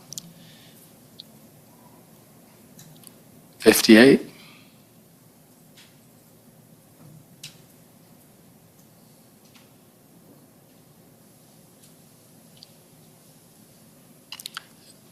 And yes, if you could just zoom in so we can get that so when, okay.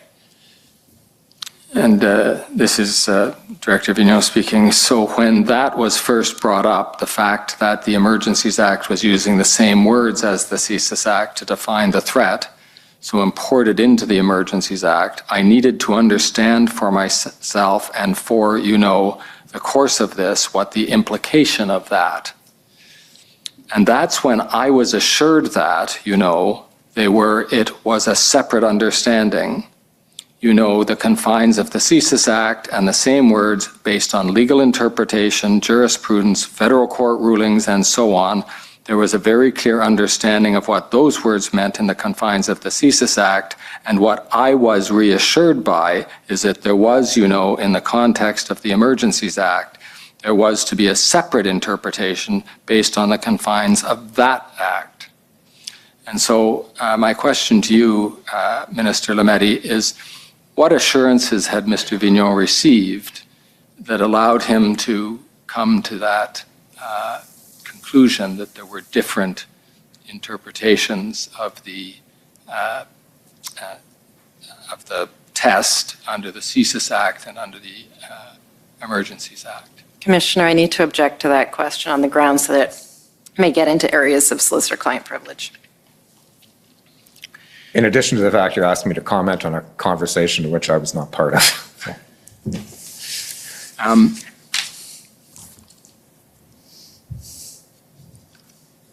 Commissioner, the Commission Council are in a conundrum here, as I think are the parties who have tried to pursue this issue with Director Vignon, with Minister Lametti, and with others as the hearing has proceeded. We recognize, though, that solicitor-client privilege poses a special challenge for the Commission, not only because of issues of the extent to which you're able to adjudicate on those issues, but also because the time it takes to resolve them, especially if the matter ends up getting referred to a court of superior jurisdiction, would be frankly fatal to the timetable that you're obliged to work by. And so Commission Council are not going to call on you to make a ruling on this issue. We would observe that we have throughout, that is, from the beginning of this proceeding through till now, attempted to find a way to lift the veil that has made such a black box of what has turned out to be a central issue before the hearing. Now, if we believed that that prevented you from assessing the basis on which the government came to its conclusion, we would ask you for a ruling on it, but we are confident that there are other ways that we can get the same information on the record or get the same result through legal arguments, and so we're not pressing you for an issue. We just regret that it ends up being an absence of transparency on the part of the government in this proceeding. Mr. Commissioner, I apologize for interrupting, but the minister does need to go and vote. Now I understand, perhaps my friend and we can continue to deal with this issue in his absence. Okay, well, maybe go and vote then, and vote wisely. So I'll take that. Thank you. I will adjourn until, I guess, about 10 minutes is. The Commission is in recess for 10 minutes. La Commission est levée pour 10 minutes.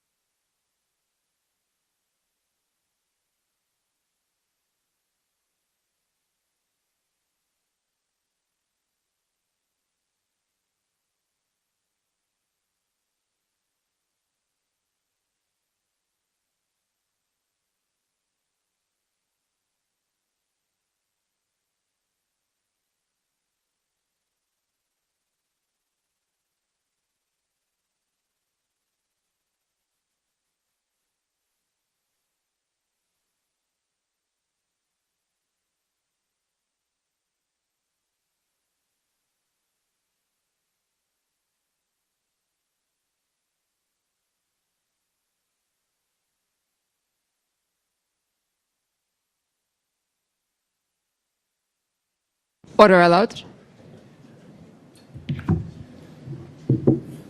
The commission is reconvened. La commission reprend. Okay, I understand it's now my turn? Okay. I don't have many questions, so I apologize for making you bounce back and forth. I just want to start with one easy one, which is in one of the cross-examinations, you talked about the insurance and the need to make it national. And I take it you would agree that by the exercise you went through, you're overriding a provincial right, if you like, to control insurance, at least in that limited respect. That's correct, yes. So it's an exercise, when we look at it, it's not just a sort of a power of the federal government that's exercised within its discretion. It becomes in a way, a constitutional exercise. It goes into another area of constitutional jurisdiction, and that may have some impact on how this has to be looked at. Would that be fair? I think that's fair. In response, I guess I would say that it is an emergency, that this is an extraordinary set of powers, which requires an extraordinary set of steps, both before and after. Yeah, I'm more thinking in terms of the review test. That's right. To give you a bit of a hint at what it was. And as a spoiler, I don't think Madame Drouin agreed with you, but that's okay, I gather. The second thing I wanted to just raise quickly, which was also raised, is the role of injunctions. And as I understand it, I may be wrong, you're not a big fan of injunctions being taken by the government. Well, I think that's generally fair in the sense that I've always felt that governments had other tools at their disposal. That being said, I did join as Attorney General the injunction in the City of Ottawa in order to give complete coverage, territorial coverage, to the citizens seeking the citizens groups seeking injunctive relief, because some of that would have been federal land. So I wanted to make sure that they had complete coverage. I guess it's an old private lawyer's bias that I see injunctions as a private law remedy for citizens to use. In the courts, it is a public law setting, I understand that, but it is a remedy that citizens can use. And I think government has other tools. And I appreciate that. And we did talk about it. And there is also an issue about enforceability and so on. But I guess one of the areas that has come up in the course of these hearings is that law enforcement and sometimes has issues in terms of clarity. And an injunction gives them clarity as to what's legal and what is not. And do you see a role in this type of a protest for injunctions to give police a clear line when it goes from protest to, as you've described it, an occupation? Fair point. It worked, I suppose, or had a positive role in Windsor. The question of who seeks injunctions, again, it's not necessarily in the toolkit of the federal government if it's not on land that falls within federal jurisdiction, or if the police of jurisdiction doesn't fall within federal authority. But it's definitely there as an option. Okay, and I'm going to go back to the decision to sort of what we call the church and state distinction and Ipperwash. And I guess one of the things that may or may not be an issue in what we're doing is understanding how Ipperwash would extend to the types of situations that you and your government were faced with. And to put it in an unreasonable way, but as I understand it, the RCMP, decision to deploy RCMP officers to do provincial, to support the province, would not be something that is the province has a right to call on.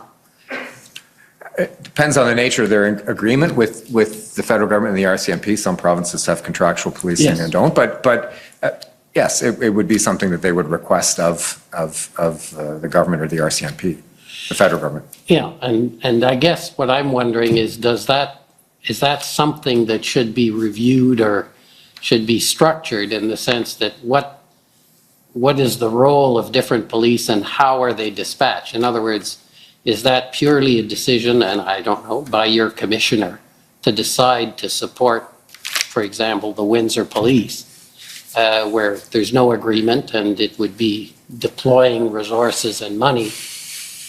I think the question is probably best asked to Minister Mendicino in the sense that I believe there are agreements in place for the RCMP to move its effective resources around, and I know that's true in provinces where they have contractual policing arrangements.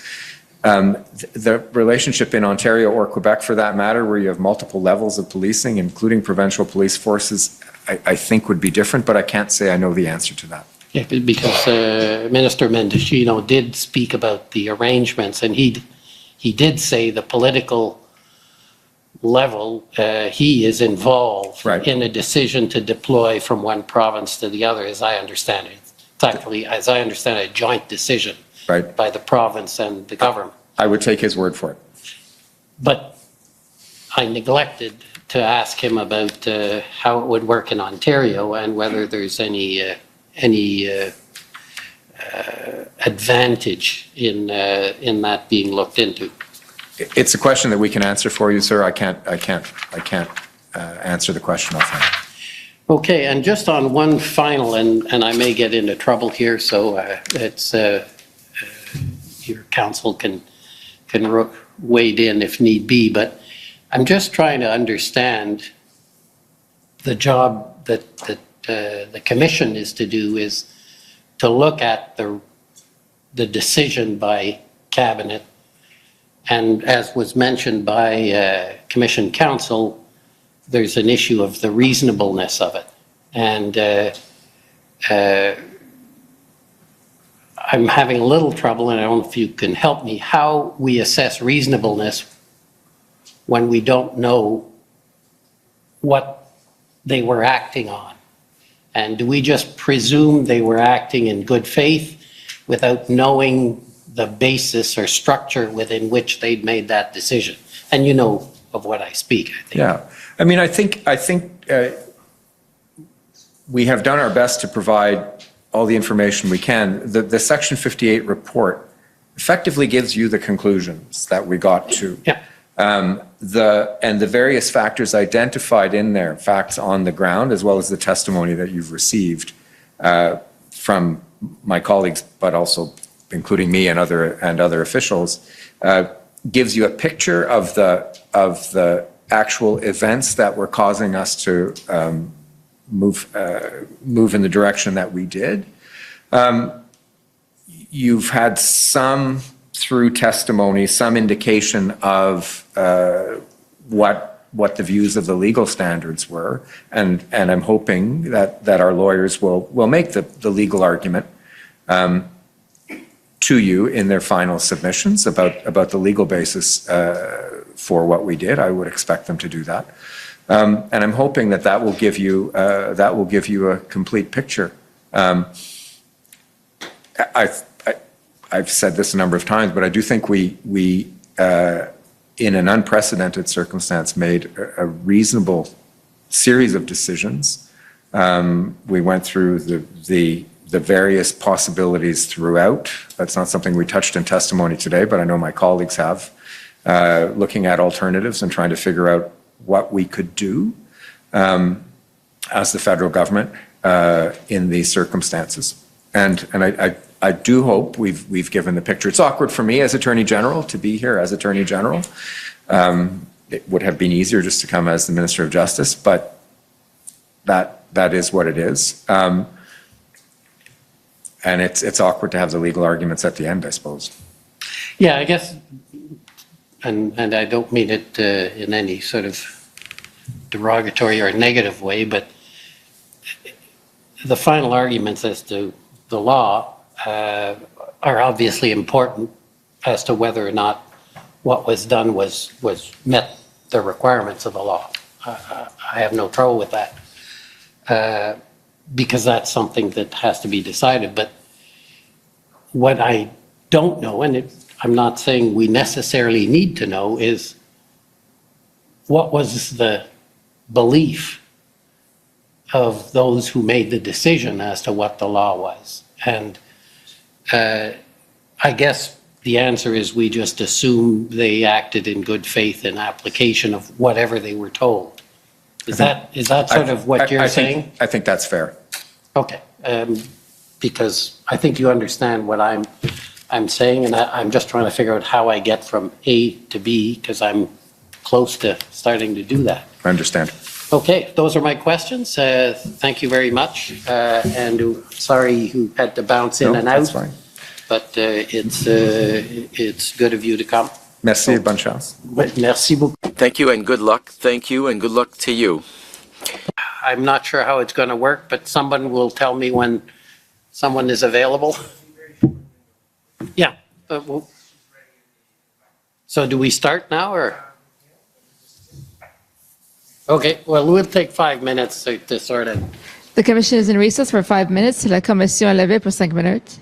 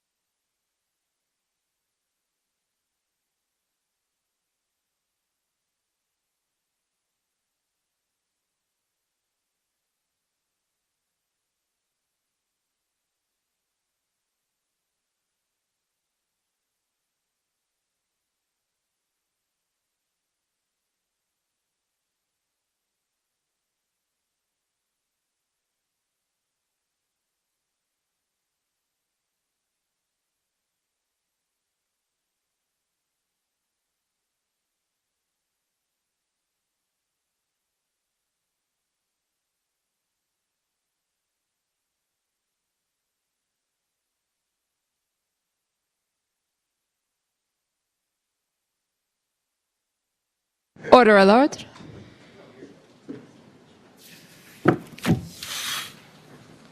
The commission is reconvened. La commission reprend.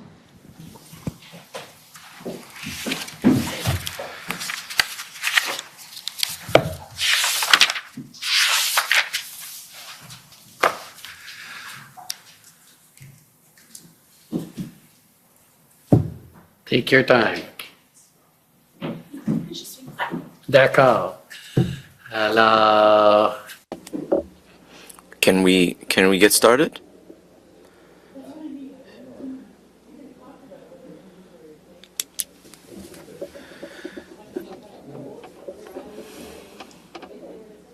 At noon again, Mr. Commissioner, Gordon Cameron for Commission Counsel. We have to testify now Minister Anita Anand, the Minister of National Defence, and she will be sworn in. She has her own religious book. Minister Anand, for the record, please state your full name and spell it out. My name is Indira Anita Anand, Indira Anitaanand. Do you swear that the evidence to be given by you to this commission shall be the truth, the whole truth, and nothing but the truth, so help you God? Yes, I do. Thank you.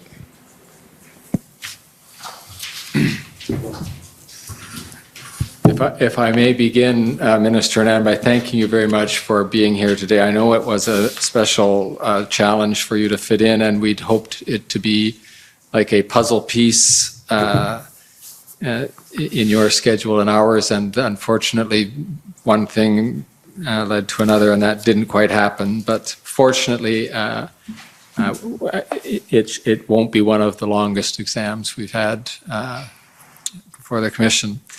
Let me begin by just doing some housekeeping, and in particular, I'm going to ask you to cast your mind back to September of this year when you were interviewed by me and some of my colleagues, and then a summary of that interview was prepared. And for the record, I don't need this called up, Mr. Clerk, but I'll just put it on the record. The summary of Minister Anand's interview is WTS 6076. And did you have a chance to review that summary for accuracy, Minister Anand? I did. And can you confirm that it's accurate to the best of your information and belief, and that you adopt it as part of your evidence for the Commission? It is. Thank you. And also, the Department of National Defence filed an institutional report. For the record, that's DOJ IR 6012. And again, Minister Anand, can you confirm that that was filed by the Department of National Defence as part of its evidence in this hearing? Yes, I can. Thank you very much. Now, even though we won't be having a lot of questions for you, they are very, very important questions that have come up before the Commission and been raised by the parties in two areas that I'm going to concentrate Commission Counsel's questions on. And I'll just begin by headlining those two areas. One is the role that the Department of National Defence plays when a province makes a request for assistance to the federal government for assistance that is potentially or perhaps best provided by the Canadian Forces. And the second area is your views as the Minister of National Defence of the times, if ever, and the circumstances of which it would or would not be appropriate for personnel and equipment of the Canadian Armed Forces to be used in an otherwise civil public order incident.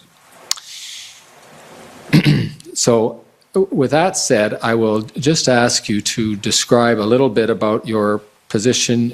I'll begin by asking you to confirm that you were appointed as the Minister of National Defence in October of 2021. Is that correct? Oui.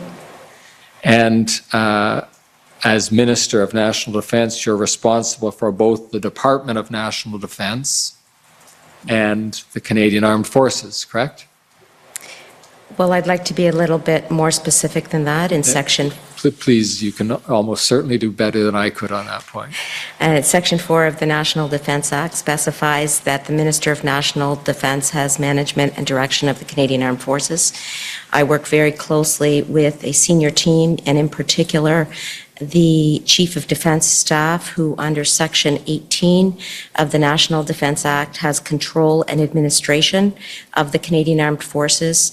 I also work closely with my Deputy Minister, who under Section 7 is appointed, and the Deputy Minister has jurisdiction over running the Department of National Defence, human resources in that department, as well as advising the Minister on decisions.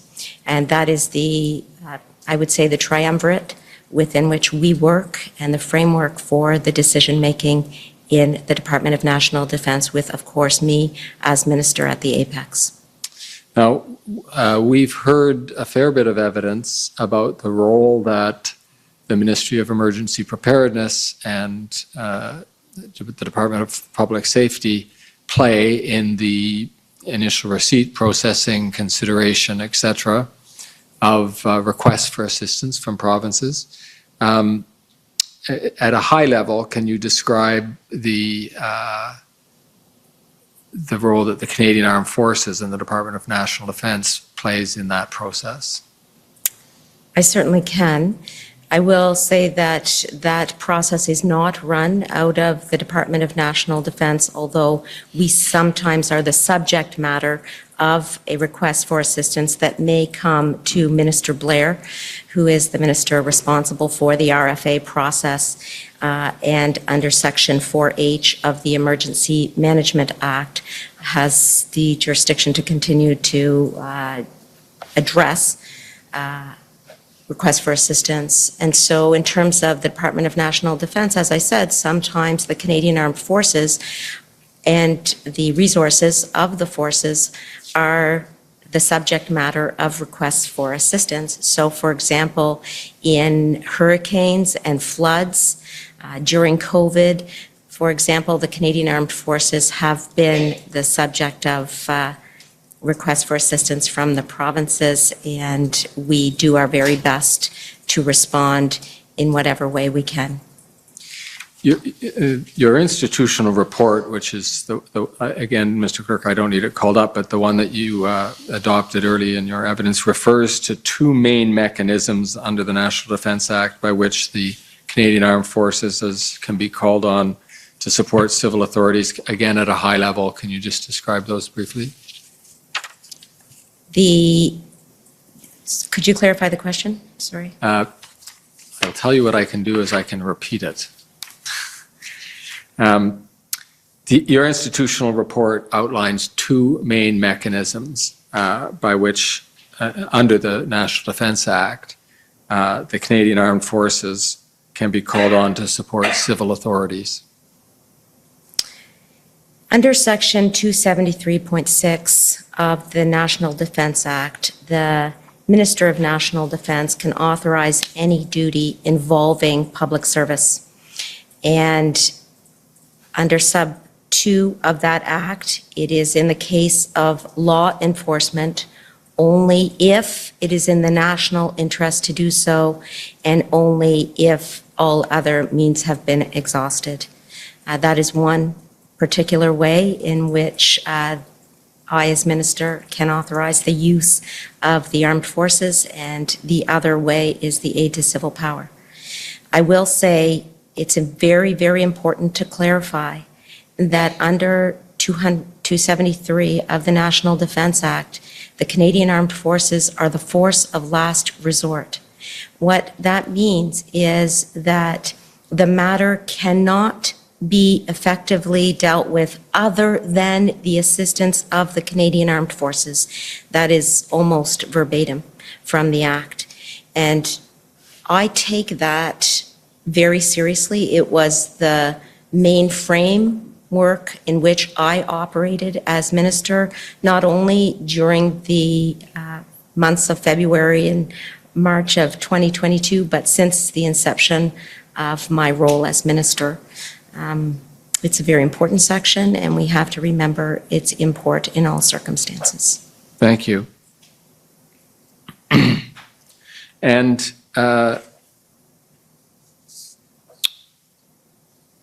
you describe, again, though we have heard evidence from public safety and emergency preparedness about this, you're actually probably in the best position to look from the top down at the process and describe how you would expect a request from a province to arrive at the federal government, make its way through the system, and ultimately come to your desk.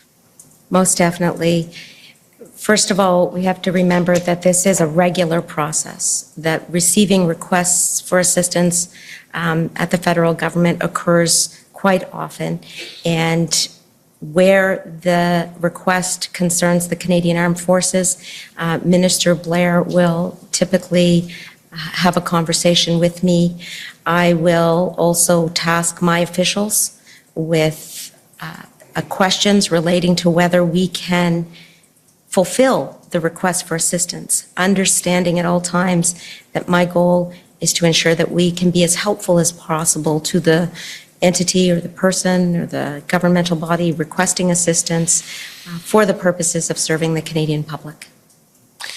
Now, we've heard some evidence about, and your both your institutional report and your interview summary give some description of the two requests for assistance, the two RFAs for logistical support from the Canadian Armed Forces that did come through in the early days of the convoy protest blockades, as the name might be appropriate in each context.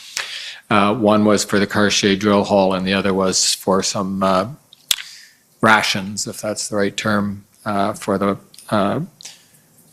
use on Parliament Hill. And can you just give, again, a thumbnail sketch of each of those RFAs? In each of those circumstances, my officials asked me whether I agreed with providing assistance of the forms you mentioned, the parking lot, firstly, the food rations, secondly. And I, of course, asked questions as to our ability, our resources to provide that assistance. And once I was satisfied that the resources were there for us, for example, a parking lot that was not otherwise being used, the other example being food rations, over 1,000 packages of rations being available to the Parliamentary Protective Service. Those were items that we had on hand, and we could easily provide them. I want to make two further points, the first being that triumvirate that I outlined at the beginning relating to the decision-making structure in the Department of National Defence is extremely important. Decisions that I make are based on information and advice that I receive from my officials, and in particular, the Chief of Defence Staff and my Deputy Minister. So in each of the cases that you are highlighting, I received and considered their advice before making the final decision on the RFA that came to me.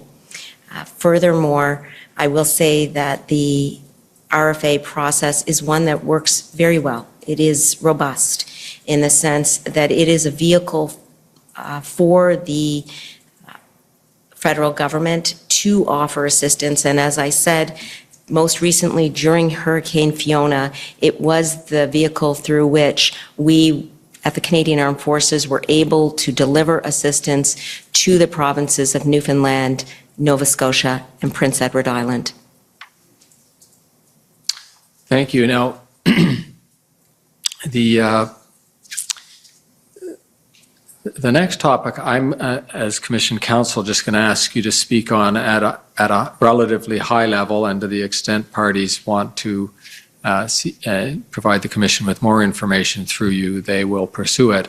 But it appears from the evidence we've heard from emergency preparedness, and in particular, and to some extent public safety, that what gets called in this proceeding the Alberta RFA, the request by the province of Alberta for assistance from the CAF, didn't follow the same process to what you call the triumvirate, or ultimately to your desk, as the first two that you described did. Can you, again, at a high level, describe how that process was different from your perspective? It did follow the same process. As I mentioned, Minister Blair will initially ask me about CAF resources, as he did in the case of the Alberta request for assistance.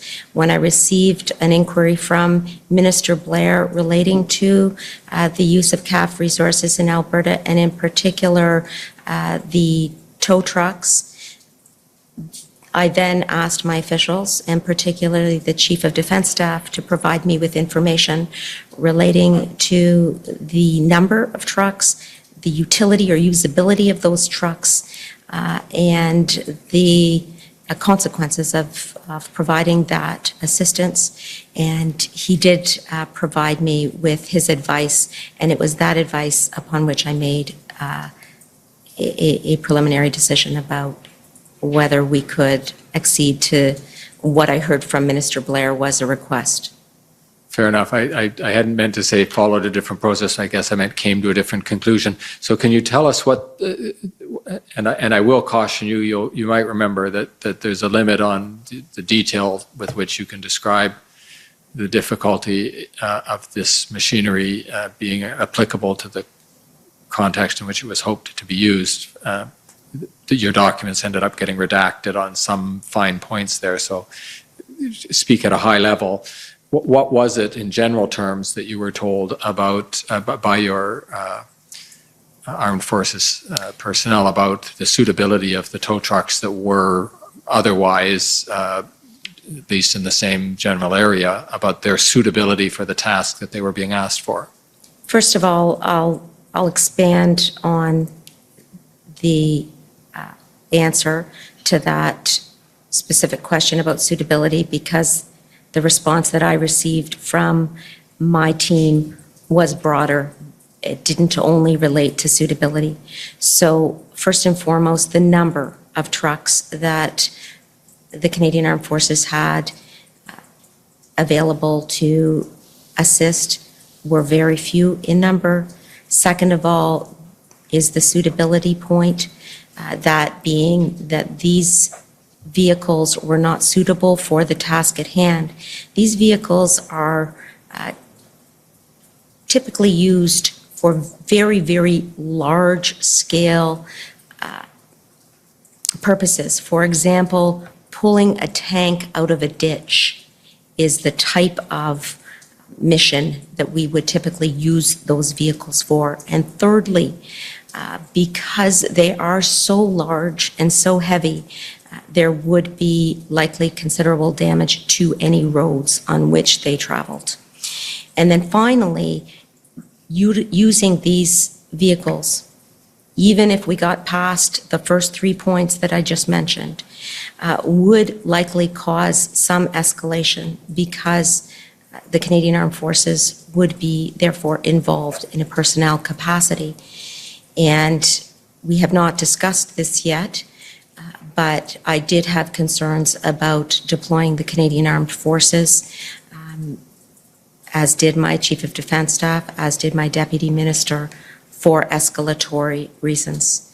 And so for all of those 4 reasons, that decision relating to the suitability of acceding to the request from Alberta did not go the same way as the first 2 requests for assistance.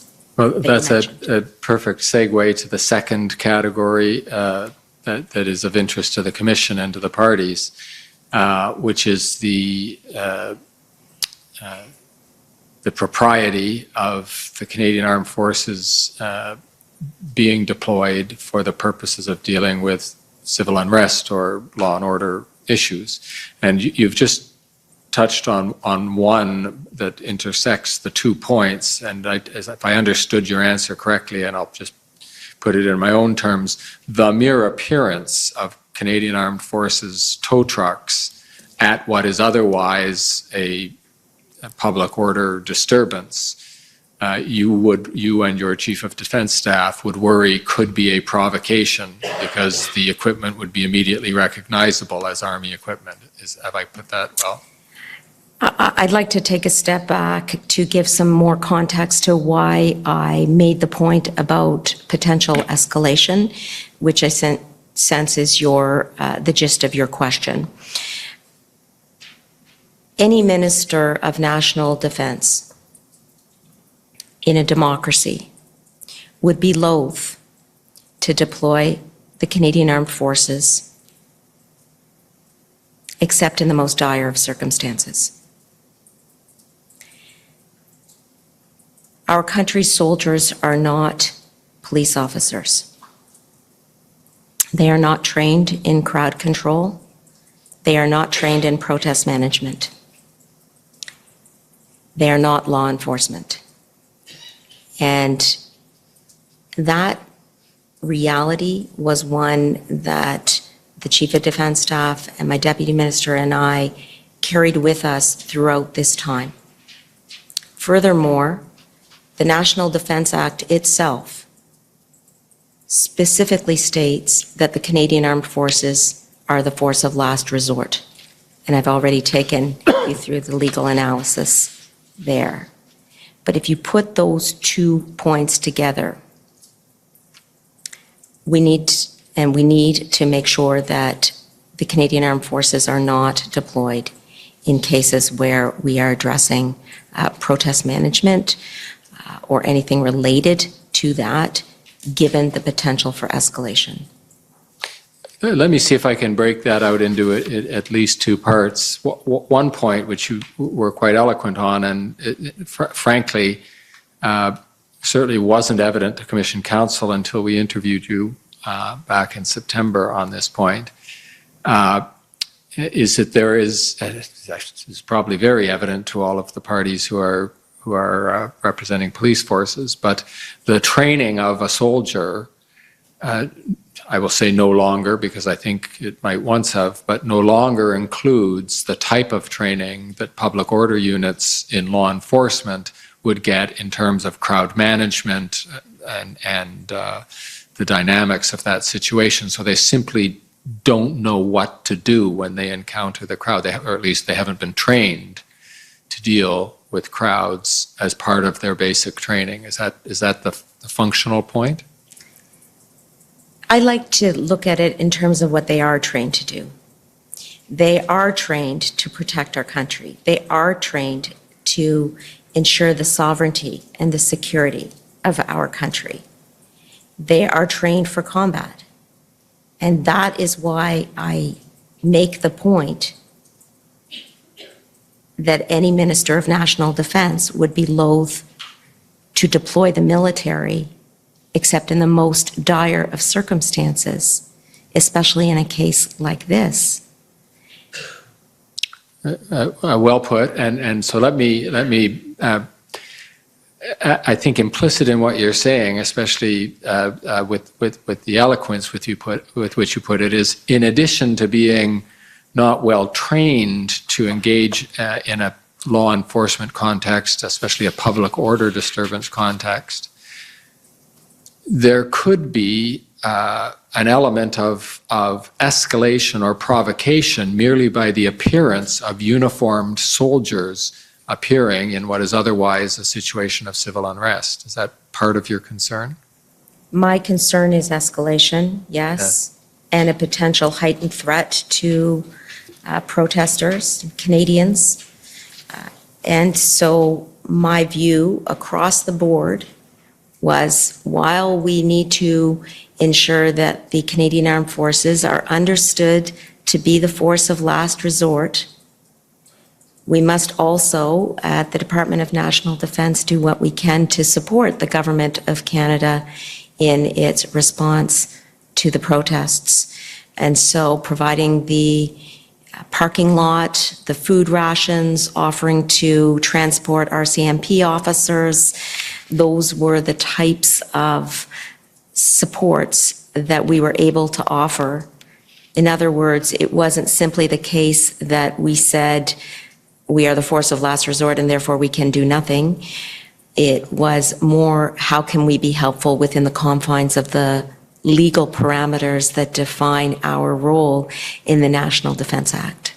That's very clear. And let me see if I can bring this close to the end by asking you whether at the time that the government began contemplating invocation of the Emergencies Act, there was any sense in which your department or the Canadian Armed Forces developed contingency plans or were ready for the possibility that circumstances might degrade to the point where your assistance as the very last resort might be required?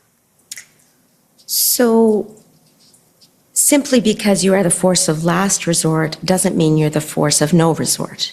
In other words, of course, it is important to undertake some contingency planning in case there is the moment where you are called upon. And the Canadian Armed Forces are excellent planners. And there was work going on in the background at a conceptual level in case that need for options arose. But it was not formulated, it was not brought to me, given that we were still in the mode of we are the force of last resort, and that was well understood by my colleagues as we structured the government's response to the protests. Thank you very much. Commissioner, those are the questions of Commission Counsel. And I think some parties might want to drill down a little further than I have, but that puts the information on the record that we thought was important. Okay, thank you. So first, if I can call on the CCLA, please.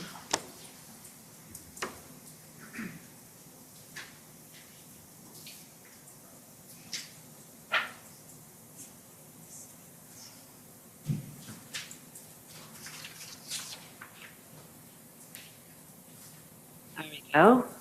I was trying to get my video to work.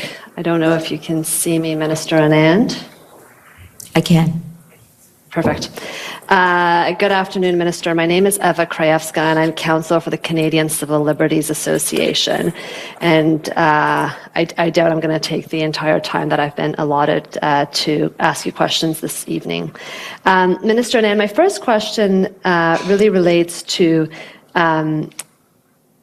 going back to your personal experience of the demonstrations in Ottawa. I understand that you weren't in Ottawa the first weekend of the demonstrations, correct? You were away. If I could specify in response to your question, you are correct. I will provide information as to the length of time that I was actually out of the country. I was in Ukraine, I was in Latvia, and I was in Belgium. This was just before the onset of the further illegal invasion by Russia of Ukraine. We had been following intelligence that there was a buildup of Russian troops at the Ukrainian border, and it was important for me to have discussions with my counterparts in those three countries to ensure that they were aware of Canada's support for Ukraine through Operation Unifier and further donations of lethal and non-lethal aid. Right. And would it be fair to say that the crisis that was happening in Ottawa, this was not just something that you were consuming in the media or through social media, but it was also something that you and your staff were experiencing personally in Ottawa. Would that be fair? That is correct. And I think, I don't know, I'm not sure if you watched Minister Lametti's earlier examination, but he was taken to some text messages that he exchanged with you earlier today. Did you have a chance to see that? I did not see it. I heard Minister Lametti's voice in the background, that there was a TV. I heard my name mentioned, but I was trying to prepare for these questions. Right. And I think that the text messages that you exchanged with him was that either you or him allowed your driver to take some of your staff home during some of the demonstrations, correct? That is something that I was very concerned about. The safety and security of my staff is something that concerns me greatly. We work together every day. They're family. And very concerned, yes. And I think that was the case for Minister Lametti as well. He said that he decided to leave Ottawa and spend some of his time in Montreal. Do you recall that? Minister Lametti not being in Ottawa, I do recall that. And I understand that there was also some of the text messages that have been produced from you were also you exchanging text messages about one of Matthew Gurney's articles.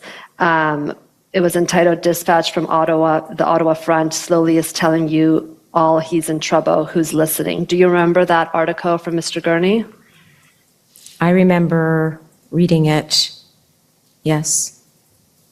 And that article kind of summarized that there may be a more serious threat coming from the protesters than maybe what was being reported at the time. Do you recall that?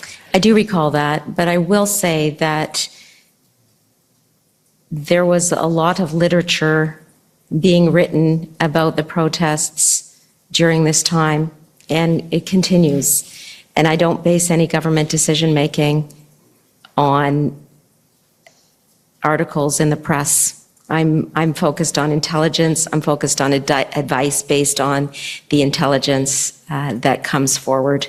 It's fairly peripheral, I would say, an article like that. Okay, well, you are getting to where I'm going with this, Minister Anand, and where I was trying to ask is, how do you place what you are consuming personally and in the media alongside the advice that you may be receiving from the RCMP or CSIS or other professional advisors? And just before I ask you about that, would you agree that kind of the review of intelligence, the review of information is something that is best kind of understood through the lens of the experts who are providing that information?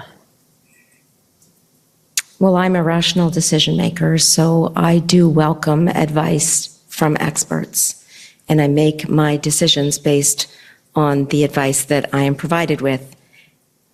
Many times my decisions accord with the advice that I am given. Sometimes they don't, but I always take information that is provided to me into account. And that is why I am always asking my officials for the most amount of information they have as early as possible. Right. And so, for example, if someone posts a threat on social media, it would often be, and it got one like, it would often be helpful to hear from CSIS or the RCMP whether that is a serious threat that the government should take into account or whether it is something that is not as significant. I mean, you would normally rely on expert advice as to how to contextualize that type of information. I do. I tend not to, again, make decisions about my security or decisions relating to my portfolio based on a like on a tweet. So I will definitely be searching for in-depth, substantive information before making any decisions. Having said that, this was a time when I was concerned for the safety of my staff and myself, and I encouraged my staff to work at home. For example, the Department of National Defense was surrounded by protesters, and it was a time where we did need to be concerned for our safety, including my safety in going to the West Block. Right.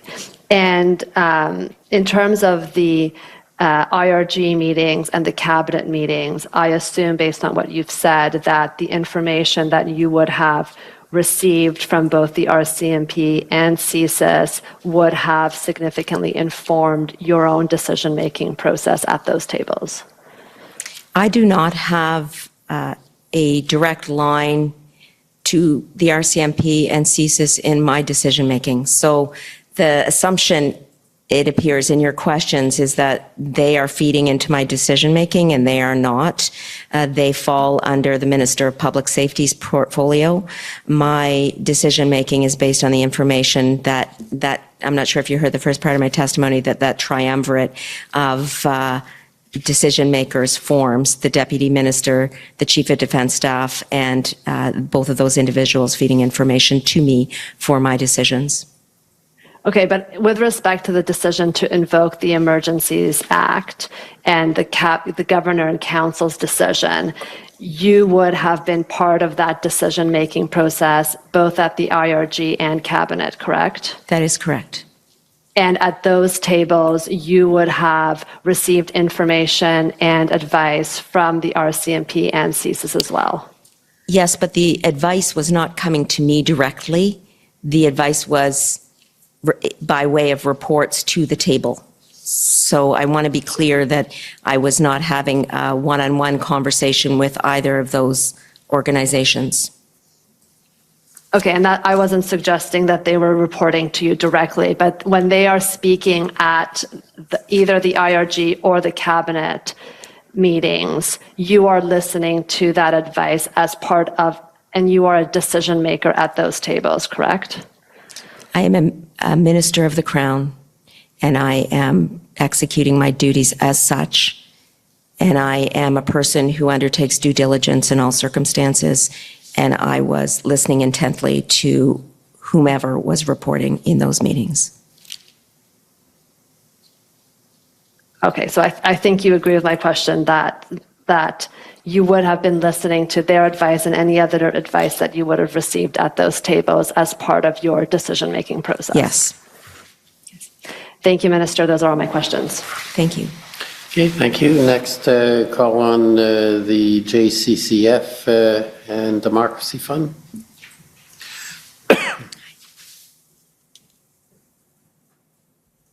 Commissioner, I believe we've been seated 10 minutes by the convoy organizers, so that tacks me up. That's my 15 understanding minutes. also. All right, thank you.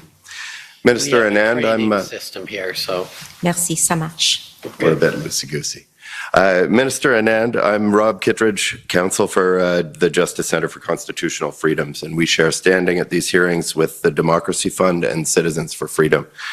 I take it you'd agree with me that the public order emergency declaration earlier this year did not meet the requirements for such a declaration set out in the Emergencies Act, wouldn't you? I do not agree with that. You don't agree. There'd be no particular reason for you to remember me, but the last time we saw each other, you were Professor Anand, and I was working on a B- in business associations. Just figured I'd drop that in there. And I guess I'd like to start out with a bit of a chat about the principle of cabinet solidarity. As Minister of National Defence, you're a member of Cabinet and the Privy Council, right? I am. And on somewhere around November of 2019, when you were sworn in, you took the oath of the members of the Privy Council, right? I did. And can we pull that up? It's POE JCF 1. I have the oath in front of me if you want to proceed. Okay, perfect. And all of the cabinet ministers appearing before this commission took the same oath, right? I assume. I was pretty nervous that day. I was focused on what I was going to try to say. I'm sure. And the Prime Minister takes that oath as well, right? I assume. You swore to speak your mind and express your opinions on issues before Cabinet freely and fully in private meetings, debates, and conversations with your Cabinet colleagues, right? Yes, and I also committed to ensure that those shall be secretly treated of in council, and I would do so as a faithful and true servant ought to do for now His Majesty. Right, and that the principle of cabinet confidence is in there, where your oath to secrecy, or you're swearing yourself to secrecy in there. That's the principle of cabinet confidence, right? The principle is based on the idea that a full-fledged discussion can only occur if those matters are kept confidential. The rationale is important to remember. Right, and you're anticipating some of my questions here, and the next one, certainly. Because, and that's because once cabinet policy is presented to the public, that policy is the agreed collective decision of all members of the cabinet, right? The executive branch of government in a democracy. Right. In fact, from a constitutional perspective, cabinet decisions are in effect your decisions, aren't they? Our collective decisions as the executive branch of government in a parliamentary democracy, yes. And you wouldn't say they're your decisions, but you're certainly party to the decision. They are collective decisions. All right. The invocation of the Emergencies Act this year was a cabinet decision, wasn't it? Yes, it was. So it was a collective decision that was in part your decision. Of the executive branch of government. Right. And you can't publicly repudiate or criticize it, can you?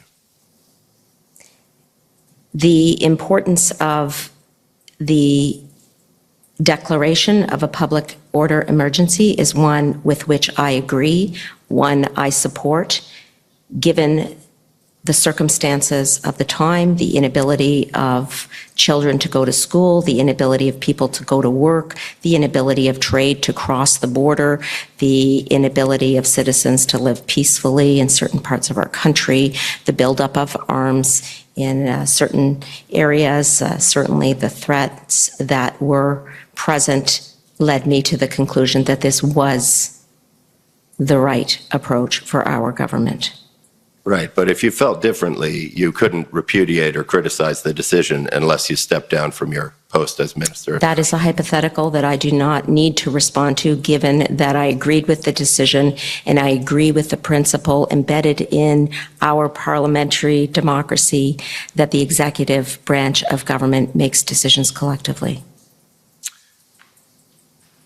The government has waived certain aspects of cabinet confidence with regard to these proceedings. For example, as you know, some records have been produced that could have been withheld on cabinet confidence grounds. This has been a partial selective waiver, and cabinet confidence has been used to keep some evidence from being put before the commission. But there hasn't been any waiver of cabinet solidarity, has there? I believe that we are all committed to our oath, and we will make decisions, as I said, on a collective basis. We've done that to date, and we will continue to do that. That is foundational to the way in which decisions are made in this country as part of our parliamentary democracy. I asked you at the outset whether you agreed that the public order emergency declaration earlier this year did not meet the requirements for such a declaration as set out in the Emergencies Act, and you disagreed. If you had agreed with me, you would have to resign your cabinet post, wouldn't you? Again, it's a hypothetical. I am not going to respond to it. I will say the definition of public order emergency being an emergency that arises from threats to the security of Canada and that is so serious as to be a national emergency was one that I strongly believed was met, and I am quoting from the Act itself. Do you understand the principle of cabinet solidarity? I understand the oath that I took, and I understand the principles on which our parliamentary democracy are based. Right. And one of those principles is that the executive branch of government makes decisions collectively. Right, and that if you disagree or repudiate those decisions, you have to resign your position as a cabinet minister, right? I am not aware of that principle, and I think that it is not relevant at this time. So you're saying that you don't understand that cabinet ministers cannot repudiate the decisions of cabinet without resigning their post as cabinet minister? I'm saying that I understand the way in which parliamentary democracy works and the executive and legislative branches of government and their respective functions. And in this case, in all cases in which I've been involved, that decision-making process is functioning robustly. I can respect the response, I guess, but so are you saying that you are free to criticize and repudiate the decisions of cabinet without resigning your post? I will continue to reiterate the point that at all times we are able to have a full and robust discussion to satisfy ourselves that decisions that we are making are in the best interests of our country, as was the case in the public order emergency. At all times in private cabinet meetings, you're free to express yourself. But in public, if you repudiate or disagree with the decisions of cabinet, you're not allowed to say that publicly, are you? Again, I don't find this line of questioning relevant to the case at hand. I fully support the public order emergency, and the situation that was gripping our country was dire, and it was extremely important for our government to take steps after 3 weeks of protests where existing law enforcement had not been able to effectively respond to them. Right. Well, I find it relevant, and I see no objections from my friends. Well, I think you've got your answer, and All right. I think you've gone about as far as you can on this. Fair enough. And we were getting dangerously close. Fair enough. At any point, well, I've read your interview summary and listened to your testimony today, and until we started talking about this, there wasn't any clear statement in support of the invocation of the Emergencies Act. At any point since February 14th, have you considered resigning your post as Minister of National Defense? I most definitely have not. All right. I'd like to show you a document. Can we please pull up ssm.can.7851 rel 1? So this is a text message exchange that came up earlier today between Minister Lametti and Minister Mendicino, in which they discussed making a request to you for tanks to be deployed in Ottawa. Minister Mendicino asks how many tanks, oh, maybe that's not it.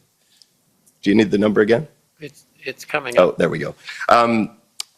Just go slowly when you're reading, please. Sure. Minister Mendicino asks how many tanks Minister Lametti would like deployed, and Minister Lametti reckons that just one will do.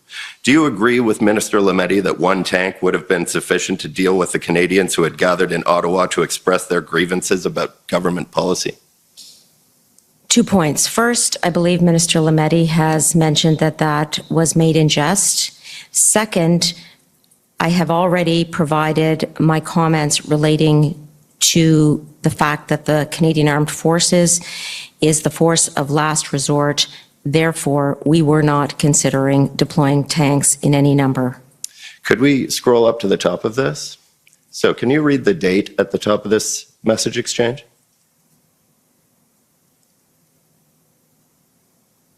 Me? Can you read it aloud for us, please?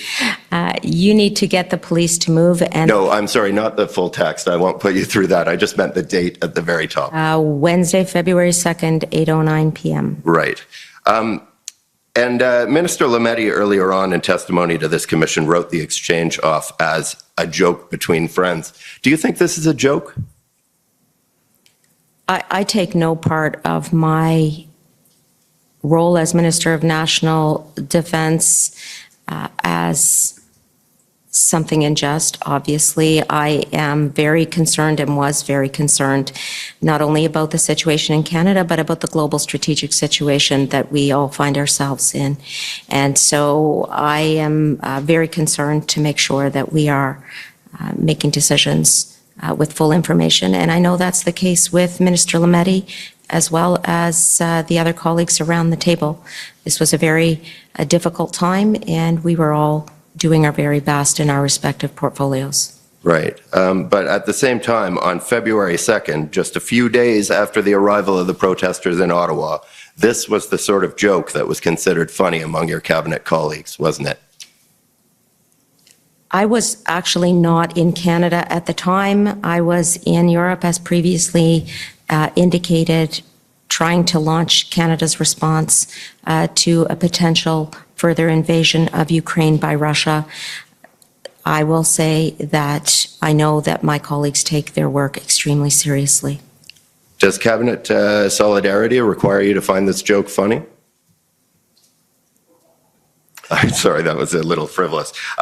So just one final set of a couple of questions. After Minister Lametti wrote this off as a joke, he changed the subject, and he moved on to talking about how bringing in the CAF was a last resort, even more so than the Emergencies Act, which he characterized as a second last resort. But that's not precisely accurate, is it? Do you mean Minister Lametti's statement or the content of his statement? That the Emergencies Act is, that bringing in the CAF is the last resort and the Emergencies Act is the second last resort. I think that is accurate.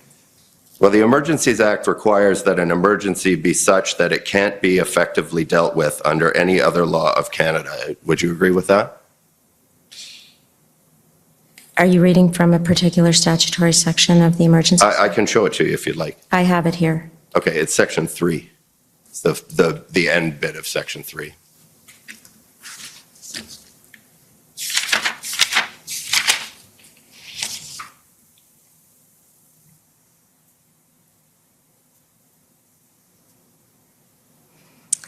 So the statute is a legal instrument, and the reference here is any other law of Canada.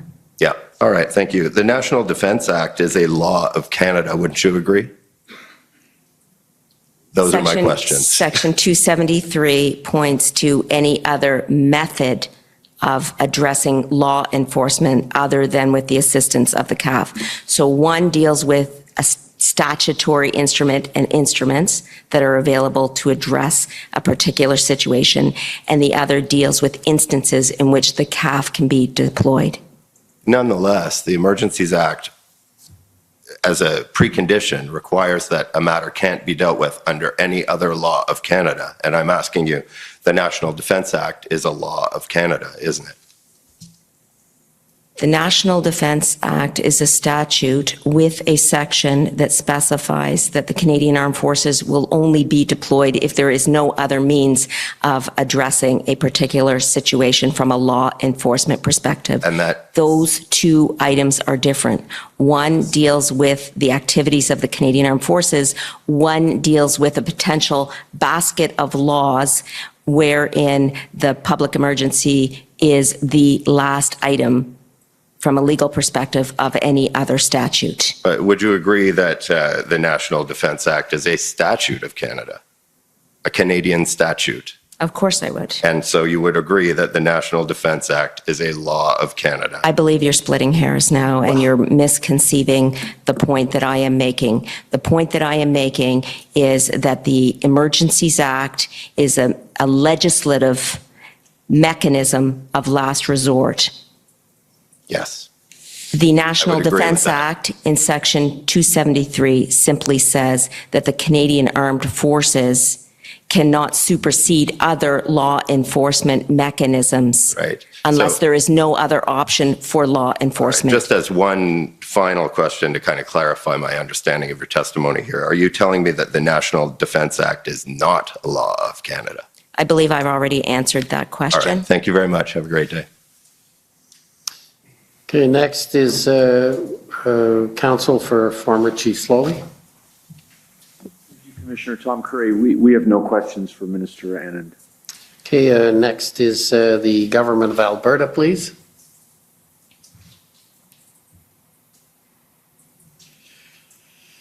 Good afternoon. My name is Mandy England. I am a lawyer for the Government of Alberta. I have just a few questions for you this afternoon, Minister. First, I'd like to ask, just in terms of next steps after your assessment of Alberta's request for assistance, could you tell us, who did you tell about that assessment? For example, did you tell Minister Blair?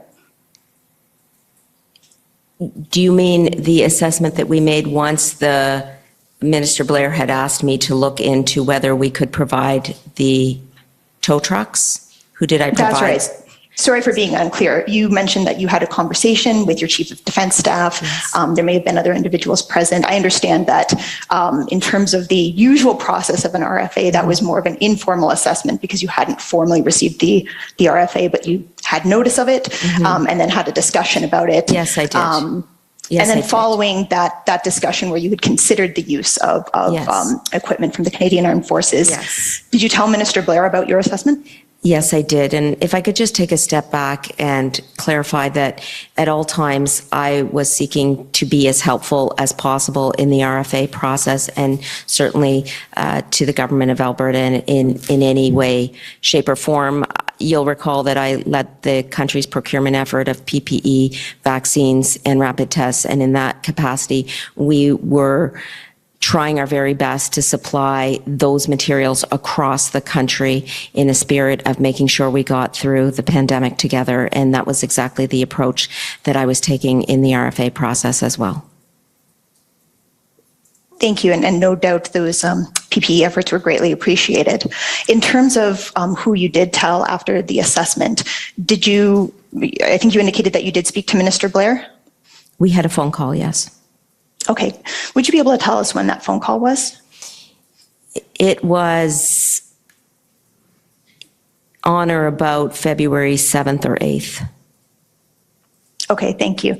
And did you go into some detail about the analysis that you described, or did you sort of simply communicate, no, we don't see it to be fit? Not at all. I went into extensive detail as I have here. My conversations with Minister Blair tend to be extensive on requests for assistance and go into significant detail about CAF resources. That's the approach we've taken on Hurricane Fiona, on floods, and such was the case as well with regards to the request for assistance from Alberta. Okay, thank you. And did you communicate it with any other ministers or with the Prime Minister? I did not. Okay, thank you. You outlined to us your considerations in going through Alberta's RFA, and I'd like to go through those in a little bit more detail. One of the concerns that you indicated played into the decision was the concern that using the trucks might cause some damage to roads.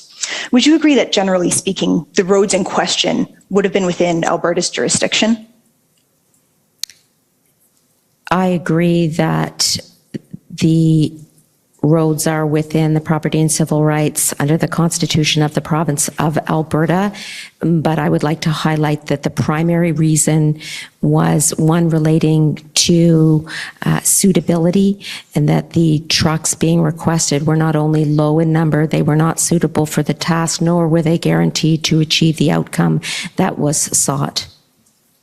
And I will circle back to some of those points. In respect of the transportation on the roads, did you consider that you might communicate to Alberta that this was a concern or a potential issue and have a discussion with them about the possible scope of the damage, if there's anything that could mitigate it, and allow Alberta to consider whether it was willing to incur some risks in exchange for being able to allow the RCMP to carry out its enforcement action early in the Coutts blockade? So I was not in direct touch with the province of Alberta on these items. The RFA process runs through Minister Blair's office, and so my having a direct conversation with Alberta was not something that would have been in keeping with our process, and nor was I in the country at the time. That's fair. Did you suggest to Minister Blair that that might be something that he could consider doing? I did not. Okay, thank you. And when you say there were a small number, and I respect and understand that there may be restrictions on elaborating on that, so I'm not trying to go there, and so obviously, feel free to stop me if that's a concern. Was the concern that the number wouldn't be enough to, in your view, effectively assist Alberta, or was the concern that you felt it was necessary to keep all of the equipment available on the basin at CAF Edmonton for purposes there? There are two reasons. One, of sufficiency for the task at hand, but also two, for operational efficacy and maintaining sufficient resources for the Canadian Armed Forces to be able to do its role as the military of Canada. In terms of sufficiency for the task at hand, would you agree that, again, that would be an option that Minister Blair perhaps could have discussed with Alberta, whether they were willing to accept just one piece of equipment and whether that might be of some assistance to them in meeting the goal for accumulating equipment to achieve the enforcement action? Again, I'm the Minister of National Defence. My job is to provide information to Minister Blair when he requests information about CAF resources. That's exactly what I did in that circumstance. I don't tell other ministers and my colleagues how to effectively perform their jobs, and I believe Minister Blair is a very effective minister.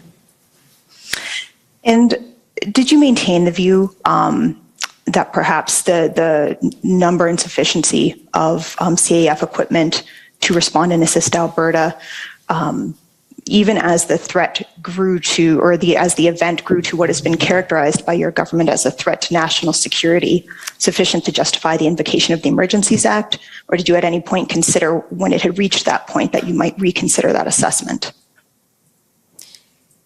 Could you repeat the question? What is the precise question?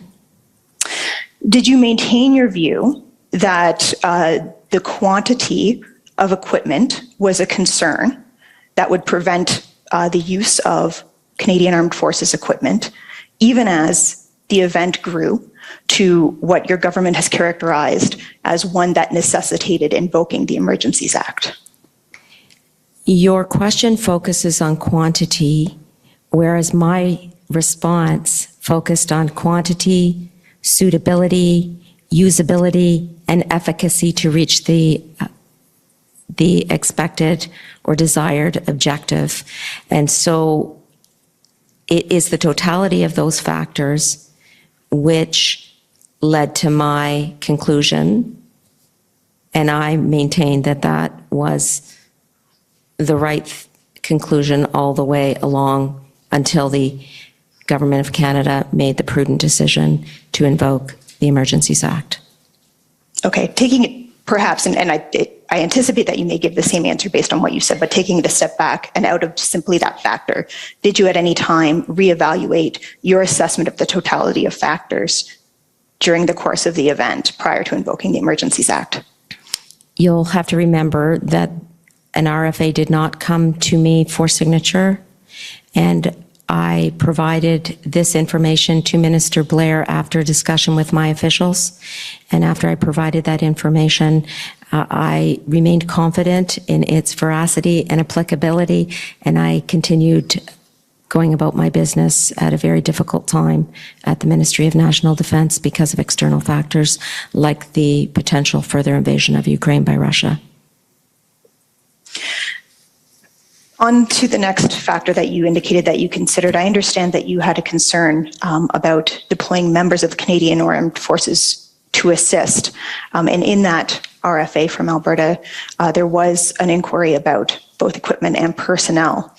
Could those pieces of the RFA, or were those pieces of the RFA, maybe a better way to put it, were they looked at separately and communicated separately, in your opinion, to Minister Blair? For example, the equipment might be one piece and the resources might be a second piece in terms of the suitability of responding.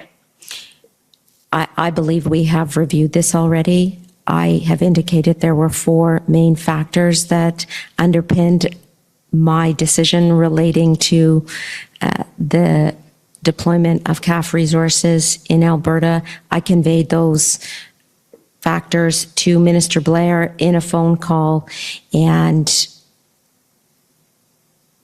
my response rests there. Okay, and I'll rephrase the question because I'm not sure if I stated it clearly. Was it your view that perhaps a request for personnel might be extractable, or a request for equipment? So for example, yes, I might loan you equipment, but I have concerns about using personnel. Was that ever something that was considered, or was it always treated as both items together? All 4 items together led to the decision that we made.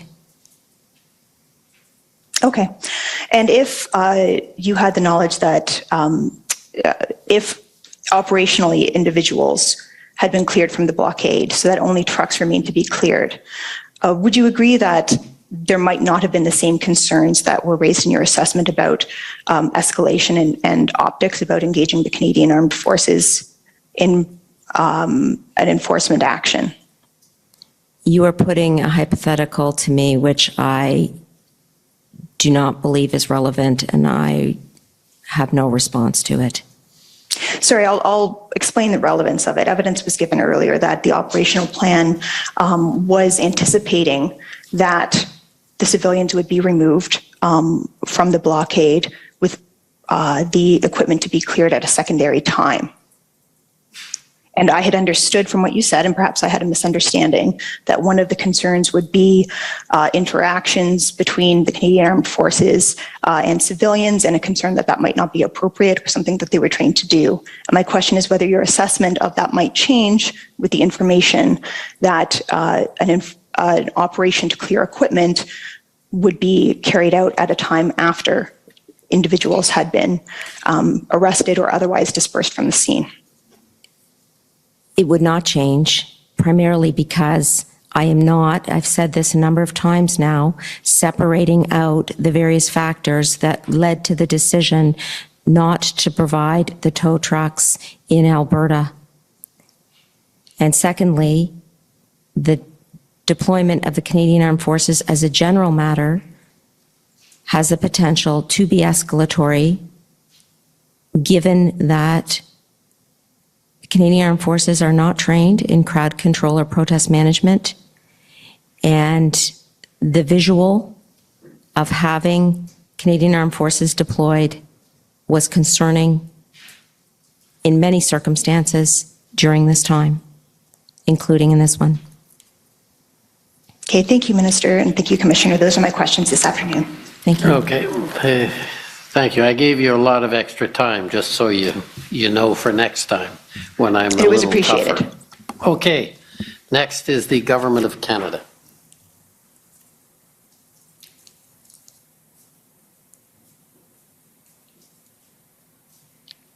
Good evening, Minister. Caroline Laverdière. I'm one of the lawyers for the Government of Canada, as you know. I have about 2 or 3 fairly quick questions. Can we put up document SSM CAN 403512?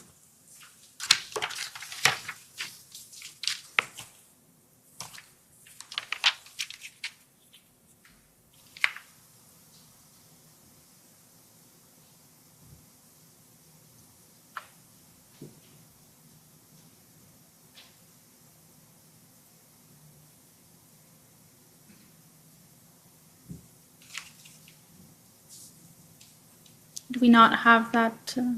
Yeah, okay. It's coming.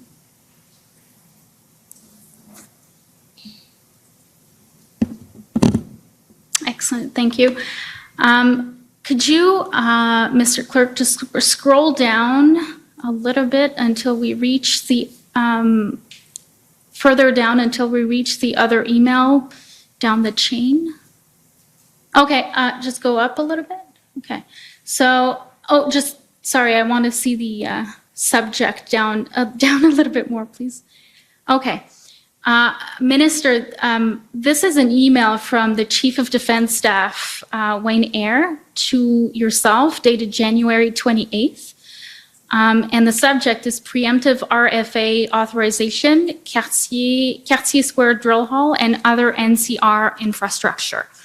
If we scroll down, Minister, for you to just get reacquainted with this email, this is the email by which the Chief of Defense Staff provided his advice for approving assistance for your approval to provide infrastructure assistance to police forces in the form of the Cartier Drill Hall parking lot and other similar infrastructure. Do you acknowledge that document?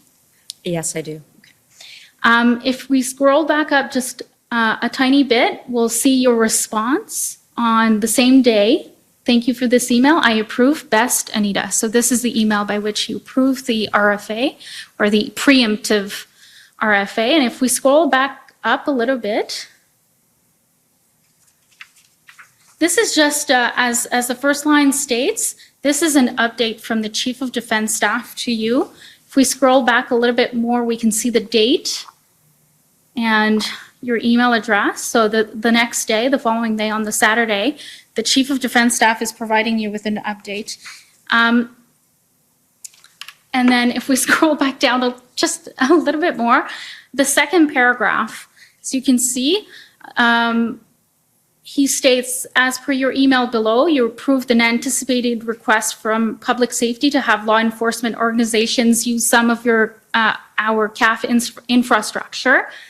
I'm skipping a little bit. You may have heard through your office that MPS has received the request, as we received this morning a request at officials level. I have directed the CAF to provide the use of our parking lot and infrastructure to support local law enforcement organizations. And then that last sentence is what I want to bring to your attention. At no time will CAF members be employed in a security of enforcement role, nor will they conduct any assistance to law enforcement tasks. Now, do you agree with that statement from CDS that this should be avoided? Of course I do. That's been my testimony to date. Now, can you just, I'm going to use that statement just to make sure that we are clear that state of affairs or your position on that and the CDSs, did that remain steady throughout the convoy occupation and throughout the invocation and the revocation of the Emergencies Act? Yes. Your position on that never changed? Never changed.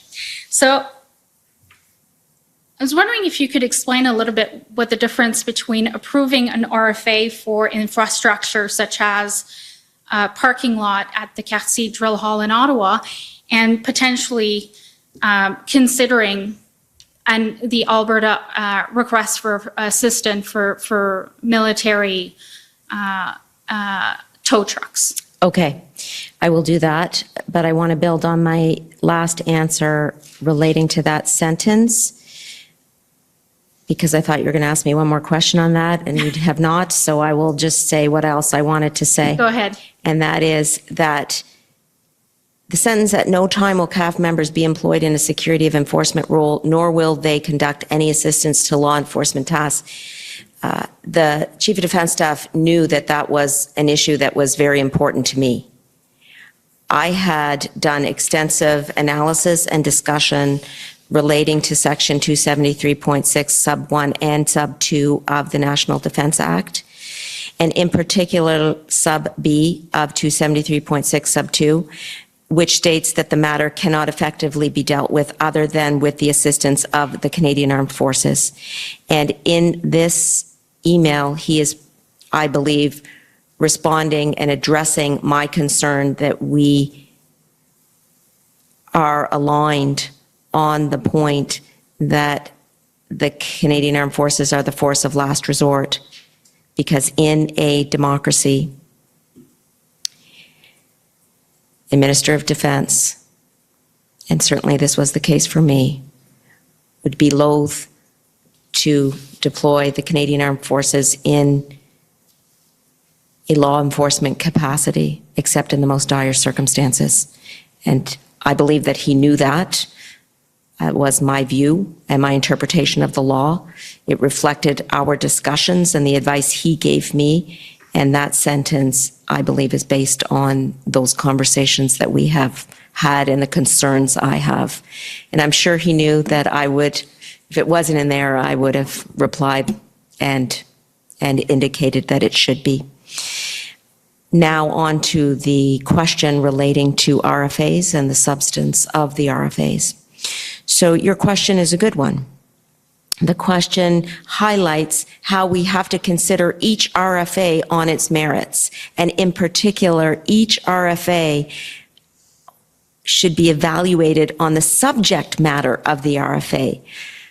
The Quartier Drill Hall was a parking lot, very easily handed over for use during this time. Not being used by the Canadian Armed Forces at the time, and certainly we wanted to support law enforcement efforts wherever possible. Et aussi, c'est la même chose avec le... And the same thing applies to the other item. Help. How can we help? We have more than 1,000 meal packs, and we can provide those to the Parliamentary Protective Services. And so, c'était facile avec les deux. So it was easy with these two things. The math and our answer was that it was very important to have all the information, but it wasn't basically the same subject concerning the third RFA from Alberta. In the same vein, Madam Minister, can you explain to us the difference between potentially considering the deployment of military material, that is the tow trucks, and the deployment of military personnel or military equipment in different situations such as natural disasters and such as what we witnessed during the COVID? Of course, there is a difference there. There is a difference between soldiers. On the one hand, it's a lot of soldiers, but we're also talking about military equipment to help people in the Atlantic provinces. Talking about tow trucks, which were few in number, not suitable for the task, and not clear that they would reach the objective desired, as well as having potential escalation by the deployment of CAF. And on the other hand, we have natural disaster in the form of a hurricane sweeping the Atlantic provinces. And the question was, can the Canadian Armed Forces help with the clearing of debris?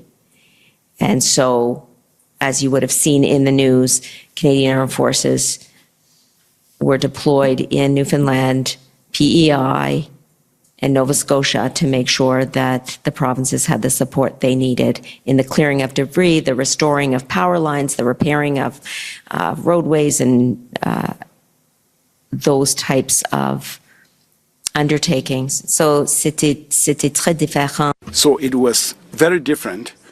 The two things were very different, and that is the case. That is always the case with Canadian Armed Forces, because on the one hand you have the RFA, whose subject is very different from the other category. So we really have to analyze each RFA from a specific lens.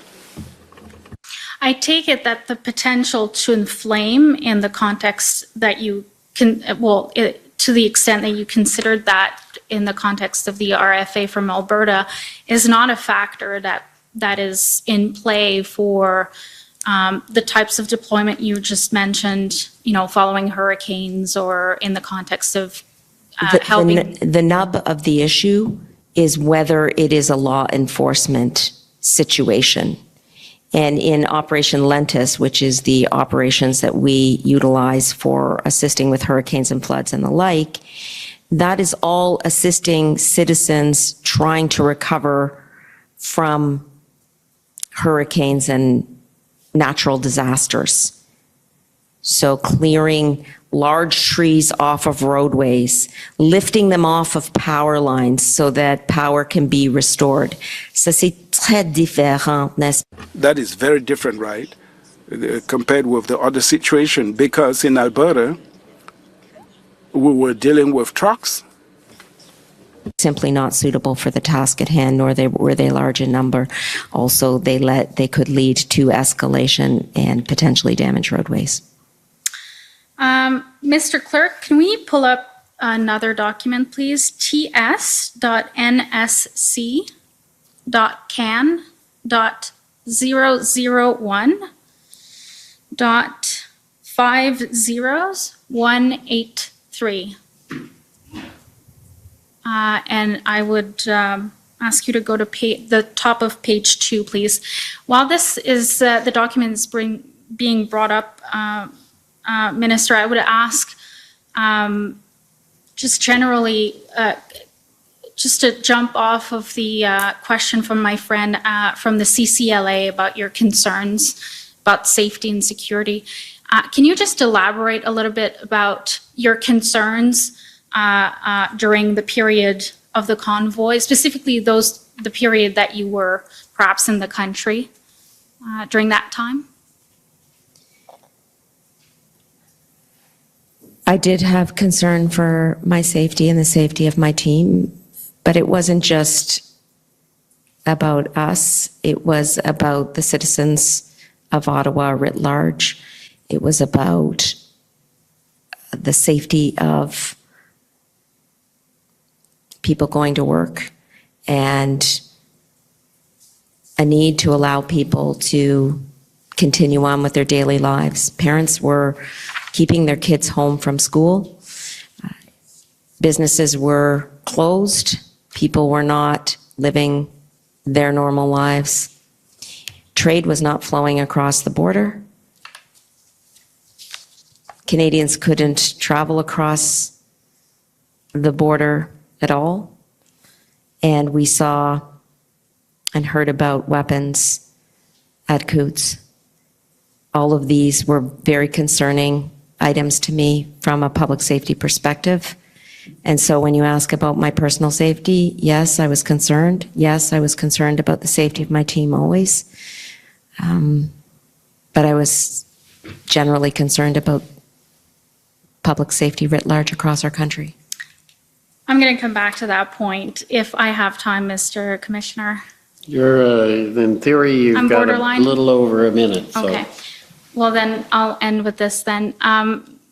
Minister, I would bring your attention to the first full paragraph, actually the first and second, under the heading, increased threats to elected officials during protests. And more specifically in the second part after the redaction, it states that there has been a noticeable increase in threatening behavior towards members of parliament and incidents at constituency offices since the beginning of the protests, including a recent file believed to be an arson and a few minor physical altercations with staff. This threatening behavior has been primarily focused on vaccine mandates and the government's enacting of the Emergencies Act. It has been directed at members of all political parties. Does that statement accord with your lived experience, Minister? Yes, it does. Thank you. Okay, thank you. Any re-examination? No, thank you, Mr. Commissioner. Okay, I just have two quick questions. One is probably an obvious one, but well, maybe not. You mentioned you were in Ukraine at the time the convoy started, and obviously things did not get better. Was Ukraine a factor in your analysis in deciding or in supporting the invocation of the act, of the Emergencies Act? No. The importance of my analysis relating to the Emergencies Act related to Canada. And in particular, I had reference, as someone familiar with statutes, to Section 16 of the Act and the definition of public order emergency being an emergency that arises from threats to the security of Canada and that is so serious as to be a national emergency. And I believed the information that I had fulfilled that definition. In terms of what we are witnessing generally around the world and including in Ukraine, with a further invasion of a sovereign democratic country, I am also concerned about that, of course. Yeah, no, But it is not part of the analysis that I undertook in terms of agreeing with the decision that our government made. And the reason I asked is, and maybe I should have been more specific, is not in terms of the security of Canada as much as it being a national emergency and the impact on supply lines that we've heard was certainly some have testified that that was an important impact on Canada that was only worsened or likely to be worsened because of the war in Ukraine. So that's why I was asking, but obviously it was not a factor for you in terms of why it was a national emergency as opposed to the security issue? That's right. Okay. And then the second thing is, it's just to, and I know I'm quite certain what your answer will be, but I think what Alberta was trying to raise with you, and you wouldn't necessarily be aware, is that there's a suggestion that at one point the RFA, well, let me give you the background. Alberta secured some tow trucks, heavy tow trucks, and at one point was looking for drivers. Was there a separate, are you aware, or were you separately asked by way of an RFA, not for heavy tow trucks, but for drivers who could operate the tow trucks that had been acquired by Alberta? And I think that's what, I suspect that's what the questioner was trying to get at. And I was not. Okay. I did not have any conversations relating to drivers of trucks. Well, that's, thank you very much for accommodating. Thank you so much. The schedule for the commission and for coming to testify. Thank you so much. Merci beaucoup. So I think we'll take the afternoon break, and we'll come back in 15 minutes, assuming there are no other issues, such as votes. The commission is in recess for 15 minutes. La commission est levée pour 15 minutes.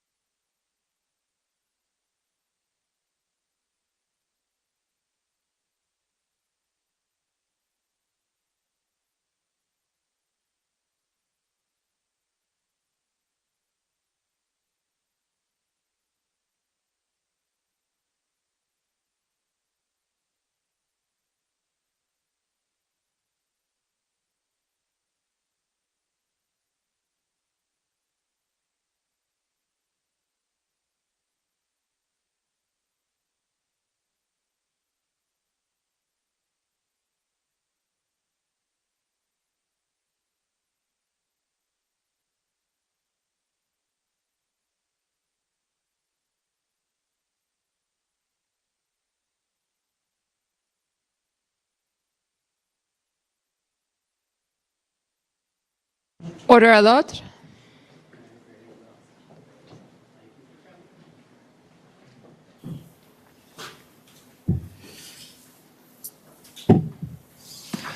The commission is reconvened. La commission reprend.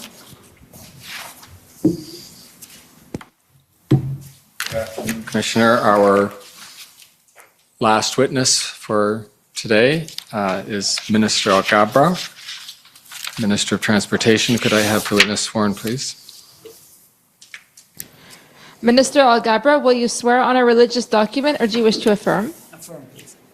For the record, please state your full name and spell it out. Omar Alghabra, Omar, Alghabra. Do you solemnly affirm that the evidence to be given by you to this commission shall be the truth, the whole truth, and nothing but the truth? I do. Thank you. Good afternoon, Minister Alghabra. I'm going to start with a bit of housekeeping, as we usually do with the witnesses. I'm going to ask you to remember that a couple of months ago we had an interview where we got some information from you that ended up getting put into a summary form and then sent to you and your staff for review. And what I'd like you to do is confirm that that you reviewed it, that you considered it to be generally accurate, and that you adopted as part of your testimony before the commission today. Yes and yes. Thank you. And for the record, I don't need this clerk, but for the record, it's WTS 6075. As you know, Minister, we've already heard from your deputy, with whom I canvassed pretty much the same issues that we're going to talk about today, but our perspective, our point of interest today is your perspective as the minister. And so let me just begin. As I recollect our interview, you were appointed by the Minister of Transport in January 2021. Is that correct? That's correct. And can you give us just a brief account of your professional training and how you came into politics and ultimately to the position of Minister of Transport?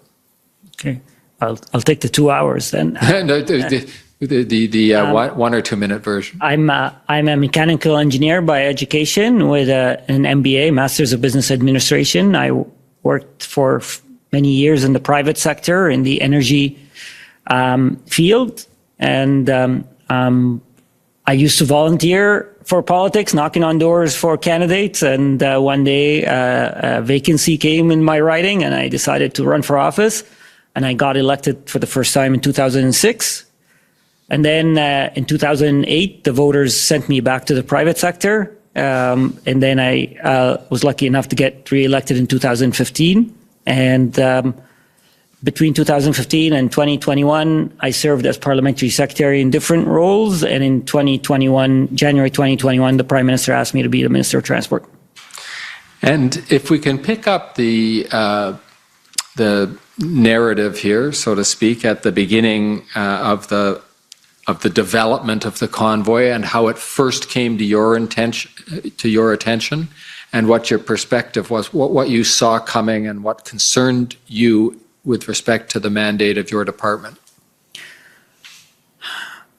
Because of my role, I've been involved heavily in government policies when it came to vaccine mandates and keeping Canadians safe. So I was involved with my colleagues in developing those policies, and I was involved in the development of the decision to include a vaccine mandate for the transportation sector. We had an election on that, and we got re-elected as a government. And I was tasked by the Prime Minister to complete, it was part of my mandate letter, to ensure the protection of the safety of those who work in the industry and those who use the industry. And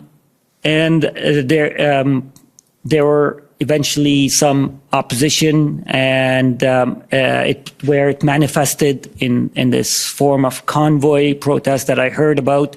I was briefed about it by the department first, and then through law enforcement agencies. And what issues first? What issues did the convoy present? I mean, obviously, it's a convoy of trucks, and you're the Minister of Transport. But can you tell me about the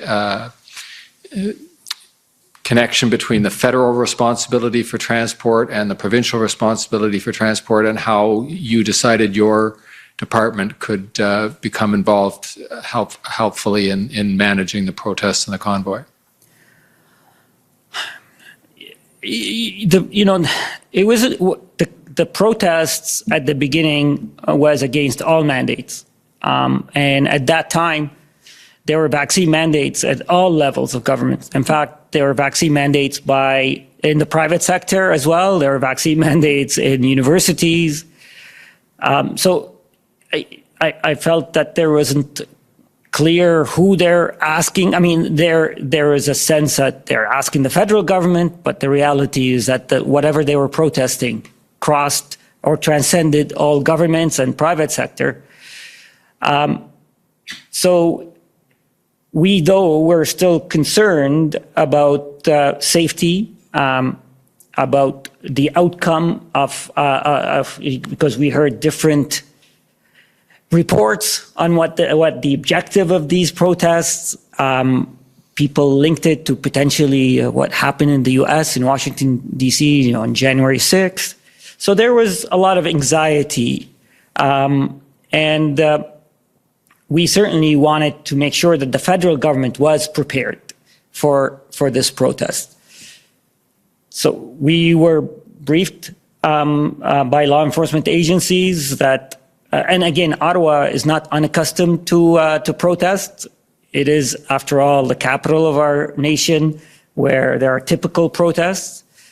So we were briefed that law enforcement agencies were prepared. The hope that this was going to be like most protests, it might last a weekend, it might last a few days after the weekend, but the hope and the expectation that it wasn't going to go on for a very long time. Right. And needless to say, it didn't last just the weekend.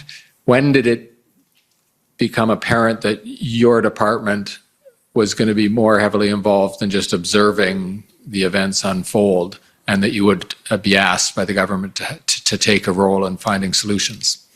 I would say a few days into the protest, where it had become clear that this was not a usual protest. There was a sense that there is some stalemate by law enforcement and other type of agencies. So what I decided to do, what our government decided to do, is to task our officials to figure out what tools that we have in the federal authority to deal with the occupation, because by that time it had become an occupation. So we tasked the official to do this. They did a lot of work looking. They couldn't find any legislation or regulation, because the jurisdiction was local law enforcement. It either was the responsibility of the local police or the provincial authorities.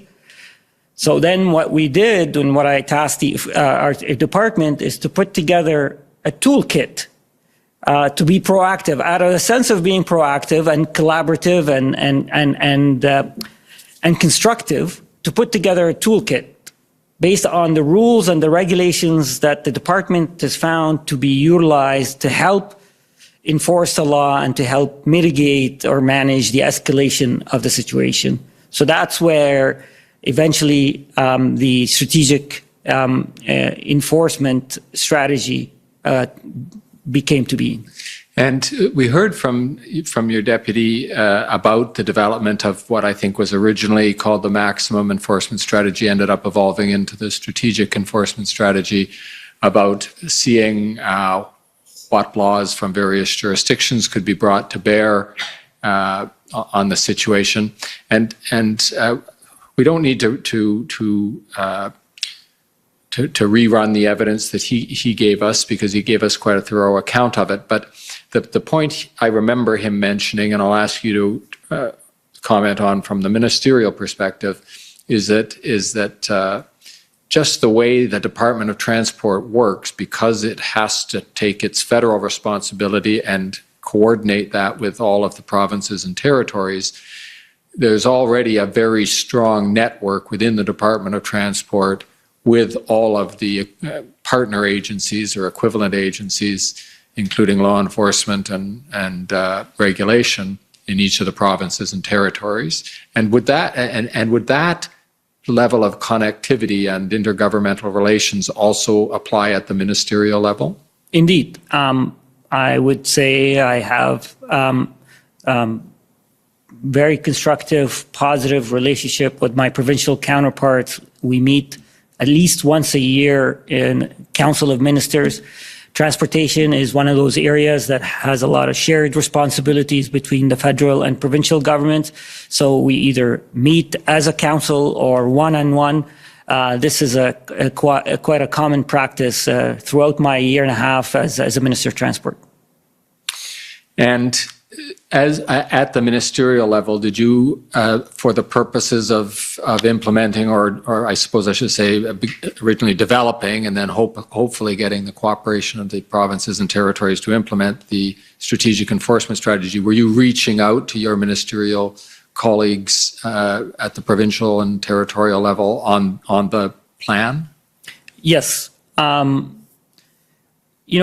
the first week, it's become clear that the situation, as I said, has become a lot more complex and a lot more volatile.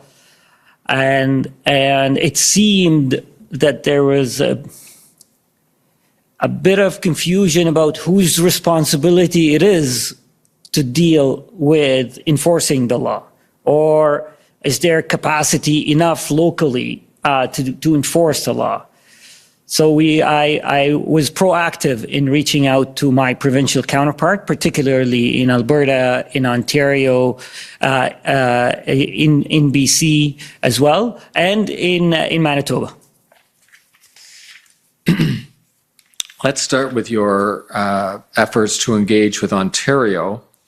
The time frame I'm going to concentrate on, just to get the matter focused quickly, is the sort of February 7th, 8th, 9th time frame. So we are at the point where the convoy has put down roots, so to speak, in Ottawa.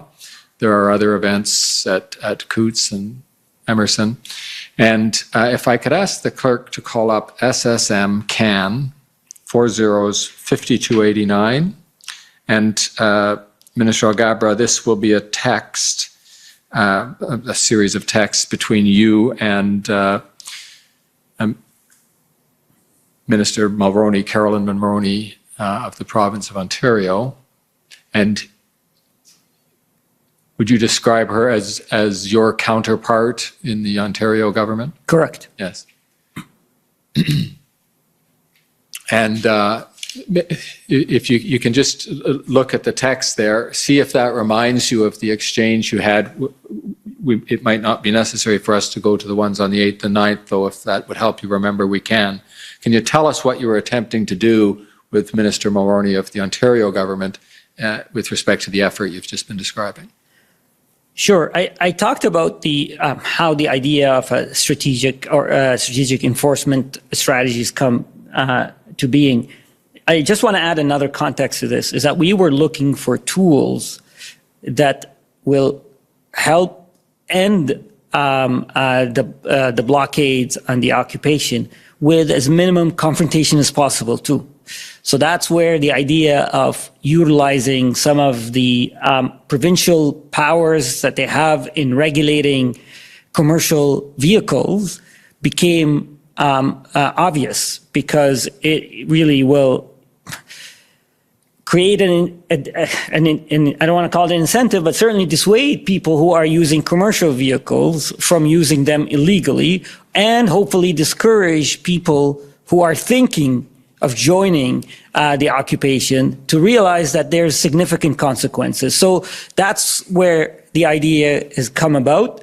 And I wanted to, when we finalized or developed this, it wasn't completely finalized, but when we have the outline of what we were thinking, I reached out to Minister Maroney to share with her what we have put in place or what we are proposing. So I texted her on Monday. By the way, also that day I had participated in a press conference with my colleagues, Minister LeBlanc and Minister Mendicino. We felt it was, up until that moment, the federal government had not spoken out publicly about our role or in dealing with the blockades and the occupation. So I reached out to her and I asked if she would have time to speak with me so I can share with her what I thought was constructive ideas. And how did that go?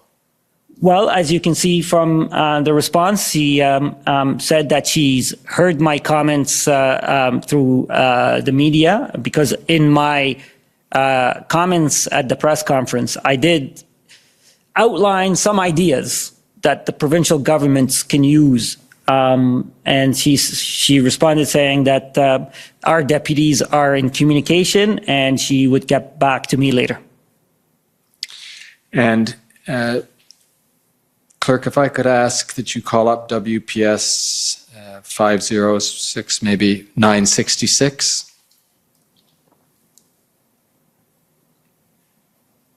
Now, this is a bit of a longer document, Mr. Clerk, and you can either word search potato or scroll down until you come to it. It's a fair way. It's a cluttered document, and it's hard to find. It's a fair ways in.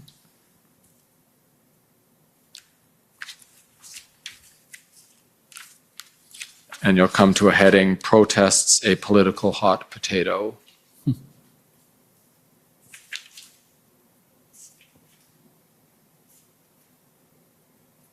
There we go. Thank you.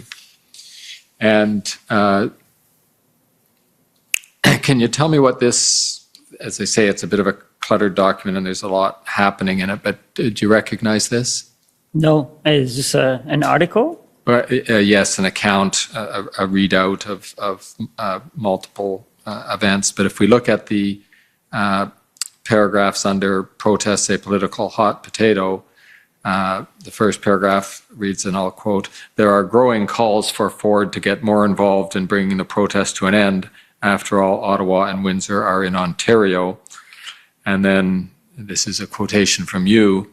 "I call on the government of Ontario to join us in securing an end to these illegal blockades in several Ontario cities and to apply the law," Transport Minister Omar Alghabra told a news conference on Wednesday.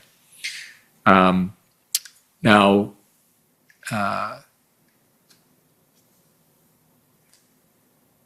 was this part of your effort to get Ontario engaged in the enforcement plan? Yes.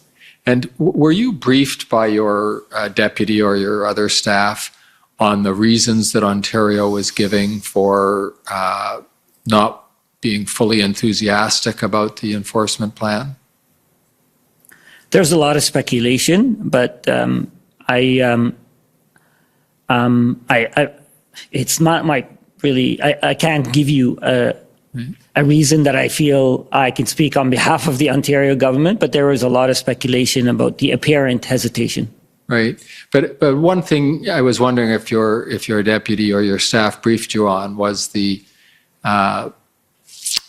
concern, certainly that the lawyers observing the situation could have had, which is that if you start using enforcement mechanisms for what might be called an ulterior purpose or for some objective other than those mechanisms were designed for, you run into legal issues, including the procedural fairness that has to be applied before the enforcement can be effective, before it can take effect. So you recognized that there were genuine issues that Ontario was concerned about before it could become fully invested in the enforcement plan? I mean, I think it was clear, even through my conversations, direct conversations with Minister Maroney, that we have a difference of opinion. We had a difference of opinion.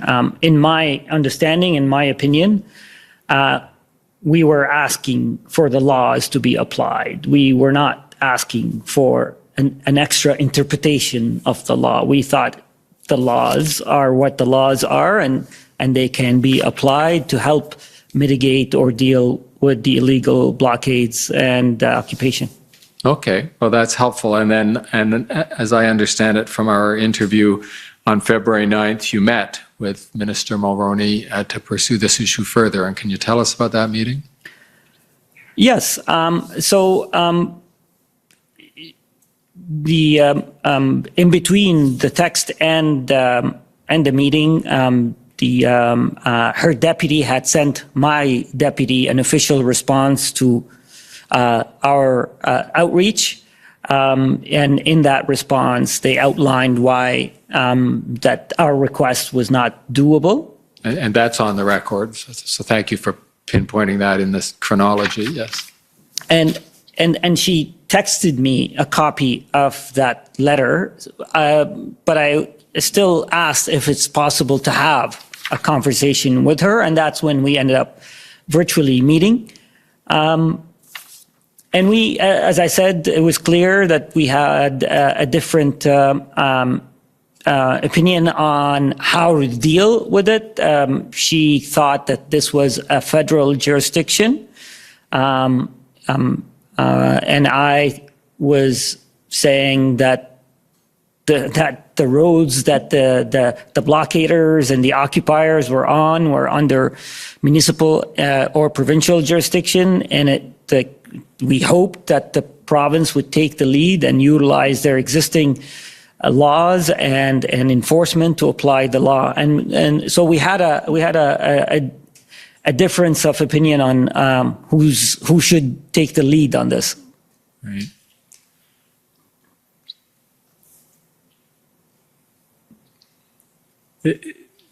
Maybe you could flesh that out a little bit. I mean, it's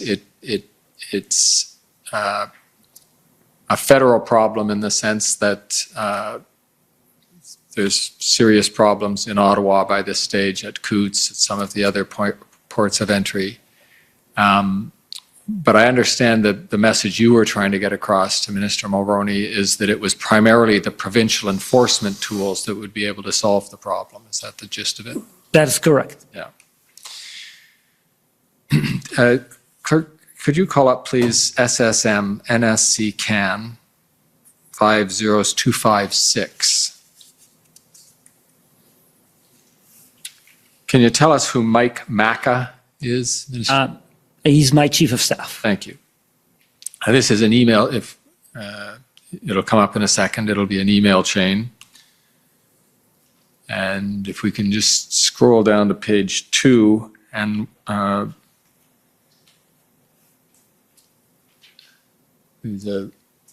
there we go, a readout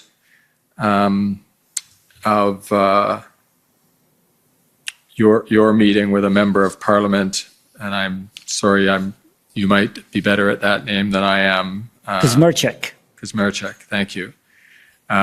Who, as I understand it, is a Liberal MP from Windsor, Ontario. Correct. Thanks. And can you tell us about that? I mean, the clerk can help you scroll down through the notes if you'd like to remind yourself, but it might be that by looking at the points there, you can be reminded of what it was you talked about and what it was of concern to you and your colleague. Well, I was doing a lot of outreach at the time, and my colleague and friend, Eric Kazmerchik, has also wanted to convey to me the facts on the ground as he sees them in Windsor, and the impact that the bridge blockade has had on the community.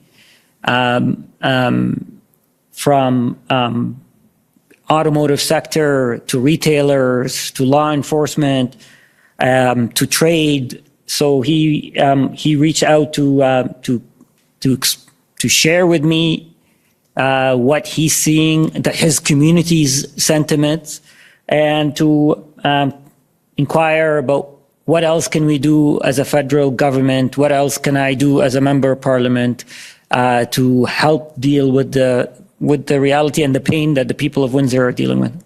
Right. And then by now, I think most of us know what happened very shortly after that meeting on February 10th, when Ontario adopted its emergency measures order. And can you tell me how that had an impact on your perspective of things going forward once Ontario was, if I can put it this way, more on side with the approach that you'd been trying to encourage them to take? I was relieved that the Ontario government is taking that measure. They certainly, what I feel, built on the advice or the suggestions that we proposed to them. And I was relieved to see that the government of Ontario had taken that step. I'd like to take you to your international effort, because I suppose not exclusively, but perhaps primarily with respect to the Ambassador Bridge, but presumably with all of the border points. You also, in terms of your ministry's multi-jurisdictional efforts to coordinate your transportation function with those of the other jurisdictions in which the vehicles have to travel, you also have a relationship with officials in the United States, correct? That's correct. And with Mr. Buttigieg in particular? That's correct. Okay. And did you engage with him when Ambassador Bridge was becoming problematic? Yes. In fact, he had reached out to me and we scheduled the call. He wanted to express the concerns that the U.S. government and what he's hearing from industry that is being caused by the blockades at the Ambassador Bridge. So do you have many interactions with Mr. Buttigieg that begin with him reaching out to you? No. Usually I'm the one who's trying to reach out to him to advocate for Canada's interest. Right. And here he's probably not indifferent to Canada's concerns because it's a symbiotic relationship, but he's calling you because he's feeling his constituency is feeling the impact of the Ambassador Bridge on nearby ports of entry blockages. Is that right? Indeed, the Ambassador Bridge is the most important port of entry that connects our two countries.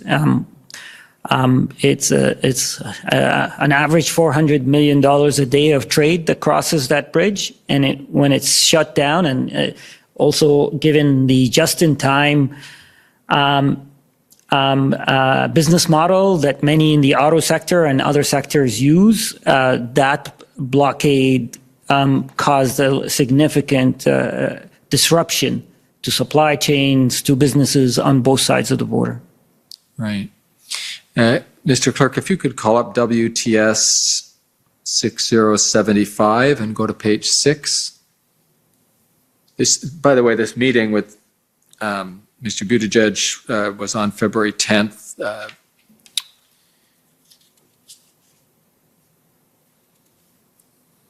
This is the summary of your interview, and you discussed this at page 6, where the clerk has put you there. Call with Secretary of State Pete Buttigieg. Now, if we look after the introductory paragraph to the introduction to a quote from you, and I'll read the introduction and a quotation. It says, Minister Alghabra was asked about the following statement he had made in the course of his call with Secretary Buttigieg. So for the context of the readers, that's me or one of my colleagues asking you to elaborate on this statement. In the course of our interview with you, we've asked you to elaborate. This is a statement you made during your call with Secretary Buttigieg. But I can tell you, and I just spoke to the Prime Minister, that we are running out of patience. If things aren't addressed in the very near term, we as the federal government will step in. And at that point, this is February 10th, as is noted at the top of the page there, was it your understanding that you and your colleagues in cabinet were contemplating the options that would include federal intervention to find solutions to the blockades and the convoys? I can't recall specifically if the conversation in cabinet about the second track of the Emergency Act had happened before this call or after. But I could tell you that my intention, and this, maybe I should explain the conversation first, because in the conversation I explained the secretary certainly was anxious and wanted to know when, if I could give an estimate, when will this end and how quickly can port of entry be reopened. And I was explaining to him the complexity of enforcement and whose responsibility, and that our federal government is not able to direct police to how to operate their law enforcement. So I gave him a context of how the complexity of the situation, but at the same time, I wanted to reassure him that this was an important matter, and that yes, despite the complexity, that we're going to do everything we can at the federal level to fix this issue. So it was, for me, it was intended not, I could say, even if we had started the conversation, I wasn't sure where we're going to go at the federal level, but I wanted to give him a sense of confidence that this is a priority for us and that we will do what we can to deal with it as quickly as possible. Now, right about then, in the course of your discussions with Secretary Buttigieg, Ontario invoked its emergency order, and would it be fair to say that that went some way to address the concerns and take the pressure off you, at least temporarily, and in particular, Secretary Buttigieg would be able to see that things were happening and enforcement might be not far in the future? As I said, while it offered me relief to see the provincial government up its participation or its role in dealing with the illegal blockades and occupation, the outcome was still that the point of entry was closed. So that was the eventual concern for Secretary Buttigieg and for me, to be precise.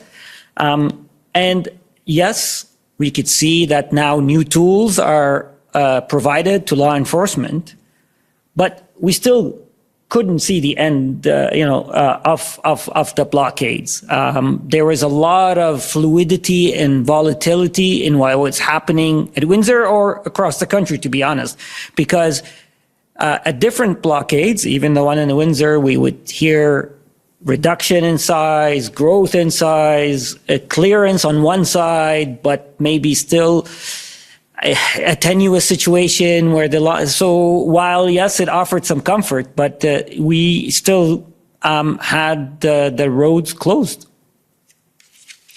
Okay, let's move ahead a few days. And Mr. Clerk, if you can call up SSM NSC CAN 400214.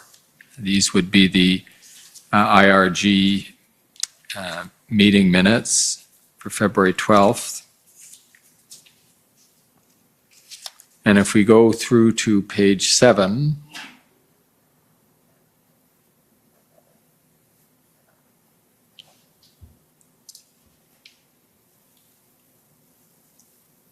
and if you scroll down to about almost halfway, there we go.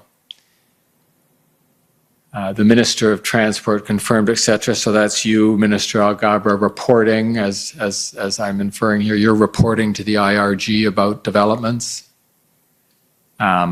And if we go down to just above the redaction, where again, the words the minister is underlined, and I'll read that out. The minister confirmed that he is working with provinces on securing tow trucks and that Alberta is looking to purchase at least 2 large tow trucks. Other provinces have been offered support to facilitate purchase agreements or services relating to tow trucks, but have shown interest to date.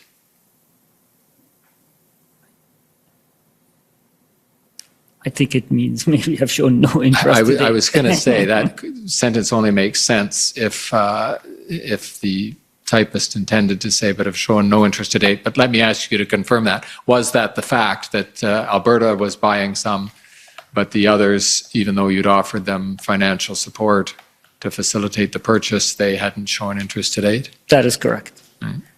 And if I may, can I talk about the first part of the paragraph? Yes, please.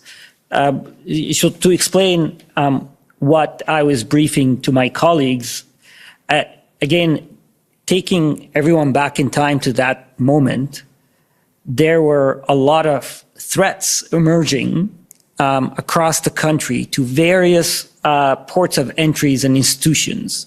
We had heard threats to the Port of Halifax, slow rolls in airport in Ottawa, Pearson Airport in Toronto, the Port of Vancouver. So what we did proactively, reach out to all or as many as we can to those ports of entry, to different institutions, including rail companies, to just encourage them to be alert, to perhaps increase their security, and to have plans in case any of these blockaders or slow rollers start appearing outside their institution. And with respect to your effort to encourage the provinces to obtain heavy lift tow truck capacity, did Ontario express any interest in participating in a program like that? Not that I recall. Okay, thanks. Now, at the end of that paragraph, we see a report on the situation at Manitoba, which I'll just summarize by saying Manitoba said we're doing okay on our own, thanks. Your sense was that Manitoba wasn't interested it wasn't sensing that it had a problem serious enough to become involved in the assistance you were offering, is that it? Yeah, I mean, I can't describe why, but they certainly, the minister and I think it was officials actually at the time, they were not indicating any interest in any support from the federal government. Okay, moving ahead chronologically, Mr. Clerk, if we can turn up the same prefix, but with the last 4 digits being 0401, we're now moving ahead to the IRG minutes of the 16th, so we're now post-invocation. Before we jump over that, is there anything that you think is important to this chronology that involves your particular involvement in the decision of Cabinet to invoke the Emergencies Act? Sure. I mean, that is I guess the question that I had to deal with, and so did my colleagues. And I kind of alluded to it in my previous response, is that again, that moment in time, there was a lot of concern about ongoing escalation and inspiration that these blockades and occupations had been causing. And it felt, as I said, that it wasn't just Ottawa, it wasn't just Windsor, it was Sarnia, it was Cornwall, it was Emerson, it was Coutts, it was Surrey, it was the Port of Vancouver, it was the Port of Halifax. All that to say is that there have been reports of either threats or some form of slow roll, some form of protest, and it felt that there was a stalemate, and that stalemate is raising the temperature. Occupiers and blockaders were becoming more entrenched. Those who opposed them were also becoming more entrenched in opposing them. So there was a sense of a stalemate and a risk to many people, including those who were participating in the blockades, that this could get out of hand, that we could be reaching a tipping point where it could escalate and we would look back and regret not doing something sooner. And not to mention, by the way, the hundreds of thousands, if not millions of Canadians who have been personally impacted, either through their livelihood or their quality of life, businesses that I heard from. So there's been this situation across the country was getting into a really period of a lot of, I would say, concern about where this is going to head if we don't end up doing something. And I know I grappled with that decision. I didn't take that decision lightly. And I would say I was reluctant to do that decision, but it was the right thing to do to protect Canada's national interest, to protect Canada's security, to protect Canadians. And at a time like that, yes, the Emergencies Act is for emergencies, and it felt like an emergency. Now, let me back up a little bit to, we mentioned your involvement and your department's involvement in the enforcement strategy, the strategic enforcement strategy. Your deputy described a companion strategy that your department was working on, the tow truck strategy. And as you were meeting with the IRG, is it fair to say that you weren't the only one around the table who realized that the ability to tow these vehicles was problematic in the situations both at the border points and in Ottawa? I don't want to speak on behalf of my colleagues or breach cabinet confidentiality. And I'm sorry, I didn't mean to imply that. Just it's your brief, so you tell So us. yeah, I certainly felt that having access to tow trucks was an issue. We for weeks been asking, or we've been told that it was near impossible, if not impossible, to find tow truck operators who are willing to take the risk to participate in a law enforcement action. So that was a common feedback that I heard from the department, from others. So it was clear to me that availability of tow trucks, and not just any tow trucks, by the way, we're talking about specialized tow trucks, was the availability was an issue. And so again, recognizing that I have to be more careful about the questions I ask you than I asked your deputy, but what we know is that part of what came out of the emergency measures order was an authority to compel tow truck service providers to provide towing services. And so is it safe to say that that was an element of the emergency legislation that you considered an important part of the overall solution? Indeed. Look, I think it was really important that the Emergencies Act is precise, is targeted, and is measured.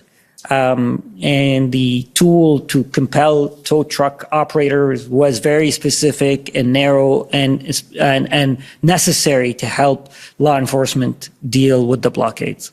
Okay. And we have, thank you, Clerk, the document for the February 16th IRG meeting minutes. And if we can go down to page 7, about just a quarter of the way from the top, immediately after the redaction, right? So here you are reporting, and because this is unredacted, you're allowed to talk about this. Somebody has decided that it's fair game. And it says, the Minister of Transport confirmed that tow truck capacity challenges appear to be resolved, with Alberta and Ontario confirming that they have appropriate towing capacity. And that speaks for itself, because I don't want to ask you to expand on that in case it would involve a confidence of cabinet. But we can get some insight from your on this point from your witness statement. And in particular, can you call that up, Mr. Clerk? I think I introduced it at the beginning as 75. Thank you. And if we go to page 8 of that,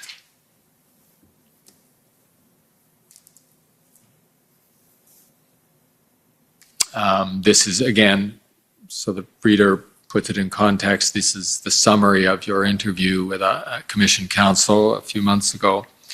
And you note roughly the same here as you did to Cabinet. Minister Alghabra noted that a key proposal for emergency measures was the power to compel tow truck drivers to comply with an order to assist in removing vehicles, which was inspired by Transport Canada's tow truck strategy.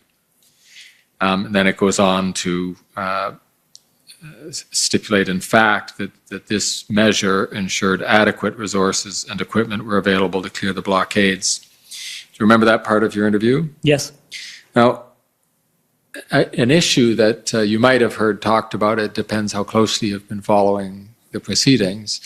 I think what I think is not contentious is that not long after the enactment of the invocation of the Emergencies Act, trucks did get towed, and that some documentation indicates, mostly documentation where the tow truck drivers are seeking to get paid for their services, that at least the mechanism for compensating tow truck drivers who were asked to provide services or compelled to provide services under the Act, that part of the system worked.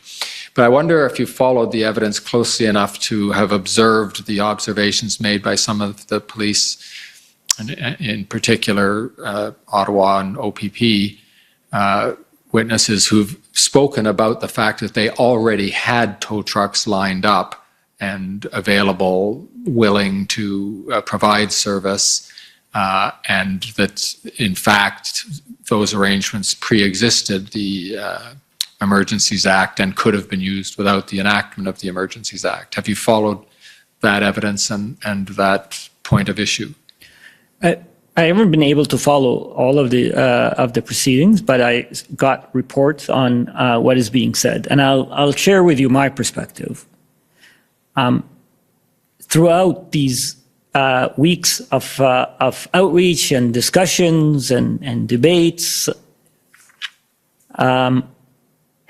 no one has said that the tow truck issue was resolved. In fact, in all of my conversations prior to the invocation of the Emergencies Act, availability of tow trucks was always highlighted as an issue, and that tow truck operators were worried about their safety, were worried about their business.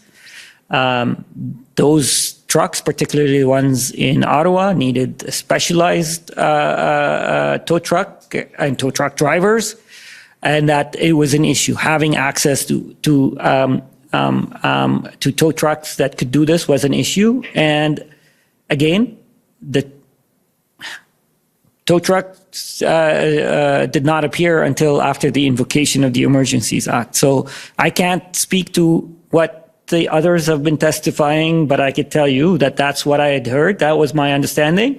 And again, the facts is that the tow trucks did not appear until after the Emergencies Act was invoked. Thank you for that. Now, those are all of the specific questions I have for you, but I'd like to finish up by asking you if you have anything you'd like to add, just general observations or things you think it's important for the Commissioner to hear. And in that category, if you have recommendations about things that could have been done differently if different protocols or legislation or whatever had been in place when you were trying to develop your enforcement strategy and trying to develop your tow truck strategy. Those types of points would be helpful to the Commission. I just want to go back to the picture that I tried to draw for you about the situation and how heightened the sense of anxiety and concern for public safety, for economic well-being of our country was. How, at the time, cities and municipalities were asking us to do something. Provincial governments were saying this is a federal issue. Opposition parties were asking us questions. Why aren't you doing something? Canadians were asking us. Businesses were asking. We didn't talk about several interaction that I had with associations that represented different industries, including the trucking industry. They were all, and I looked them in the eye and I heard it in their voice, the panic, the fear, the concern that they have, the shifts that were shut down, the businesses that were closed down, the people who couldn't go to hospitals. That was the moment that we were living. And it felt like we had to do something. We were, again, it was not something that we took lightly. It was not something that I took lightly. But it was the context that we're in, the fear of escalation, the fear of getting to a tipping point where it could get out of hand. That was, I strongly believe that was invoking the Emergencies Act. Again, it was very precise and limited, was necessary. As to your second question, I think it's clear that this incident has exposed some gaps, whether it is, the issue of jurisdictions, whether it is, do we need additional tools to protect critical infrastructure? I think those are important questions. And in fact, I've tasked my department to do some work on what can be done to strengthen federal legislation or tools to add additional maybe set of tools to protect critical infrastructure. Along those lines, let me just follow up with a question that takes us right back to the very beginning of your evidence, Minister Alghabra. You talked about the fact that you have at least an annual meeting of a council of ministers of transportation at the federal and provincial and territorial level. Do you think that if at the next one of your meetings you put your heads together to see if you could come up with plans, procedures, and protocols so that you're not trying to invent this thing from the start the next time a problem like this arises, that the officials themselves, perhaps even without new legislation or perhaps with a view to fashioning appropriate legislation, could advance the situation? I think absolutely. By the way, we did have a council of ministers after that incident. Typically, we have them in February. And I think it's really important to collaborate with provincial governments on clarifying these what appear to be misconceptions or miscommunication or misunderstanding. But also identifying tools. I'll just note, for example, the Alberta government has its own critical infrastructure legislation. So perhaps we can also learn from the government of Alberta and other provincial governments on what else we could do at the federal level and how we can collaborate on closing these gaps. Thank you, Minister, and thank you, Commissioner. Those are my questions. Okay. So if I could first call on the Democracy Fund, JCCF, please.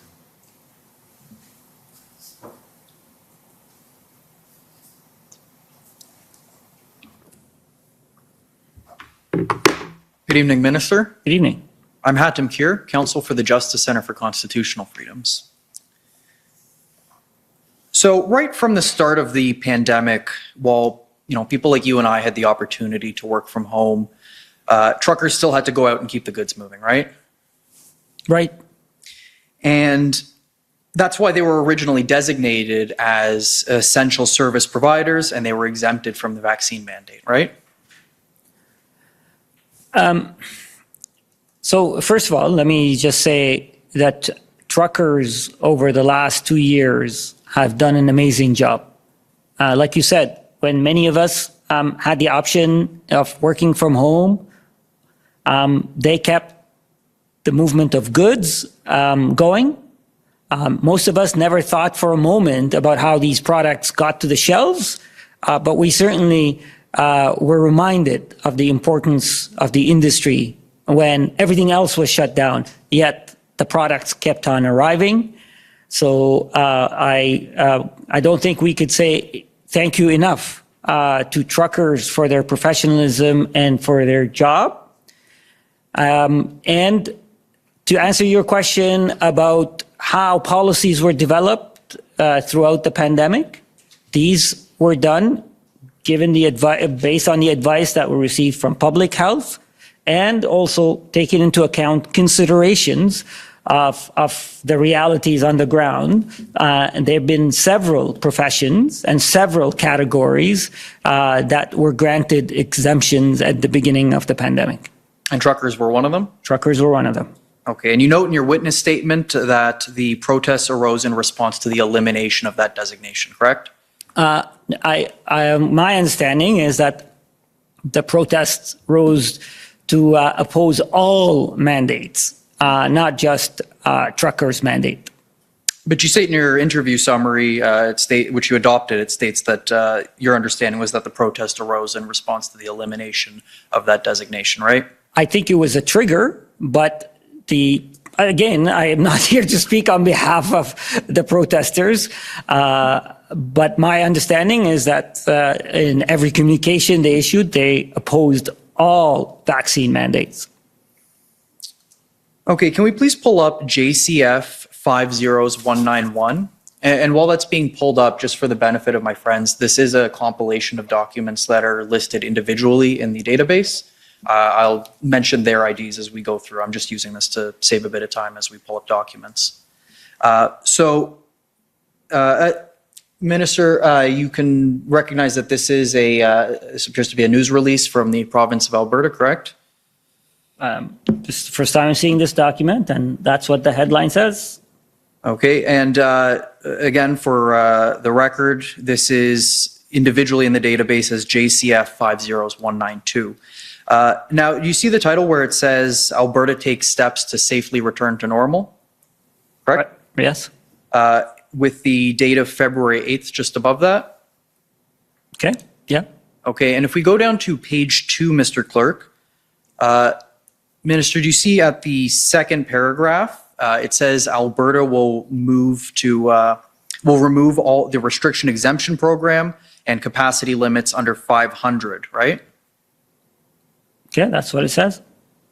And then if we go to page 3, it sets out a schedule for other restrictions being lifted, right? I mean, again, I have not seen this document before, and I'm only seeing what is being in front of me on the screen. So it says step 2, step 3. So I'm assuming that what you're saying is correct. And you, I take it you were aware that this was happening at the time in February, at least in the broad strokes? Yeah, I mean, again, as I said, all governments, not just in Canada, provincial, municipal, around the world, had different public health measures, including mandates, and all governments had their own plan of how to adjust these measures. Okay, and then if we go to page 7 in this document, which for the record is in the database is JCF 50193, this is a Manitoba news release dated February 11th, right? It appears that way. And the title says that Manitoba accelerating plan to reduce public health restrictions based on improving COVID-19 situation. That's what the headline says. And again, were you aware of Manitoba's action at the time? Again, I was aware that different governments had their own plan of adjusting their public health measures. So did we. Well, you might start to notice a pattern I'm getting at, but perhaps we can go to page 9 in this document, Mr. Clerk, which for the record is JCF 50190. We see an Ontario announcement dated February 14th, right? Yeah. And it announces that Ontario is moving to its next phase of reopening on the 17th. Okay. And just for the sake of completion, lastly, if we just go to page 14, which for the record is JCF 50194, this is a Saskatchewan news release titled Living with COVID, Proof of Vaccination No Longer Required, Business Verifier app discontinued, correct? That's what the headline says. Okay, so you said you were aware that different jurisdictions were taking their own responses.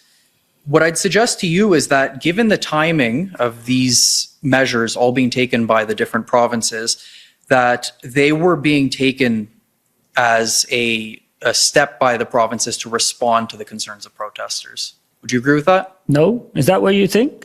I'm suggesting that to you. No, well, I don't think so. But at the end of the day, it's up to the government. The government, none of these governments have shared with me their rationale. I'm assuming that just like they impose these measures based on their advice that they received, I'm assuming they're adjusting their measures based on the advice that they receive and their own considerations. Well, we heard yesterday that at the first ministers' meeting relating to the invocation of the Emergencies Act, that Premier Kenney asked the federal government to lift the vaccine mandate as it applied to truckers crossing the border. And he mentioned that he had raised that previously. I don't believe you were at that meeting, but were you aware of his opinion? I was not at that meeting. I think he had made it public. I just can't remember when he made it public, his opposition to border truckers crossing the borders mandate. Well, we also saw a text from Premier Kenney, which was forwarded to you by Minister LeBlanc, where Premier Kenney called the trucker vaccine mandate, quote, dumb political theater, end quote. Do you remember receiving that? I do. So again, given these comments from Premier Kenney and the timing of the provinces, you still maintain that none of this was in response to the protests? Again, you'll have to ask the provinces that question. I'm not in a position to offer justification for a provincial government's decision. Well, given the motivation of the protesters, did the government consider resuming the exemption for truckers?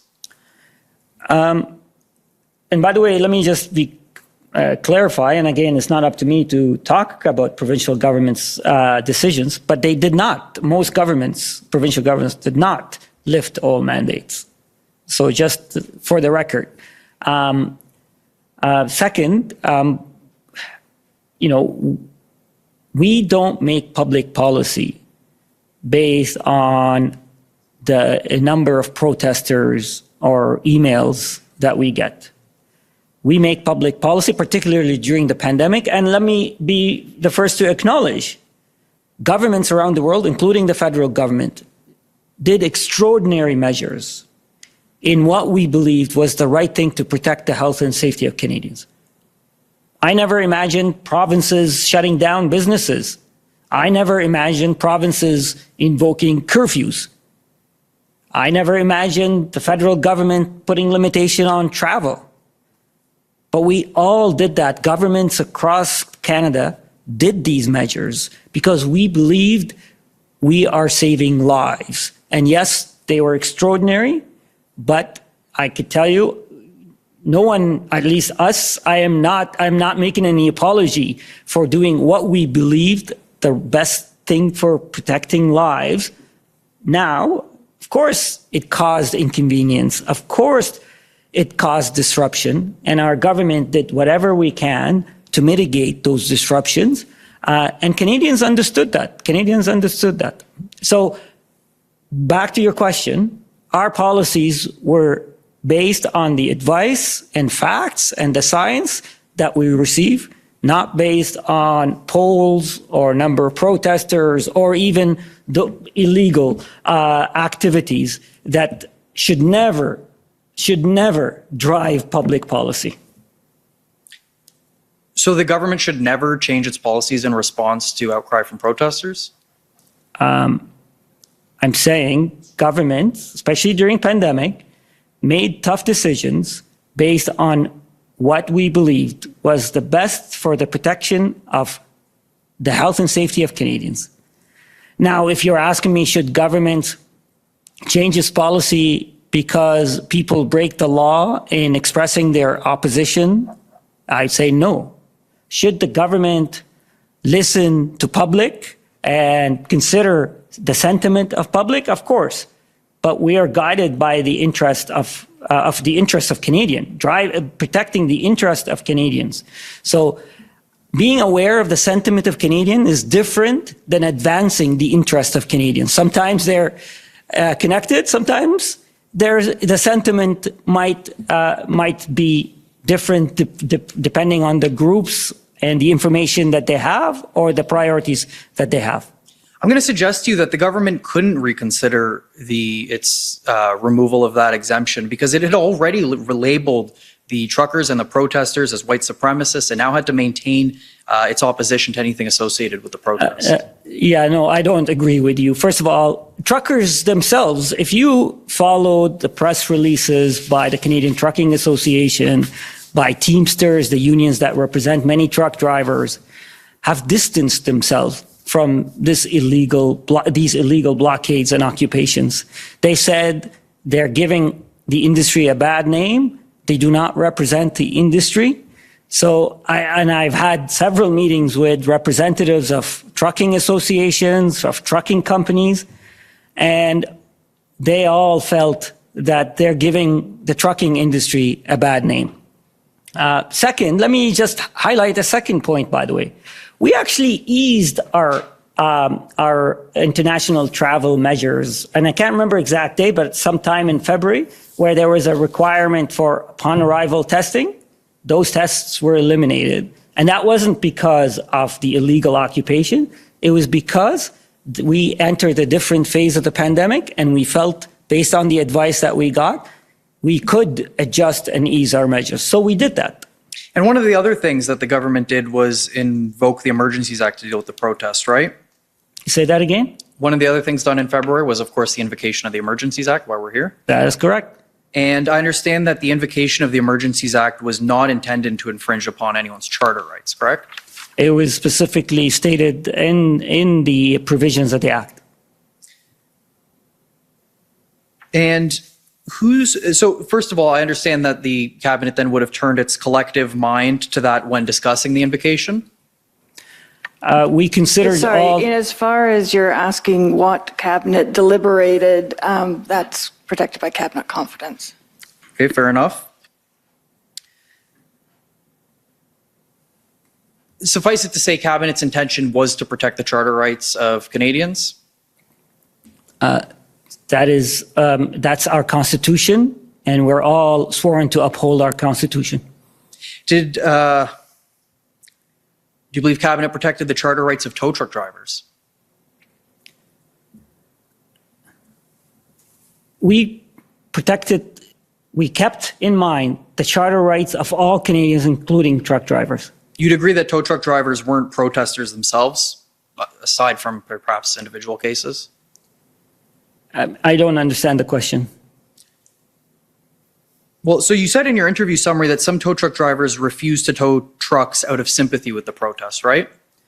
I said that, yes, there was a reluctance for a variety of reasons. One of the reasons may be because they might be sympathetic, but the bigger reasons that we heard is that they were afraid for their livelihood and their safety. Well, I want to focus on the group that was objecting out of sympathy with the protest. You'd agree that they may have done so out of political or moral reasons? I can't really speak on their behalf. You'd agree that the emergency measures regulation compelled tow truck drivers to serve a cause that was potentially contrary to their beliefs if they were refusing out of sympathy with the protest? You know, again, the Emergencies Act was necessary given the circumstances. The tools within the Emergencies Act were necessary to end illegal activities, including blockades and occupation. And in order for us to de-escalate the situation and to end these illegal activities, we needed access to tow trucks, making sure that tow truck drivers were compensated and made whole. And I'm pretty sure that I can't speak about the selection of tow truck drivers and tow truck companies, how the law enforcement agencies in choosing them. So I'm sure they found those who were willing as long as they felt they were compensated and protected. Minister, I'm out of time, but I'm just gonna push back on that one answer you gave me, because I asked you if tow truck drivers who would have refused out of sympathy with the protest, as you highlighted in your interview statement, would have been compelled by the emergency measure regulations to serve a cause that they did not agree with, and you responded by talking about the necessity of it. But I'm asking you, were those people compelled to serve a cause that they felt went against their conscience and their choice of association? So I answered the question by saying I was not involved in how tow truck drivers or tow truck companies were selected. I would like to think that there were options to select tow truck drivers who were willing to participate. You'd like to think that, but certainly the power created that opportunity, right? I was not involved in the selection of tow truck drivers. Okay, I have no further questions. Thank you. Thank you. Next, if I could call on the City of Windsor, please.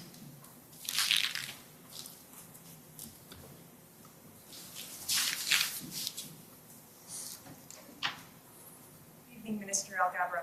Hi. My name is Jennifer King. I am legal counsel to the City of Windsor. Hi, Councillor.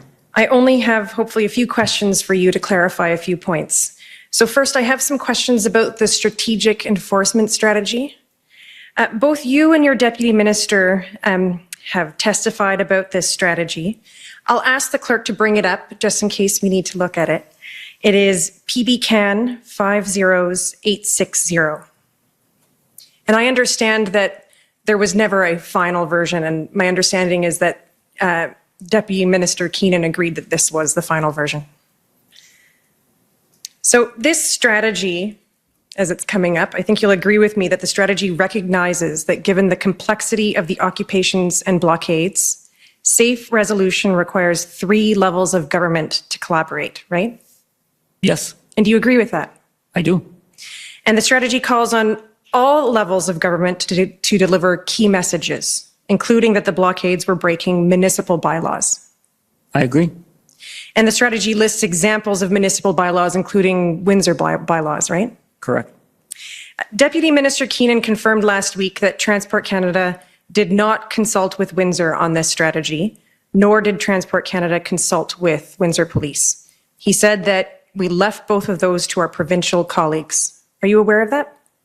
I was not aware of the level of consultation that took place. I was just aware that there's significant consultation that had taken place in putting this document together. Okay, but if Deputy Minister Keenan said that he didn't consult with the municipality of Windsor, you would defer to him? I would defer to him. And you didn't consult with the municipality on the strategy? I had a meeting, by the way, with Mayor Dilkins, I think February 11th, I think.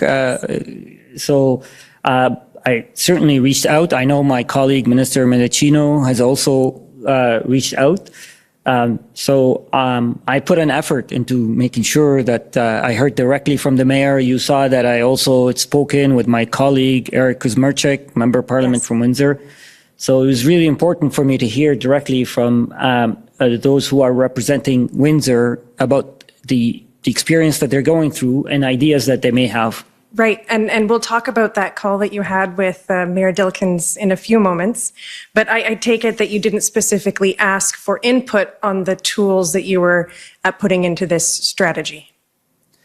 Again, the strategy was developed, put together by officials based on my request, and I know, and the idea was to consult our stakeholders, our key partners, But I'm not able to answer your question about the level of engagement and who exactly was involved in this development. Thank you.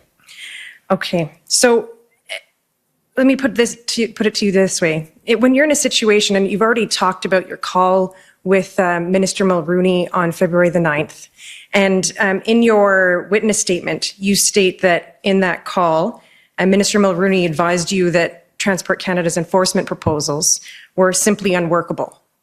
That's what she told you? Yeah, I mean, I don't know if that was the exact word, but maybe it was, but saying that what we were proposing was not doable. Okay. So if you're in this kind of situation where your provincial colleagues are maybe not on board at the moment, and you're in a situation where safe resolution requires 3 levels of government to collaborate, wouldn't you agree that you should reach out directly to consult with the impacted municipalities on this kind of strategy? Again, I reached out to Mayor Dilkens and I had a conversation with him to hear from him about what's going on, to get a briefing from him, and then I offered him what else can we do to help. So I had direct conversation with the mayor, as I said, my other colleagues as well. Right. And so it is important to reach out directly to the municipality then. You agree? I think so. Yeah. Deputy Minister Keenan also confirmed that Transport Canada would not have shared the strategy with Windsor after it was finalized, and again relied on Transport Canada's provincial partners to share it as they saw fit. And he didn't know if it had been shared. I take it you did not share the strategy with Windsor. I didn't, but again, the document was about provincial and federal tools, and mostly provincial tools. So it made, I guess, sense. And again, I shouldn't be talking about what exactly happened because I wasn't involved in it, but maybe I'm attempting at understanding what happened. Right. And so we did get some clarity on that from the Deputy Minister. I can tell you that I'm not aware of any evidence that Windsor received it. I just wanted to confirm with you that if the purpose of the strategy was to coordinate with 3 levels of government, wouldn't it have been important then to ensure that all levels of government had a copy? Councillor, at the risk of repeating myself, my colleague, Mr. Kuzmerchak, my colleague, Minister Mendicino, perhaps others have reached out to the mayor to ensure that we are still in touch and in contact. We offered, we solicited input, we offered help. So I guess what I'm trying to demonstrate is that we've actually done that. No, and I can see, and we'll talk, perhaps Mr. Clerk, you can pull up SSM CAN 50981. And I can see that there was a reach out to Mayor Dilkens, and this is referenced in the institutional report from Windsor, absolutely. And Mayor Dilkens said that there was excellent communication with the different levels of government. I was just trying to confirm with this strategy that was an important strategy that Transport Canada had worked on, why it didn't get to the local authorities that were on the ground.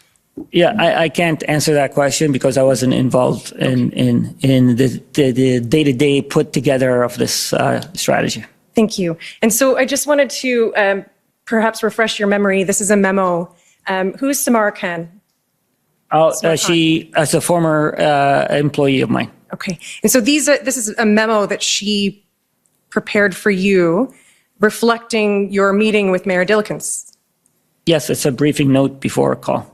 Okay, so I just have a couple of clarification questions about this call because you hadn't referenced it in your witness summary, and I'm not sure if it matters, but you had said that the call was maybe on the February the 11th. I think that was Mayor Dilkens' recollection. This document seems to be dated February 10th. Oh, it's not uncommon that my staff prepares a briefing note the night before so I can read it overnight in preparation for my meeting. And the briefing note tends to cover a variety of issues in case any other topic is approached when I'm speaking with whoever I'm being prepared for. And then your staff would insert the notes from the call. Is that what we have here? I don't know. I think this is the actual briefing note. I don't know if it has the readout of the call. I think this is the the actual briefing note. Okay, so when it says current status and it has notes about what Mayor Dilkins is saying, this is not notes from the call? No, this is preparing me for what's the latest activities that have been happening there. Okay, so if you could just scroll down to the second page. So you're aware at this point then that the city, along with the APMA, is seeking an injunction? Yeah, and on the second page, you'll see at the top, it states that the OPP has been sent to Windsor to assist with the situation, and RCMP are sending a public order unit based in Ontario to assist alongside the OPP in Windsor. So you were aware of that as of around February 10th? Yeah, as I said, this was a note prepared by my team to prepare me for the call, and the idea is to make sure that I'm up to date on the ongoing activities. Great, thank you for clarifying that. And my last question is, Minister Alghabra, you told my friend Commission Counsel earlier that you tasked your department with what can be done to federal legislation and tools to protect critical infrastructure. Did you task your department to consult with border municipalities and other partners in considering these changes and tools? I mean, we're not at that stage yet. Perhaps we will get there, but for now, the idea is to put together a simple proposal on what additional tools we need, and then what we would do is we would then talk to our partners. For sure, it would make sense, municipalities that have such critical infrastructure, to seek their input. Okay, thank you. Those are all my questions. Thank you. Thank you. Next is former Chief Slowly's counsel, please. Thank you, Mr. Commissioner. Nicholas DeStefano for Chief Slowly. We've ceded our time to the Government of Canada. Okay. OPP. Chris Diana for the OPP, and we likewise have no questions and have ceded our time to the Government of Canada. Oh my God. Okay. I don't know. That's going to be a long. Okay. Windsor Police Service. Hi there, Heather Patterson for the Windsor Police Service.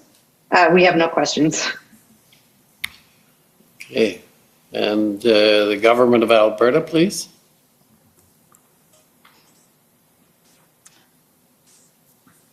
Good afternoon. It's Mandy England for the Government of Alberta. We do have some questions, and I'm wondering if we might be able to take the time for the Windsor Police Service that they weren't able to use this afternoon. But there wasn't an offer made, but let me, and you owe me 5 minutes from the last time. But let's go and see where we go. Fair enough. Thank you very much, Commissioner. Minister, you will agree with me that in your communications with Minister Sani before February the 13th, that you did not raise or discuss the Federal Emergencies Act. Is that right? That is correct. Okay, thank you. I'd like to take you to some comments that were made in your witness statement, and I would ask if that could please be pulled up just so you can see it. It's at WTS, I believe it's 6075 at page 4. And as it's being pulled up, the first comment that I'd like to draw your attention to is, nonetheless, his, being your assessment, was that some provincial governments, for example, Ontario and Alberta, viewed the issue as an issue falling under federal jurisdiction requiring federal intervention.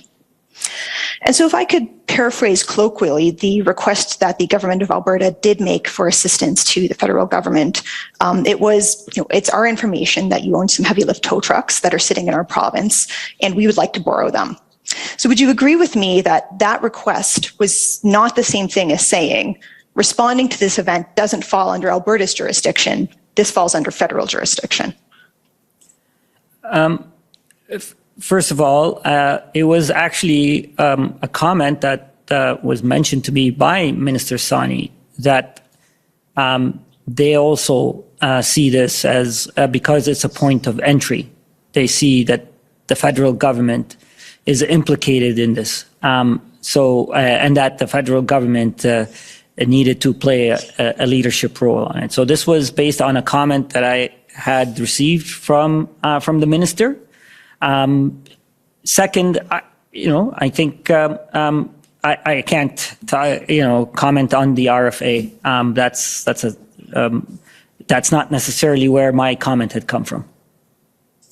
Okay, thank you. And so in terms of, the issue that there was a port of entry, I understand you as saying that there was a role, but not that it was a matter solely of federal jurisdiction. Alberta did not in any way imply that it viewed this as not being anything to do with it, right? You were aware that Alberta was actively responding to it as a matter within its jurisdiction. When I asked Minister Sawney and I have a very good professional relationship where we are in regular contact when she was a Minister of Transportation. When I asked if she would be willing to issue a joint statement, because I felt having a joint statement by two levels of government, calling on the blockaders to go home, would send a strong message to those who are thinking of staying or those who are thinking of joining. She refused to do that because she said that this is a federal issue because what the blockaders are objecting to, it has nothing to do with us. So I'm sharing this with you to explain to you where I received that sense that Alberta was saying that this is the federal government's problem. Okay, well, if I could ask if the clerk could please pull up ssm.can 402302, which is a readout of your call with Minister Sawney. I did not read her comments in the same way that you did, and so I'll pull those up for context.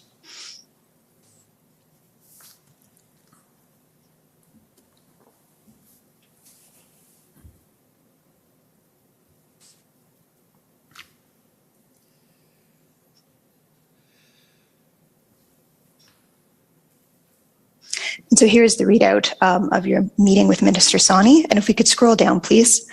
Right there, the fourth point, we see Minister asks if we could do joint statement.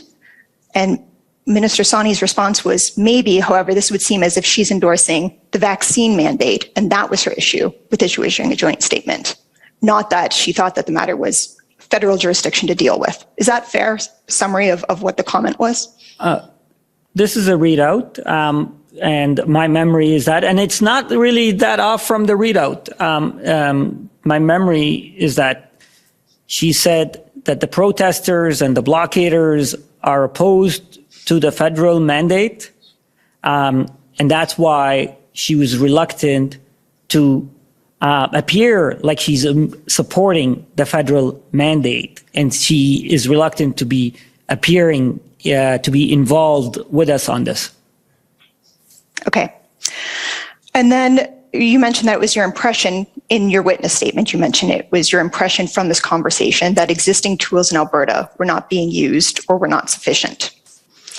Were you aware that the RCMP were not able to carry out their enforcement action without having on hand the heavy towing equipment that we were just discussing Alberta was looking for?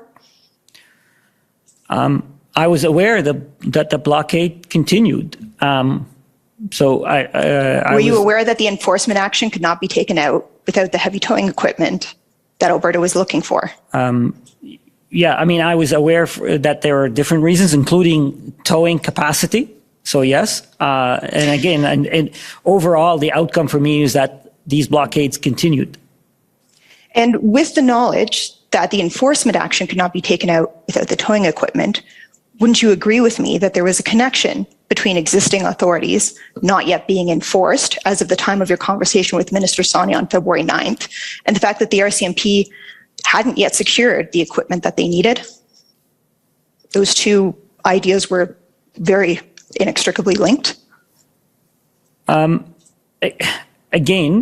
the common response that I was getting as to when I kept asking why are the blockades at Coutts and other places continuing, there were different reasons. Some of them were safety, operational, including availability of tow trucks. And tow truck operators, by the way. It wasn't just tow truck operators.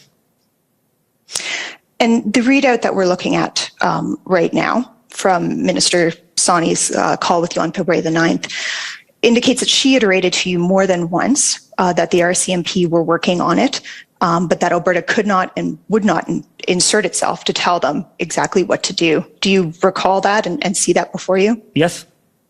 Okay, thank you.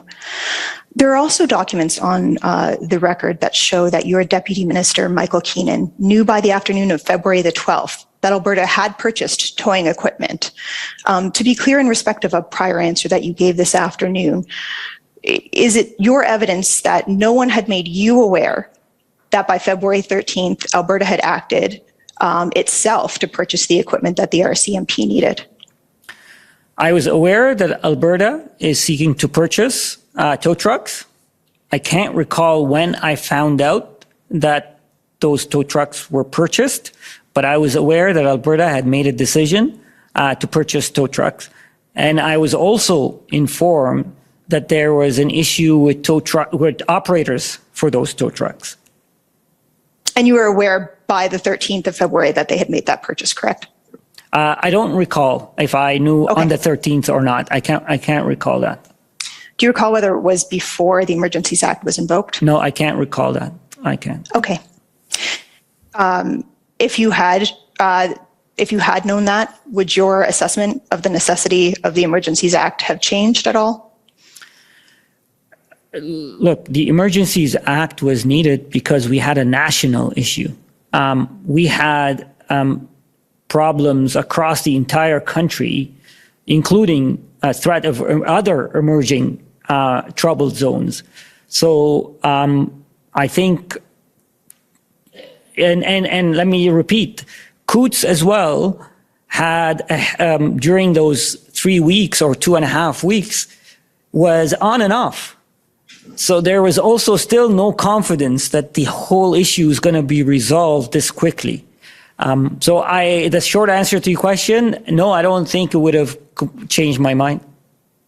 Okay, thank you. Those are my questions this afternoon. Thank you. And thank you for your indulgence, Commissioner. No problem. Okay, next is the City of Ottawa. Daniel Chomsky for the City of Ottawa, and we have no questions for the Minister. Okay, so the big winner, Government of Canada.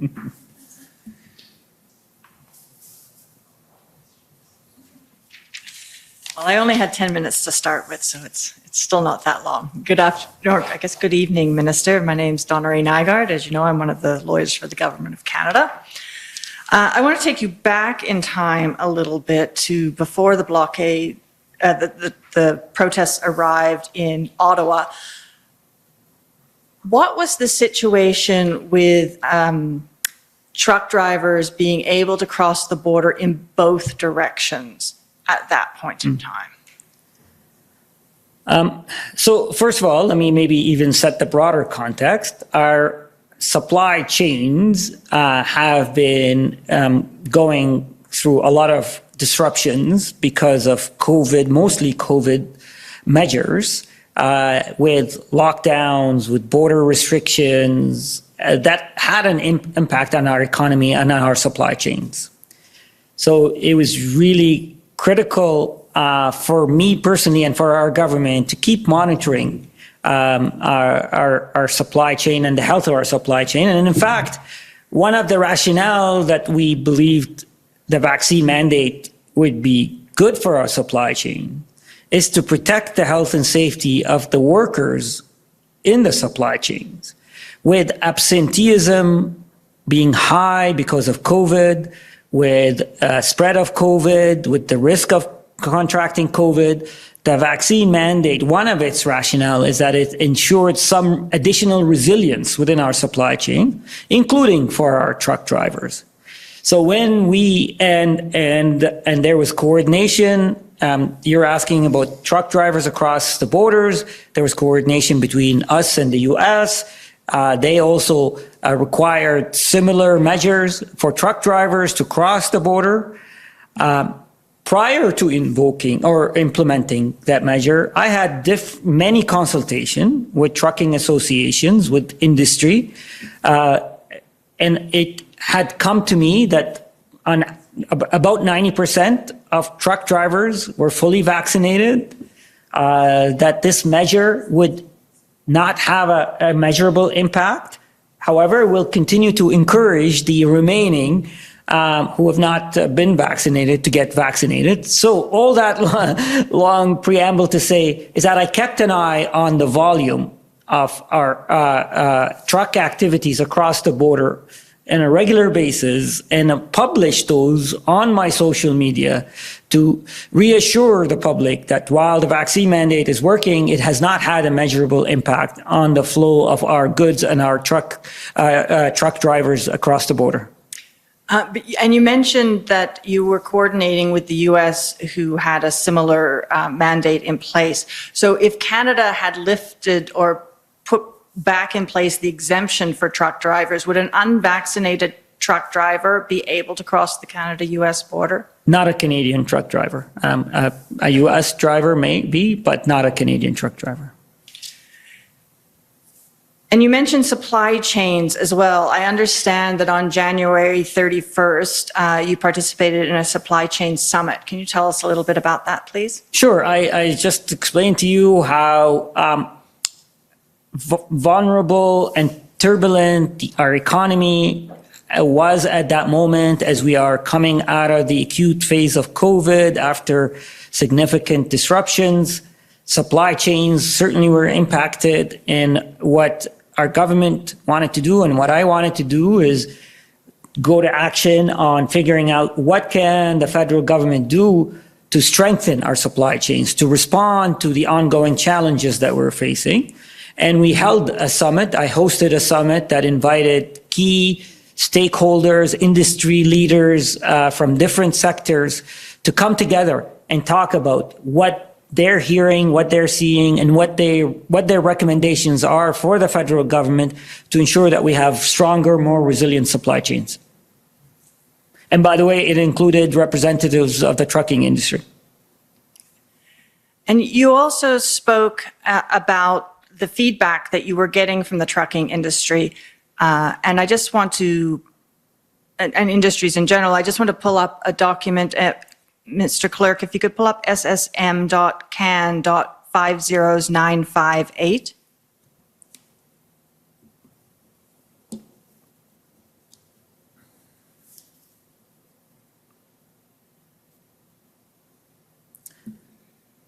I have to say, I'm impressed at how fast you pull the documents. And is this a document you recognize, Minister? Yes, this is a press release by the Canadian Vehicle Manufacturing Association.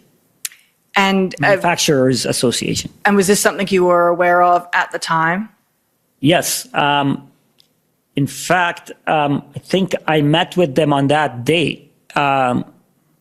So I met with different industry associations and representatives, included the Vehicle Manufacturers Association, included the Auto Part Association, included the Retail Council, it included the manufacturers and exporters, and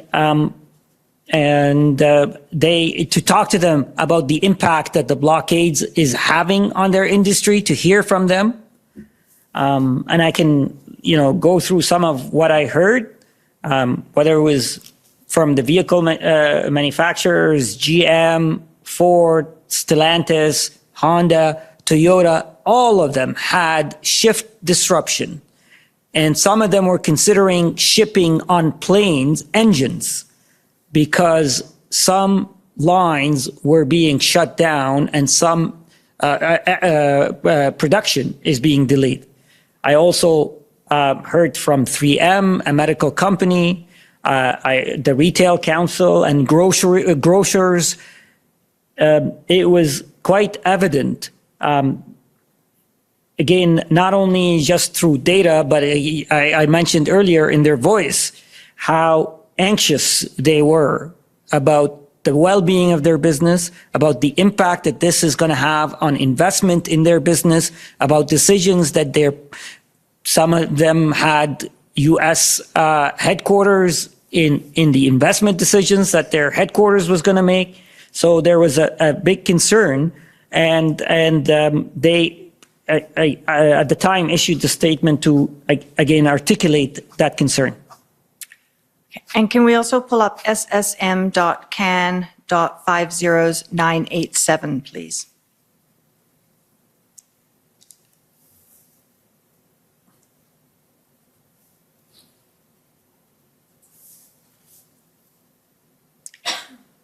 Do you recognize this letter? Yes. And is this something that it's not addressed to you, it's addressed to the Prime Minister and to all of the premiers, but were you provided with a copy of it? Yes. And if we can scroll down to the body of it, this was from the Canadian Trucking Alliance. Trucking Alliance, that's right. And the Canadian manufacturers and exporters. Yes, that's correct.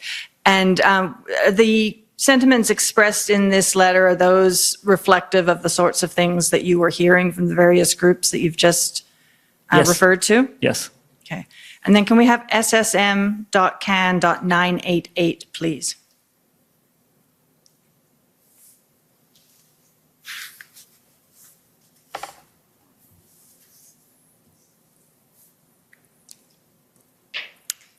And this is, as I understand it, or perhaps you can tell us who Ninu Forrest is? Do you know? Yes, Ninu is a staff in my office. Okay, so this appears to be a readout from a call you had on February 11th with the Teamsters. Am I reading that correctly? Correct. Okay. And we don't need to go through the document, but can you tell us about that call? You can look at the document to refresh your memory if you need.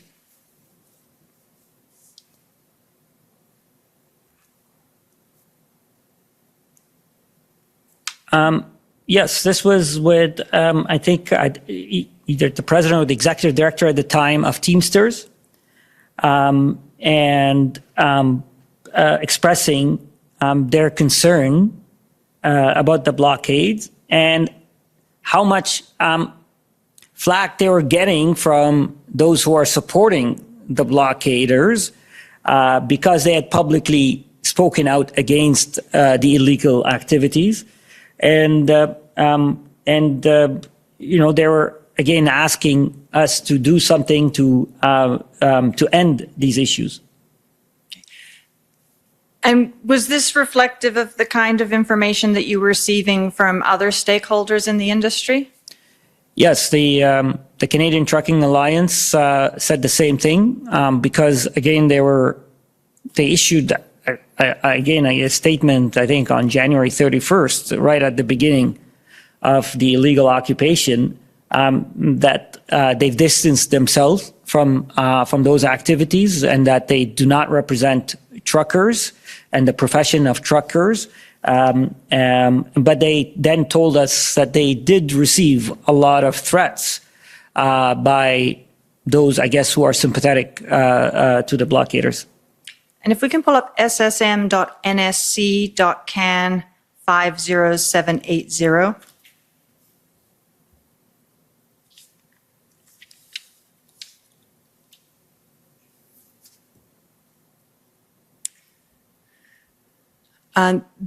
This appears to be a summary of the stakeholder engagement by you and your staff on February 10th. Have you seen this before? Yes. So the first entry there is an engagement you had with MP, and I'm going to Kuzmarchik. Thank you. That you've already spoken about. And then the next one is your call with Secretary Buttigieg, which you've also already spoken about. If we could scroll down. Then there's an entry in regard to an engagement you had with global automakers, and you referred to this in passing, but could you tell us a little bit more about that call? And were these all on February 10th, or is this just a summary of the calls that had occurred until up to that date? I can't recall, to be honest. If the sheet says it was done on the 10th, then it was done on the 10th. I know they were all done within few days, so within that week. But this, as I alluded earlier, this was a conversation with representatives of Toyota and Honda, and they were explaining to me about the severe impact that these blockaders are having on their business, the shortage of parts, the impact on assembly lines, the impact on workers, and the impact on confidence. And again, don't forget, we're at a time where there's a transformation in the auto sector, the building of new vehicles, electric vehicles, there's competition between different jurisdictions, who's going to get which plant. Obviously, the Toyota Canada and Honda Canada and others were competing with their fellow other regions around the world for investments. They felt that this put a lot of the plans that they have in place at risk. And I'm not going to go through each of the entries on here, but if we can just scroll down further, you'll see there's a number of consultations there listed that were conducted apparently by your staff. But is it fair to say that your staff would have briefed you on all of these consultations? Yes. And if we can pull up pb.can.50734.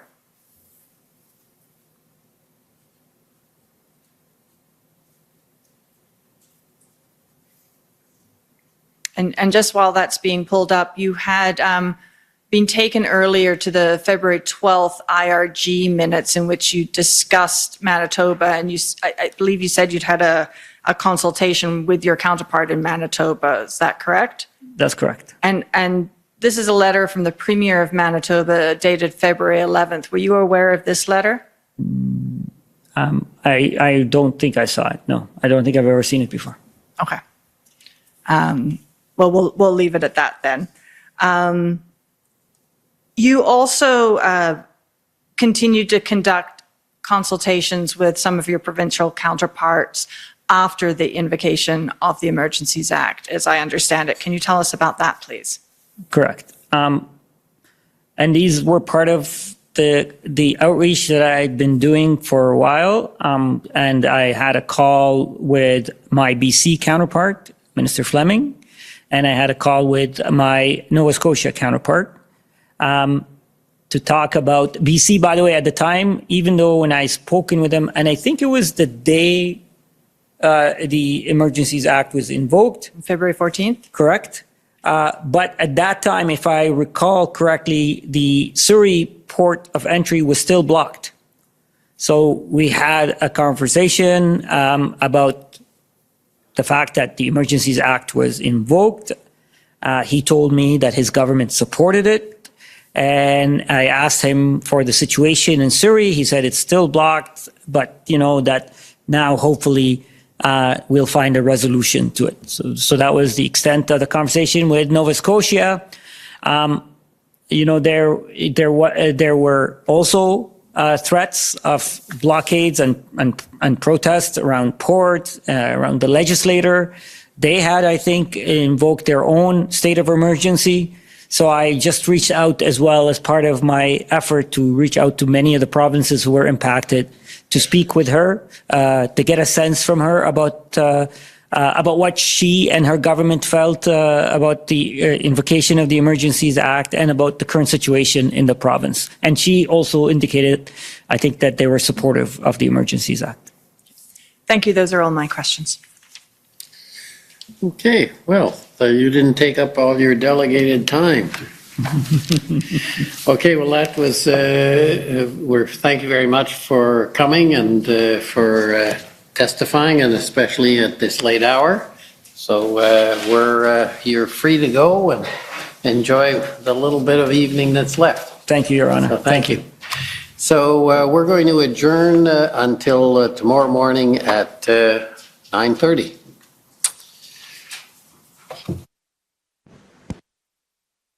The commission is adjourned. La commission est adjournée.